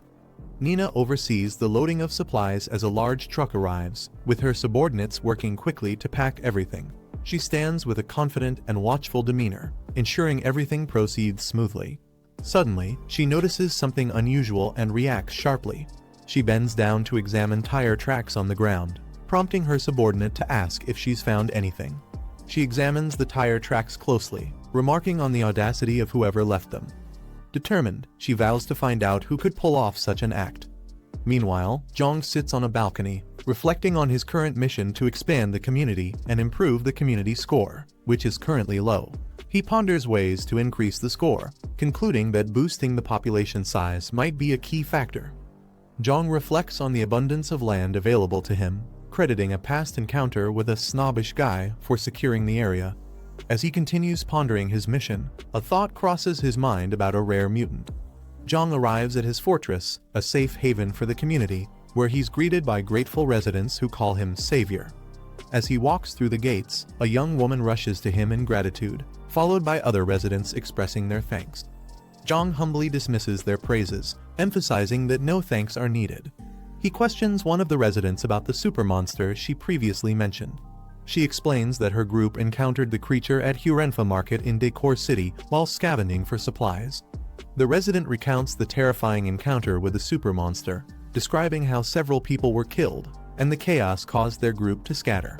She explains that she and her daughter fled and initially found refuge with a group from Bichui Mountain Villa, believing they were saved. Jiang contemplates the situation, muttering Hurenfa as he pieces together the danger. She warns against provoking the monster, arguing they still have enough supplies. However, another points out the need to secure more resources to ensure long-term survival. Jiang firmly interjects, emphasizing that Decor City is dangerously close, less than 2 kilometers away, and allowing the monster to remain poses a significant threat to their safety. As Jiang prepares to face the monster, a bowl falls to the ground. A resident urgently warns him against going, pleading that the creature kills without hesitation. Jiang, calm and determined, reassures her with a confident smile, stating that they know what they're doing. He then instructs Zhang Kai to contact Brother Chong, decisively declaring that they're going to confront the monster directly. A group of survivors arrives at a large supermarket, led by a confident woman who points out the location. She reassures the group of the potential supplies, but one of the men warns against being overly optimistic, suggesting the place might already be cleared out. She counters his pessimism, reminding him of their past successes in finding resources at similar locations. The group confidently enters the supermarket, one of them boasting about their ability to move freely in the apocalypse. Unlike most others, inside, the atmosphere grows tense as they navigate the dark and eerily quiet interior. The leader observes the shelves, noting that while some items have been scavenged, the place hasn't been completely picked clean. One of the group members picks up a pot, noticing a bloody handprint on the wall. Another member cautiously calls out, asking if anyone is there, but the eerie silence amplifies the unease. The group's leader, clutching the pot tightly, instructs everyone to stay alert. The group's fears come true as zombies emerge from the shadows, snarling and charging toward them. Chaos erupts as the leader shouts for everyone to engage carefully.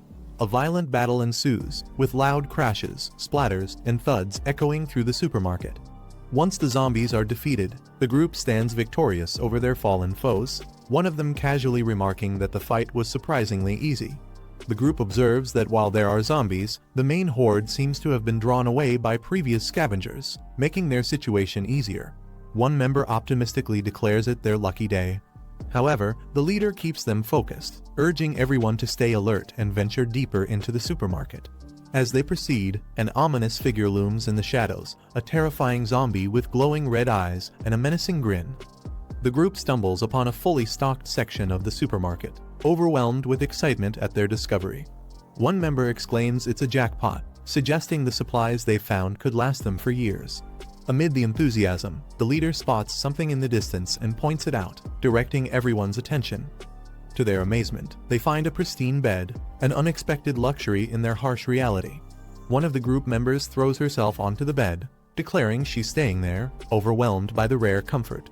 The rest of the group lightens up, jokingly suggesting they settle down in the supermarket. Two members decide to step away for a smoke, discussing whether it's a good idea to make this place their base. While smoking, one of the group members voices his concerns about the mall being hard to defend due to its multiple entrances and exits. He also warns that the abundance of supplies might attract unwanted attention. However, he mentions noticing a more secure two-story building nearby that could be a better option. Before he can finish his thought, a loud noise startles them, and another member reacts in shock, realizing a potential threat is approaching. A terrifying zombie with glowing red eyes ambushes the group, grabbing one of the men and taunting him with talk of tender flesh. The other man panics, screaming and fleeing while shouting about a ghost. Back at the main area, the remaining group hears the commotion and anxiously wonders what's happening, their unease growing as the situation escalates. The terrifying zombie strikes one of the men with its sharp claws, impaling him through the chest. Lifting him effortlessly into the air, the creature showcases its immense strength. The sound of his body being torn apart echoes through the area, leaving a chilling and gruesome reminder of the danger lurking within the mall. The leader is paralyzed in shock, trying to process the monstrous sight before her. She quickly commands the group to retreat, but panic sets in as someone screams that escape is impossible. The group frantically starts running, with the monstrous zombie chasing after them, taunting them with sinister laughter and declaring that no one can escape. The monstrous zombie slashes through one of the fleeing members, leaving them screaming in agony. The rest of the group sprints away in panic, one yelling, "He don't want to die," as fear overtakes them. The leader pushes forward desperately, leading the escape, while chaos unfolds behind her. Every step is a race against death as the group struggles to outrun the relentless predator. The leader spots the exit in the distance, rallying the group with a shout of hope. "The exit! We're almost there!" She pushes forward with all her strength, but exhaustion catches up, and she collapses to the ground, struggling to catch her breath. As she glances back, fear floods her expression, realizing the relentless monster is still in pursuit, leaving her momentarily frozen in terror. The woman's sweat running down her face, startled and in shock as she looks ahead, raising her arms defensively. She shouts in fear. Chen Chong stands before her, his imposing presence filling the frame. He coldly states that he doesn't want to die. Later, he walks away, his back turned to her, as she watches him with a mix of confusion and caution. She softly questions his actions, unsure of his intent. The woman composes herself, her expression showing fear. She speaks to herself, calming her nerves and trying to regain focus. The woman looks at Jiang and Chen Chong beside him, surprised. She hesitantly asks who he is. Jiang steps forward with a calm demeanor and smirks slightly. He gestures toward her, mentioning something about a person who bought the land. Recognizing Jiang, the woman extends her hand. She confirms his identity as the man who was involved in the property deal, showing surprise. Jiang recalls her name, piecing together his memory of meeting her during the deal.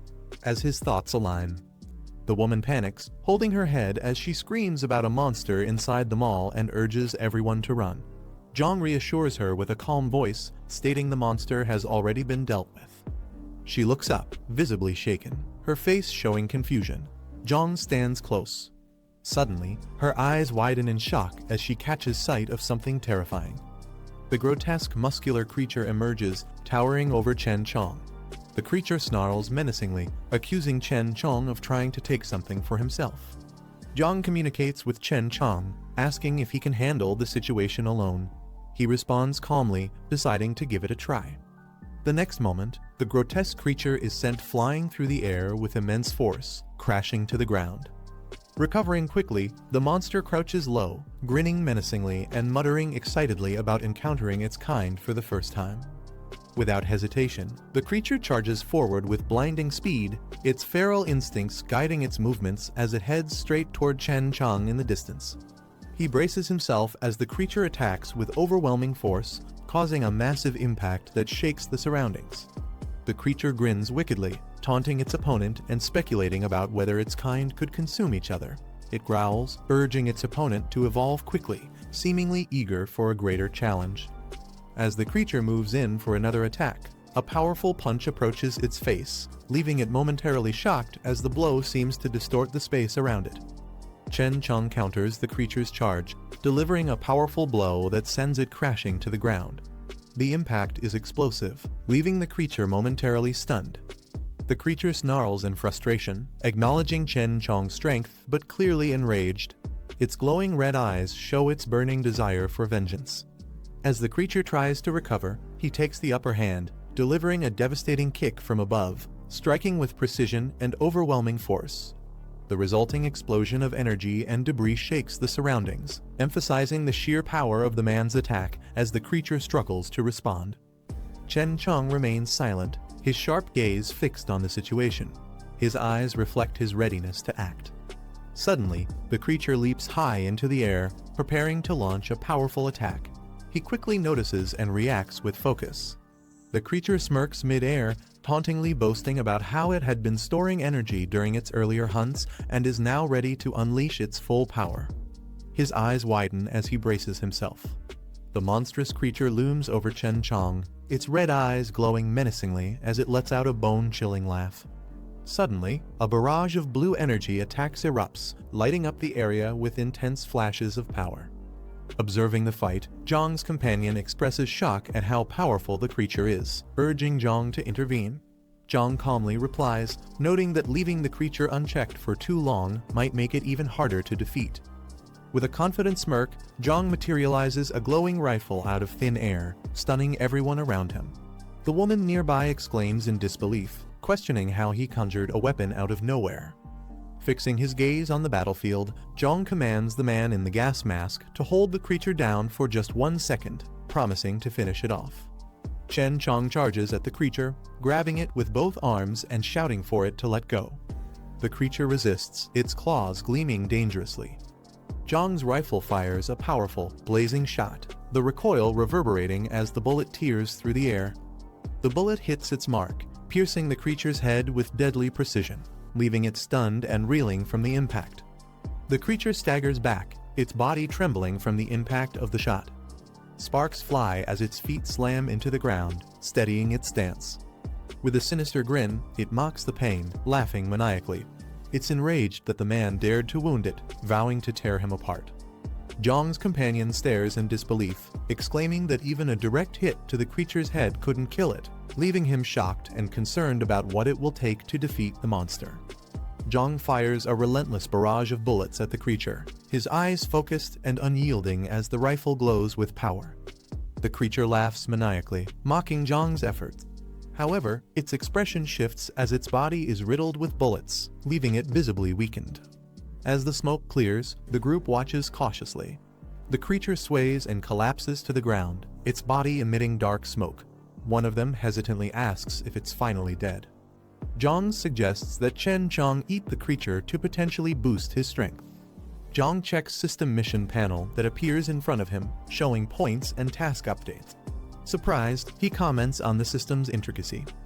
Turning to the others, Jiang suggests not leaving empty-handed and proposes trying to clear out the supermarket. The woman looks puzzled, questioning what he means by clearing out. Jiang raises his hand, creating a magical swirl of energy that gathers items into the air. The others watch in amazement, with one of them exclaiming in awe at the seemingly magical display. Holding a small glowing ring, Jiang smirks and comments that leaving the corpses around is pointless since they may become more dangerous over time. A car speeding along a quiet road surrounded by trees. As it slows down, the passenger requests the driver to stop nearby. Inside the car, a man with binoculars peers into the distance while Nina beside him. She calmly asks for a status update. Through the binoculars, Jiang's companion is seen standing on a balcony, gazing out, seemingly unaware of being watched. Through the binoculars, the man observes a bustling market area with numerous people and tents. He notes the activity and the state of the buildings. The man comments smugly about the number of people and how the only advantage after the weapon drop is the incomplete repair of the nearby buildings. Nina asks how certain groups, like Zhang Qingwen and Lin Guangkai, were able to disrupt their plans. The man explains that it was obvious they caused chaos by smuggling and letting zombies in, creating instability. The two laugh, with Nina mocking how the situation played in their favor, calling it a blessing. The man grins and remarks sarcastically that even he feels a little guilty for how things turned out. The man in the car discusses their next move, suggesting that they head back first to regroup and gather more weapons and people before returning. The car speeds off with a screech, leaving a cloud of dust behind as it races down the road, heading toward their base. On the Jiang car, inside the car, the woman enthusiastically asks if what the man said about the base is true.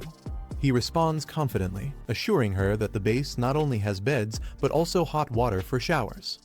Jiang's attention sharpens as he hears an alert from someone in the car. His expression turns serious. The woman warns everyone to stay alert, mentioning that there are people ahead and urges them to prepare their weapons. The man in the backseat calmly readies his rifle. Two cars speed along the road, one overtaking the other at high speed. Jiang's gaze shifts to the side, his expression calm yet focused, hinting at a plan forming in his mind. Nina, sitting in another car, stares back with a sharp and determined look, her piercing eyes conveying confidence. Jiang was seated in his car, looking at the holographic mission screen in front of him. The task displayed read, Mission, Villain Starve All. 1. Objective, Resist the Invasion. Reward, 50 points. He repeated the mission's objective to himself, wondering what it could mean. As he thought about it, Nina's face came to his mind, and he immediately realized it might involve her or her allies. In his warehouse where Jiang had parked his car, he stepped out and carefully observed the surroundings, noting the secluded and quiet environment. As he entered, he found Lady waiting, armed with a weapon. Without wasting time, she asked him if any strangers had been seen around the area. She pointed out towards the horizon, mentioning that she had noticed a vehicle passing by earlier. However, it didn't approach their location, and she initially assumed it was Jiang and his group returning. She turned to Jiang, seeking clarification and asking if there was any issue at hand. Jiang told her to gather everyone, including Sheng Bo and Old Lai, as he had an important matter to discuss. In the Southern District coal plant, a remote and industrial location surrounded by mountains, suddenly, a communication device crackled to life with static sounds that an incoming message or signal was attempting to break through. A group of survivors was seen walking together, holding a communication device that emitted a static-filled broadcast. The voice on the device announced an open invitation to survivors to gather at the Southern District coal plant, stating that they were establishing a base there but were short on manpower. The group, encouraged by the message, decided to approach the location, believing they were close to their destination. As they walked, one of them commented that the area should be nearby. Suddenly, they spotted a vehicle approaching, creating a moment of excitement among the group. They shouted in relief, recognizing the car and yelling out that the arrival of survivors was a good omen. The car came to a stop, and its doors opened. Man stepped out along with Nina. Seeing the group, the man questioned if they had responded to the broadcast and come to join forces. The survivors quickly confirmed, answering affirmatively, grateful to have reached a safe haven. The survivors approached Nina and his group with visible relief. One of the men, visibly surprised and awestruck, stared at Nina, who stepped forward to address them. She told them they had arrived at the right time and instructed them to follow her. The survivors eagerly expressed their gratitude, thanking the group profusely for the opportunity. Nina informed them that the destination wasn't far and suggested walking the rest of the way as the vehicle couldn't accommodate everyone. The survivors agreed enthusiastically, grateful for the chance to join a secure location. Upon arriving at the base, one of the survivors looked around in amazement at the spacious and well-organized setup. He expressed his relief, exclaiming that they finally had a proper place to settle down. One of the survivors suddenly mentioned that he needed to step outside for a moment to take care of something. However, Nina stopped him and informed him that there was no need to go outside as there were proper facilities inside the building. She told him to follow her. Hearing this, the man hesitated for a moment before quickly agreeing and following her, visibly trying to mask his initial plan. Once inside, the man discreetly looked around. He had a sly smirk on his face, suggesting he was up to something while pretending to follow Lady's instructions. Nina crossed her arms and leaned against the wall, watching the man closely as he tried to act casually. The man stammered, attempting to explain himself, suggesting that Lady must have understood his intentions and nervously asking her not to misunderstand or take offense. Suddenly, the man felt an intense pressure as Lady's demeanor shifted. Startled, he broke into a cold sweat, realizing he was cornered. The man's fear as Nina stabbed the knife into his head, as he was forcefully knocked to the ground. She looked down at him, unimpressed, and commented on how she had initially thought he might be useful, but it turned out he was worthless. Without giving him any further attention, she walked away. Meanwhile, one of her subordinates approached and confirmed that everything was under control. Lady, without breaking stride, ordered him to also drag the man out along with any cargo or goods they had. As she continued walking, she instructed that the second and third brothers should also be summoned, leaving no room for any resistance. Behind her, the ground was littered with the defeated survivors who had been subdued without much effort. Jiang gathered the survivors and his team around a large table inside the base. The officer nervously asked if their group was under surveillance or if there was any threat looming nearby. Jiang addressed the group, stating that they had little to no information about their enemies and that the possibility of an invasion could not be ruled out. Jiang instructing them to head toward the southeastern storage area and clear it out. He explained that the location could be used as a temporary refuge for civilians in case of an emergency. As Jiang finished his instructions, the lady and Modi stepped forward, volunteering to assist. As Jiang finished his instructions, two men from the group stood up. They confidently declared their intent to join the mission. Meanwhile, a young boy enthusiastically shouted that he wanted to go too, his determination catching everyone off guard. However, his mother quickly pulled him back, scolding him for trying to act beyond his capacity. Another woman hesitated but, seeing the energy and determination in the group, questioned whether she too should step forward and offer her help. Jiang addressed the situation calmly, turning to an elder and explaining that the southeastern area likely didn't pose much danger. He suggested leaving Shangbo and Old Lai behind to guard the base, while allowing the others to join the effort. Jiang led the group as they prepared for their mission, each member equipped with weapons. Behind him, Lady, his allies, and other survivors followed closely, ready to face any challenges. They arrived at a towering, heavily secured building, which appeared to be their target. As they entered, the group was ambushed by a wave of zombies. Jiang immediately took the lead, using his rifle to take down the attackers with precise shots. His team members joined the fight. Jiang stood amidst the aftermath, surveying the area to ensure no further threats remained. He calmly asked his team to check if anyone was injured, prioritizing their safety. The group confirmed that there were no casualties. Jiang stood by the window, looking out at the landscape while addressing the group. He warned them that an attack could happen any day, instructing everyone to stay at the base for now and remain prepared. One of the women in the group stepped forward, volunteering to join the fight, followed by another man who offered his support as well. Jiang considered their enthusiasm before deciding to include them in the plans. He then turned to the group and gave further instructions. He asked them to organize the supplies and ensure that weapons and ammunition were distributed to the team. He emphasized that during any attack, they would rely on coordinated communication through walkie-talkies and that everyone must follow his commands closely.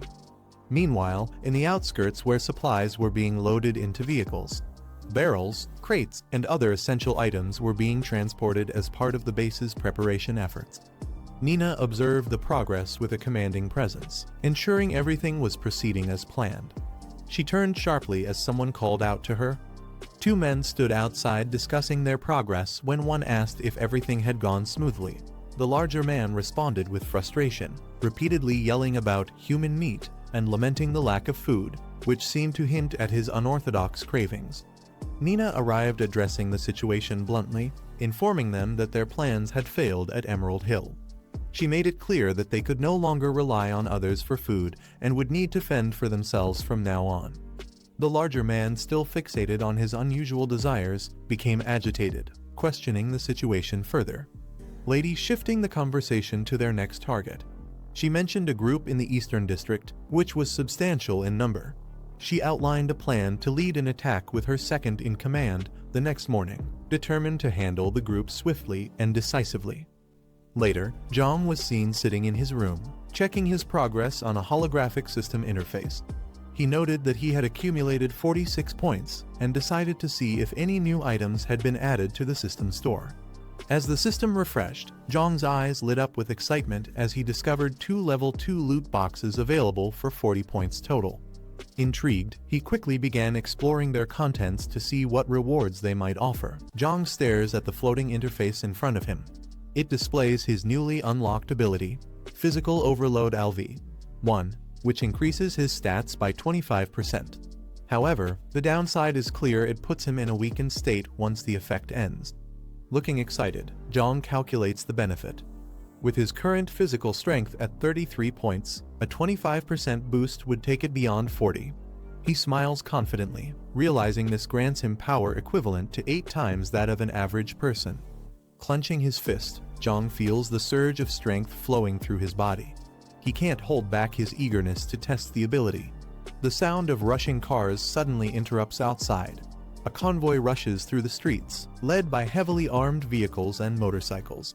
Inside one of the vehicles, Nina, sitting confidently, gives orders to Man, who holds a communicator. She emphasizes the need to attack strategically, prioritize eliminating external threats before breaching their target. Man listens carefully and relays her commands to the team, ensuring everyone knows to use the armored vehicles for firepower and protection when the signal is given. In the back seat, Modi growls with impatience. He exclaims that he's ready to fight, showing his eagerness to destroy and devour anything in his path.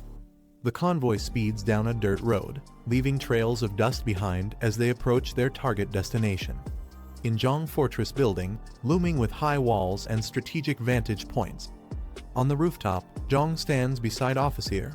Officer comments on the location's concealment, but points out the disadvantage of limited visibility from below the walls. Jiang, with a calm demeanor, assures him that their purpose isn't to maintain a clear view. Curious, the officer asks, "Then what is the reason?" Jiang smirks knowingly, holding back the answer as if it's part of a bigger plan. He then smirks, teasing Officer about his experience as a sniper. The officer admits it wasn't years but just a short-term role. Jiang asks if he can still hit distant targets. He confidently assures him he's skilled enough to handle shots within 500 meters, as long as conditions are favorable. Jiang gives a knowing smile, satisfied with the response. As someone arrives with supplies, Jiang remarks that everything is ready. Jiang's friend approaches Jiang, noticing the crate they just received. He comments on its weight, clearly surprised by its contents. As Jiang opens the crate, everyone stares at its contents, a powerful sniper rifle lying amidst the packaging. The officer questions Jiang about how he managed to get such a rare and dangerous weapon, emphasizing that this isn't something anyone can easily acquire. Jiang calmly explains that there are only 2 magazines with 10 bullets in total and advises using them sparingly. He takes the sniper rifle, muttering that he understands and will handle the task. Jiang asks if everyone is in position, and another team member confirms they are. Jiang orders the group to stay alert as enemies could appear at any moment. Meanwhile, she stationed on a higher level notices something unusual and reports it through her earpiece. The officer with the sniper rifle spots the same anomaly and confirms the presence of the enemy. The team in the car discusses the situation, noting the lack of refugees outside the walls and speculating that something unusual might have happened. One of them suggests stopping to check the area, but Nina immediately dismisses the idea. She orders the team to charge forward, emphasizing that hesitation would risk detection and ruin their chances of success. The vehicles accelerate, heading straight for the wall. She commands the team to prepare for cover upon arrival. The enemy's defenses quickly spot them, and an alert goes out. Enemies are within range. Open fire! Jiang companions stationed on the upper floors unleash a barrage of bullets, aiming at the vehicles approaching the walls. The convoy comes under heavy fire, with bullets ricocheting off the vehicles. One of the drivers in the convoy gets hit, causing him to cry out in pain, but he manages to keep the vehicle moving. Another vehicle veers sharply to avoid incoming fire, struggling to maintain its course amidst the chaos. An explosion rocks the convoy as one of the vehicles takes a direct hit, sending debris flying. Inside another car, Nina realizes their position has been exposed, exclaiming in frustration. The driver questions what to do next, but Nina firmly orders the team to keep charging toward the wall for cover. The vehicles manage to reach the wall, screeching to a halt just in time. Doors fling open as the team quickly disembarks. Modi lands with a loud thud, his raw energy visible. Gripping a massive circular saw, Modi unleashes a terrifying battle cry, roaring his intent to kill. Modi revs his massive saw, creating a burst of energy as he charges toward the gate, slicing through obstacles with brute force. The defenders on the upper levels shout in alarm, spotting him as he begins breaking down the gate. The enemy team opens fire, aiming to stop Modi. A commander yells orders to concentrate fire on the gate breaker and prevent him from entering. Gunfire rains down as the defenders fire relentlessly. On the ground, Nina's team counters with suppressive fire, attempting to provide cover for Modi. With intense coordination, they hold their positions. The battle rages on as the enemy forces concentrate fire on Nina's team. She gets grazed by bullets and stumbles back, clutching her arm in pain, while her teammate ducks for cover. On another side, yells out as one of their comrades gets hit. He shouts at his team to hold their ground, reassuring them that they have plenty of ammunition. The defenders brace themselves, trying to maintain their positions against the relentless assault. The enemy team notices that the gate is being cut open, realizing that if it falls, they'll be overwhelmed. They prepare to respond, but Jiang calmly reassures his team that he has a plan. With determination, Jiang slips through a side entrance unnoticed and begins moving swiftly towards the interior. His footsteps echo as he sprints across the open yard, heading directly for his objective. Nina shouts in frustration, informing the team that they've already used up half of their ammunition. She demands a status update from Modi, urging him to finish quickly. Modi growls in determination, shouting that he's almost done. With a final push, the saw cuts through, and the gate bursts open with a loud explosion. From the upper levels, one of the defenders yells in alarm that the main gate has been breached. She commander immediately orders her team to reinforce the gate and prevent the attackers from entering at all costs. Nina, with a menacing grin, declares that it's time to show their enemies the terror of true power. She rallies her team, instructing them to follow closely behind Modi as he breaks through the gate. Modi pushes the gate open with brute force, creating an opening for the team. Meanwhile, Jiang, positioned on higher ground, communicates with another operative, instructing them to stand by and await his signal. From a strategic position, Officer carefully takes aim through the scope, targeting the largest and most intimidating man among the attackers, Modi. Through the crosshairs, Modi's imposing frame comes into focus as he stands ready, exuding sheer power and determination. Modi lets out a fierce roar, his sheer size and power making everyone around him uneasy. One of the men, visibly shaken, questions if Modi is even human, while the others look on in stunned silence. Modi charges forward, leaping into action as guards open fire in a desperate attempt to stop him. Bullets hit his chest but bounce off harmlessly, proving their efforts futile against his impenetrable body. With a determined glare, Modi stands tall amidst the gunfire, showing no signs of slowing down. The bullets hitting Modi's chest begin to deform and fall off without causing any harm, his body healing instantly. The older man exclaims in shock, questioning how Modi could regenerate like that.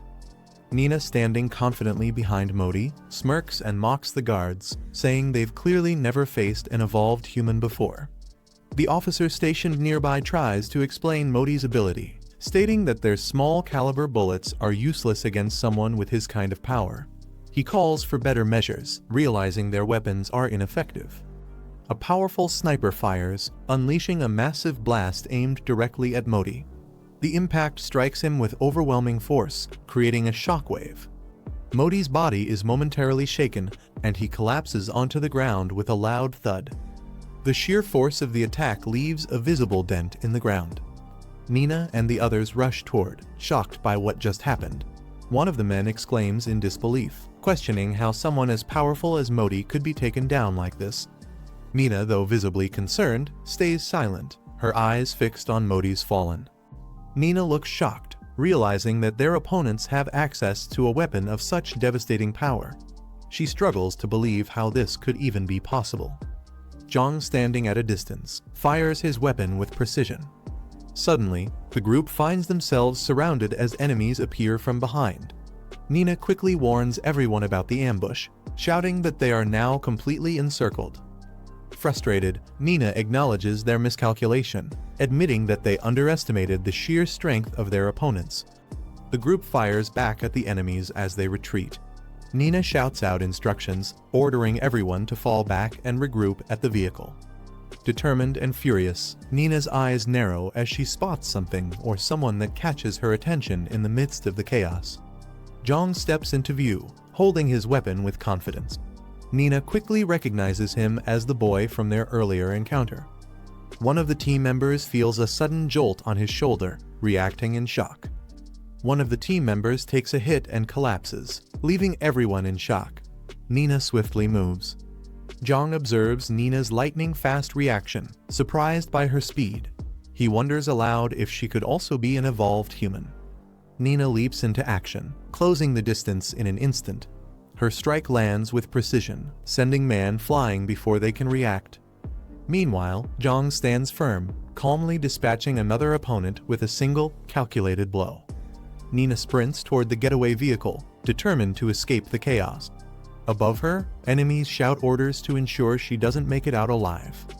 The sniper locks onto her, coldly remarking that her escape is futile as he lines up his shot. His target is centered perfectly within the scope. Nina, unaware of the sniper, continues her run but is suddenly struck by a powerful blast. The impact halts her movement, and she lets out a scream of pain. Nina collapses onto the ground from the sniper's attack as a nearby vehicle pulls up. The officer, frustrated, realizes he missed the critical shot. He reloads quickly, cursing under his breath for the mistake. Nina shouts at the driver to start the car immediately. The vehicle speeds off, bullets trailing closely behind. Despite their best efforts, the enemies fail to stop them as Nina and her team manage to flee. Jiang stands calmly, reflecting on the current situation. Despite the challenges, he reassures himself that everything is under control.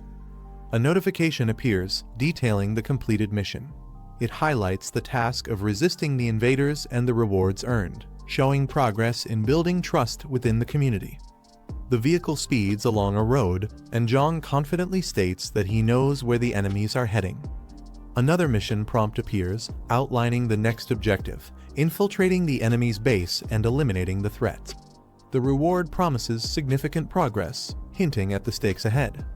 The group celebrates their victory with cheers and smiles. Jiang steps forward, calmly assessing the situation. When asked if there were any casualties, he reports no deaths but mentions a few injuries. He immediately orders the injured to be taken to the medical unit and the enemy bodies to be removed to avoid contamination. Jiang then instructs his team to bring back the civilians hiding in the building, ensuring their safety now that the area is secure. Later, as Jiang reviews the mission's results, he smirks at the points gained from their success. He looks forward to using them to further strengthen his position. A vehicle arrives at a secure location as silhouettes of people appear near the entrance. Nina, severely injured, is supported by her comrades as they help her walk toward safety. Inside, a man steps forward, alarmed, and demands to know what happened. Nina, frustrated and visibly in pain, curses their miscalculation. She angrily explains that she underestimated the enemy's heavy weaponry, which caught them off guard. Nina shouts furiously at her team, demanding immediate action and insisting they bring her what she needs. One of the men, calm and collected, simply smirks in response. Nina steps forward, addressing the group directly and ordering them to move faster. She mocks their lack of urgency and calls them out for being useless. The man she confronted earlier finally snaps, his calm demeanor replaced by anger. He mocks Nina for her current state, questioning her audacity to speak to him in such a way after everything that's happened. Nina, visibly angered, questions the man's intentions, accusing him of planning to rebel against her leadership. Furious, she commands her allies to seize him immediately. Despite her order, the group remains silent. Nina turns her head, scanning the unresponsive crowd, her frustration growing. The man finally steps forward, confidently asserting his dominance. He mocks Nina for her injured state and declares himself the strongest, revealing his resentment toward her authority. The rebellious man addresses the group, rallying them to his side. His defiance against Nina gains momentum as others start to stand with him. Nina, enraged, orders the rebels to retreat and warns them not to underestimate her ability to maintain control. Surrounded by the growing number of dissenters, Nina becomes the center of attention. The man laughs maniacally, holding his weapon high as he revels in his perceived victory. Team bursts into the room, laughing maliciously and holding weapons. They corner Nina, who is caught off guard. Nina is struck repeatedly, the blows landing with brutal force. She collapses to the ground, shielding her head as the relentless assault continues. Her cries of pain echo through the room, but the attackers show no mercy. After the beating, two members of Team, standing confidently, the man smugly discussing what just happened. One of Team's members says something disrespectful to their leader. The leader immediately retaliates, slapping him across the face and demanding to know what he just said. The subordinate quickly grovels, apologizing profusely while bowing down, trying to calm his enraged leader. As they discuss their losses, the leader mentions how the death of key members, including Nina and others, has significantly weakened their group's strength. They express concern about encountering a certain powerful individual in the future, which could put them at an even greater disadvantage. The leader recalls a tentacle man. The memory of this terrifying individual causes visible unease. As Team assesses their situation, the leader tries to reassure his subordinate, suggesting that they could seek support from another group to rebuild their strength. The conversation takes place with a backdrop of deserted buildings. Meanwhile, a car arrives in the area. Inside the vehicle are Jiang, his friend and officer, who are scouting the location. As they step out, Jiang confidently remarks that their tip was accurate. This place is indeed a base. The group quietly approaches, staying cautious. The officer warns them to keep their movements silent and avoid drawing any attention. Jiang nods, smirking slightly, as they prepare to infiltrate the area and uncover what secrets the base holds. As Jiang and his group explore the area, they come across Nina's lifeless body. The officer points out that she was likely killed by her own group, indicating the chaotic and ruthless infighting among Team. Jiang observes with a smirk, commenting that such a turn of events doesn't surprise him. The friend mentions how Team seems disorganized compared to the powerful group they faced earlier. He notes the stark difference between the two factions. The officer chimes in, recalling overhearing Team talk about something related to evolvers. He seems puzzled, asking Jiang what evolvers are and how one becomes one. Jiang, with a serious expression, answers the officer's question about evolvers in a chilling manner.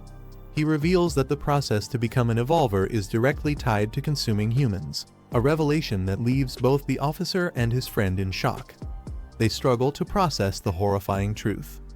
Jiang elaborates further, explaining that consuming humans is the most straightforward way to gain the abilities and power of an evolver. The officer and the friend hesitate, visibly disturbed. One of them nervously questions if they too would have to resort to such actions to survive in this post-apocalyptic environment.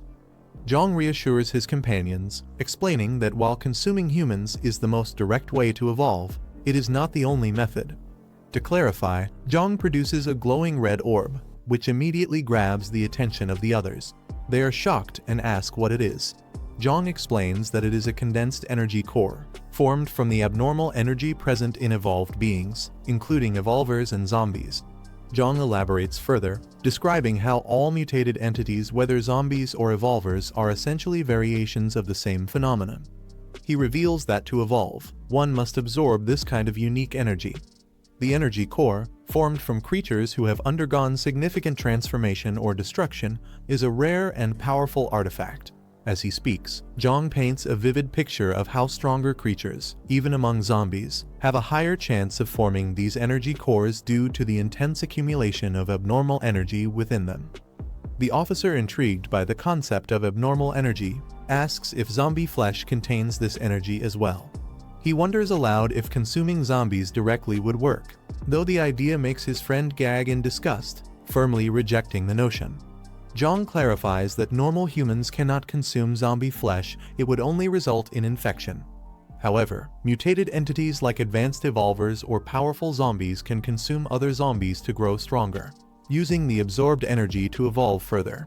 As Jiang explains, his mission interface pops up, showing that the current task of clearing the enemy base is complete. With his accumulated points displayed, Jiang notes that someone else had already handled part of the job, making his task easier. Suddenly, Jiang's sharp instincts kick in, his gaze narrowing. Before Jiang can react further, a zombie silently lunges at him from behind. With swift precision, he spins around and lands a crushing blow, knocking the creature to the ground. He remarks on the zombie's ability to get so close undetected. As the group looks down at the defeated zombie, Jiang notices something unusual. Embedded in the zombie's body is another energy core. He carefully retrieves it, observing its radiant glow. He smirks, noting that it's time to start hunting seriously. Jiang holds up 2 energy cores, offering them to his companions. His friend immediately backs away, waving his hands and nervously refusing, suggesting the officer should take them instead. The officer hesitantly accepts the cores, holding them with uncertainty. He stares at them. A bead of sweat forms on his face as he contemplates the implications of consuming the cores. Suddenly, the officer's gaze sharpens, and he makes a firm decision. In one swift motion, he consumes the cores. A powerful surge of energy courses through his body, causing him to tremble as his transformation begins. His eyes glow with a fiery intensity. The transformation leaves him exhilarated, and he exclaims how incredible the sensation is. However, Jiang warns him not to get carried away. He reminds the officer that while he has taken the first step toward becoming an evolver, he is far from being invincible and must tread carefully. The officer nods in understanding, assuring Jiang that he will remain cautious.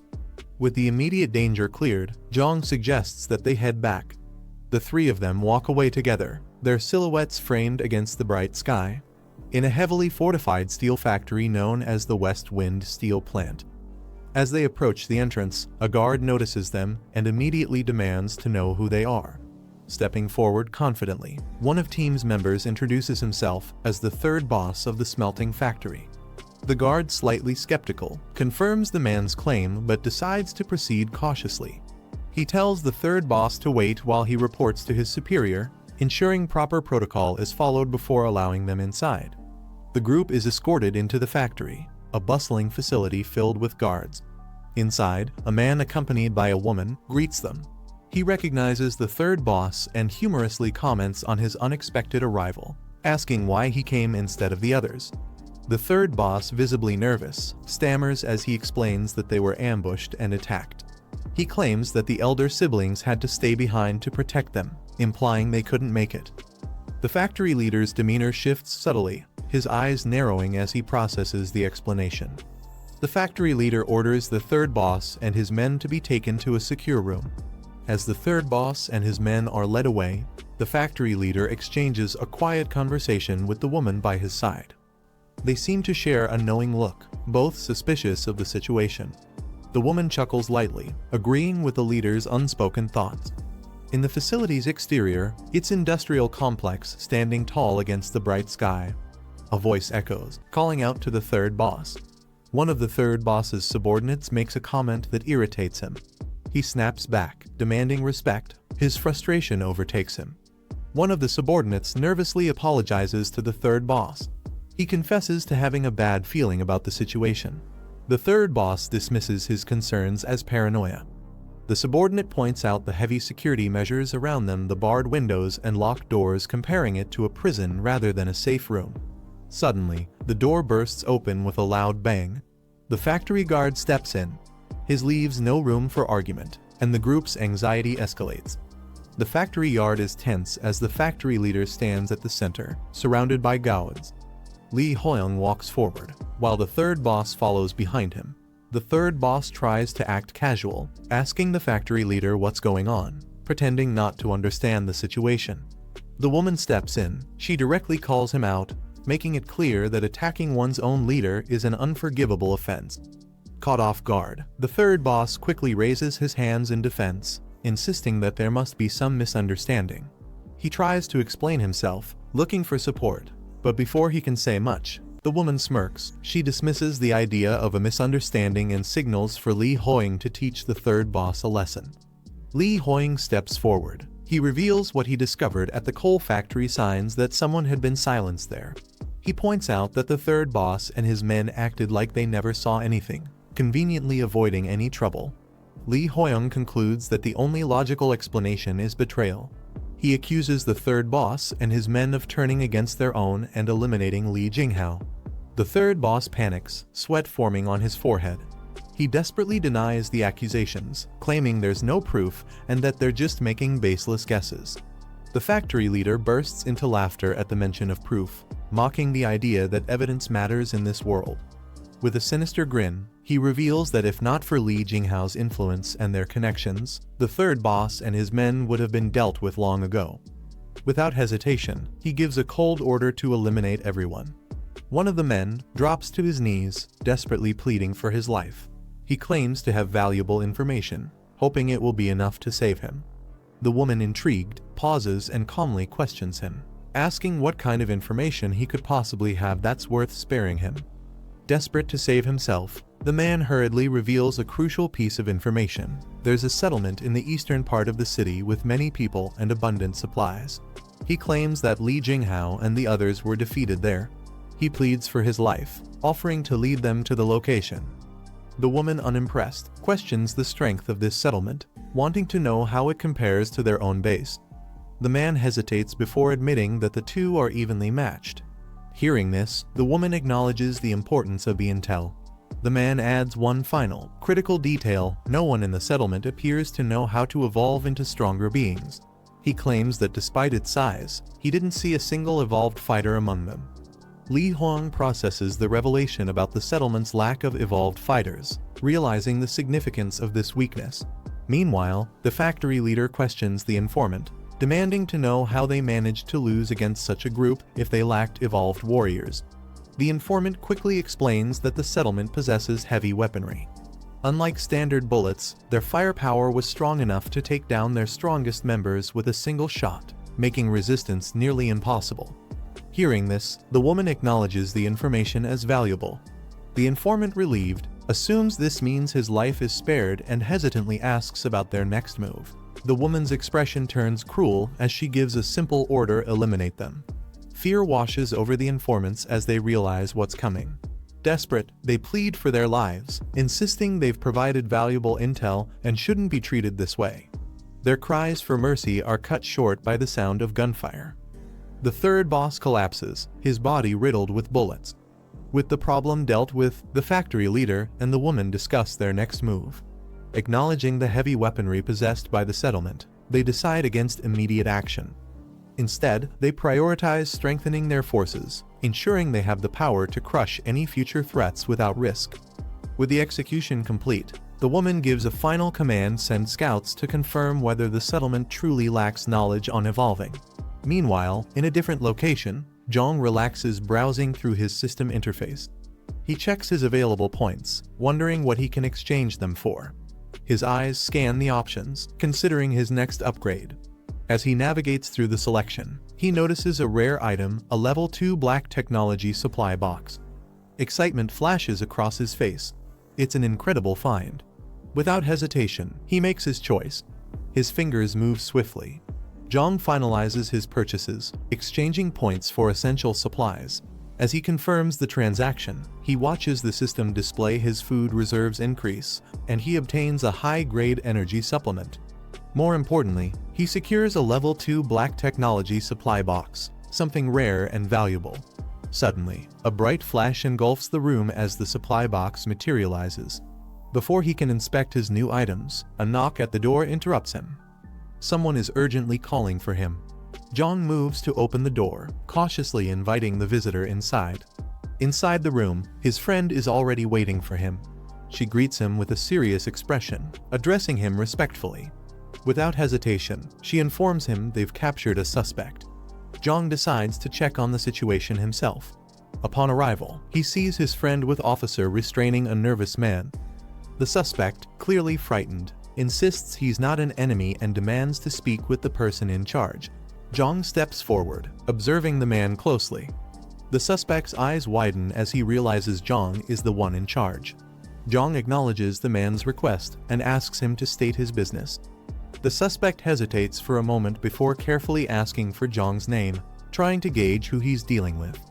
Jiang introduces himself, stating his name. The suspect's face lights up with recognition, quickly addressing him with familiarity. He eagerly introduces himself as Zhu Axing, claiming to be from the Zifeng steel factory. Hearing this, the officer narrows his eyes, repeating the name of the factory in suspicion. Zhu Axing quickly confirms, nodding desperately to emphasize his claim. Jiang remains cautious and questions how he ended up here. Zhu Axing explains that Zifeng is located southwest, one of the largest steel factories in the area. Like the coal mines, it has also become a settlement. Curious about its location, Jiang asks how far it is. Zhu Axing responds that it's even farther than the southern coal factory, by about 3 more kilometers. Jiang questions why Zhu Axing traveled such a long distance to reach them. Zhu Axing explains that in these chaotic times, survivors must seek alliances to stay alive. He insists that his group is trying to locate other survivors and settlements, hoping to bring them back or form connections. Before he can respond, another man steps forward, warning him not to believe Zhu Axing so easily. He reveals that Zhu Axing had been circling suspiciously around cultist territory for a long time, even drawing a map of the area. As he presents the map, Jiang now has to decide whether this man is a genuine survivor or someone with hidden motives. Jiang examines the map closely. Zhu Axing watches him nervously, hoping to gain his trust. Without warning, Jiang activates his mind's eye, a skill that allows him to perceive hidden truths. A dark smirk creeps onto Zhu Axing's face, unaware that his deception has been exposed. Jiang doesn't hesitate. In a split second, he raises his gun and aims directly at Zhu Axing's head. Jiang's expression turns cold as he questions Zhu Axing's real motives. If the man doesn't start telling the truth, he'll end things right here. Zhu Axing gulps, sweat forming on his forehead. Under the pressure of Jiang's gun, he quickly insists that their actions were merely precautions, not meant to deceive. He desperately tries to justify his group's secrecy. Meanwhile, Jiang's friend leans in, whispering a critical question: does Zhu Axing know about Chang'ai's existence? Jiang unexpectedly orders his men to release Zhu Axing. His subordinates react with surprise, questioning if it's really wise to let him go so easily. Zhu Axing himself is stunned, unable to believe Jiang is actually sparing him. Without hesitation, Jiang takes it further. He hands Zhu Axing the map and tells his men to let him leave. Overwhelmed with gratitude, Zhu Axing immediately drops to the ground, bowing and repeatedly thanking Jiang. Zhu Axing doesn't waste a second after being granted his freedom. He sprints away at full speed, not looking back. Jiang watches him leave with a knowing smirk. His decision wasn't just an act of mercy, he's already thinking ahead. His mind lingers on Zifeng Steel Factory, calculating its potential worth. With a glint in his eye, he wonders just how many system points would that place be worth. Jiang stands over defeated zombie, his foot pressing down on zombie face. The battlefield is silent, bodies scattered around him. Glancing around, Jiang mutters to himself that he's close to his destination and needs to blend in. With a flick of his fingers, a pair of scissors materializes in his hand, shimmering with a digital glow. Without hesitation, he lifts them and begins cutting his own hair quick, precise snips altering his appearance in an instant. He kneels down and drags his fingers across the ground, picking up dirt and rubbing it onto his face. He steps back, now wearing a brown jacket with fur lining and round glasses. The reflection in his lenses hides his eyes, giving him a completely different look. Just as he begins walking forward, a voice suddenly calls out from behind. A man raises his hand, ordering him to stop. Jiang doesn't react immediately. A man steps forward. He glares at Jiang, he demanding to know who Jiang is. Jiang, now fully in disguise, puts on a wide smile, pretending to be relieved. He excitedly exclaims that he had been searching for survivors and is glad to finally find someone. The man narrows his eyes, his suspicion not fading. He smirks, repeating Jiang's words mockingly, a wandering survivor. He studies Jiang carefully, still unconvinced. Taking a step closer, he points directly at Jiang, demanding to know how he has survived this long. Jiang lowers his head and explains that he was part of a group of 10 people, but they were ambushed by zombies. Everyone else was killed, and he barely managed to escape. The man in front of him smirks. He questions whether Jiang even has any real strength, doubting his survival skills. Jiang quickly tries to defend himself, saying he has gained experience from multiple zombie encounters. He insists that he has learned how to fight and adapt to survive. He raises his hands, as if trying to prove his point. The man, still amused, gives him a knowing look. Jiang misunderstood his question but doesn't press further, as if testing him. The man gestures for Jiang to follow, stating that if he wants to join, he must prove himself first. Jiang remains calm but cautious as he walks behind him. He already suspects that this place isn't as welcoming as it appears. As they near the entrance, the man warns Jiang that he must pass a test. Jiang doesn't react outwardly, but his mind sharpens. He expected this much. Looking around, Jiang observes the facility. His suspicions grow, realizing that this isn't a place for the weak. Before he can think further, an unexpected situation unfolds. Both he and the man turn in surprise, sweat forming on their brows as they sense something is wrong. A tall man steps forward. He questions who the newcomer is. The man who brought Jiang quickly explains that he found him wandering and was about to take him somewhere secluded to check him. The tall man raises an eyebrow at the mention of taking Jiang to an isolated place, dismissing the need for secrecy. He orders the search to be done immediately, right there. Jiang realizes that the man who led him here likely had other intentions. Stepping closer, the tall man instructs Jiang to surrender his weapons if he wants to enter. Jiang hesitates. He knows that giving up his weapons could leave him defenseless, and there's no guarantee they won't just get rid of him after. The tall man acknowledges Jiang's hesitation, stating that in times like these, distrust is natural. However, if Jiang refuses to surrender his weapons, he won't be forced to stay. He can simply leave. Jiang pauses, weighing his options. He knows leaving isn't an option right now, so he reluctantly hands over his knife. As soon as he does, the man steps forward and begins searching him, patting him down for any hidden weapons. The other man watches from the side, a smug expression on his face. Jiang remains still but takes note of the situation. Despite their rough demeanor, it seems this place has some level of order compared to other survivor groups he has encountered. The tall man examines Jiang's knife, finding it unusual that he has survived with just this weapon. His suspicion grows as he questions whether Jiang is an evolver. Jiang hesitates before responding, acting as if he has noticed a significant change in his strength. Hearing this, the man immediately decides to take Jiang to report to the higher-ups, stating that there are rules for evolved individuals. Jiang is led to a dimly lit room and told to wait inside. As the door closes behind him, he glances around. The place feels more like a holding cell than a waiting area. His suspicion deepens. He might not be welcomed here after all. After a while, the door opens and FC Tory leader in a suit enters the room. He greets Jiang, apologizing for the wait. Without hesitation, he asks for Jiang's name. Jiang stiffens for a brief moment before quickly responding with a fake name, then introduces himself as Jiang Yi. The factory leader mentions that his men believe Jiang is an evolver and asks if it's true. Jiang responds vaguely, neither confirming nor denying, implying that it's a matter of perspective. Before the conversation can continue, an axe suddenly flies toward Jiang at high speed. The weapon spins through the air, its sharp edge reflecting the dim light. Jiang remains calm but alert, his eyes widening slightly as the axe nears. The axe crashes into the wall just inches away, sending a shockwave through the room. The factory leader watches closely, assessing Jiang's reaction, while Jiang remains composed, showing no fear. Jiang quickly processes the situation, realizing that the factory leader's attack wasn't meant to kill him but rather to test him. Frustrated, Jiang reacts, questioning the reckless move. He points at the axe embedded in the ground, exclaiming that it was incredibly dangerous. The factory leader, however, smirks in amusement. His suspicions are now confirmed Jiang is indeed an evolver.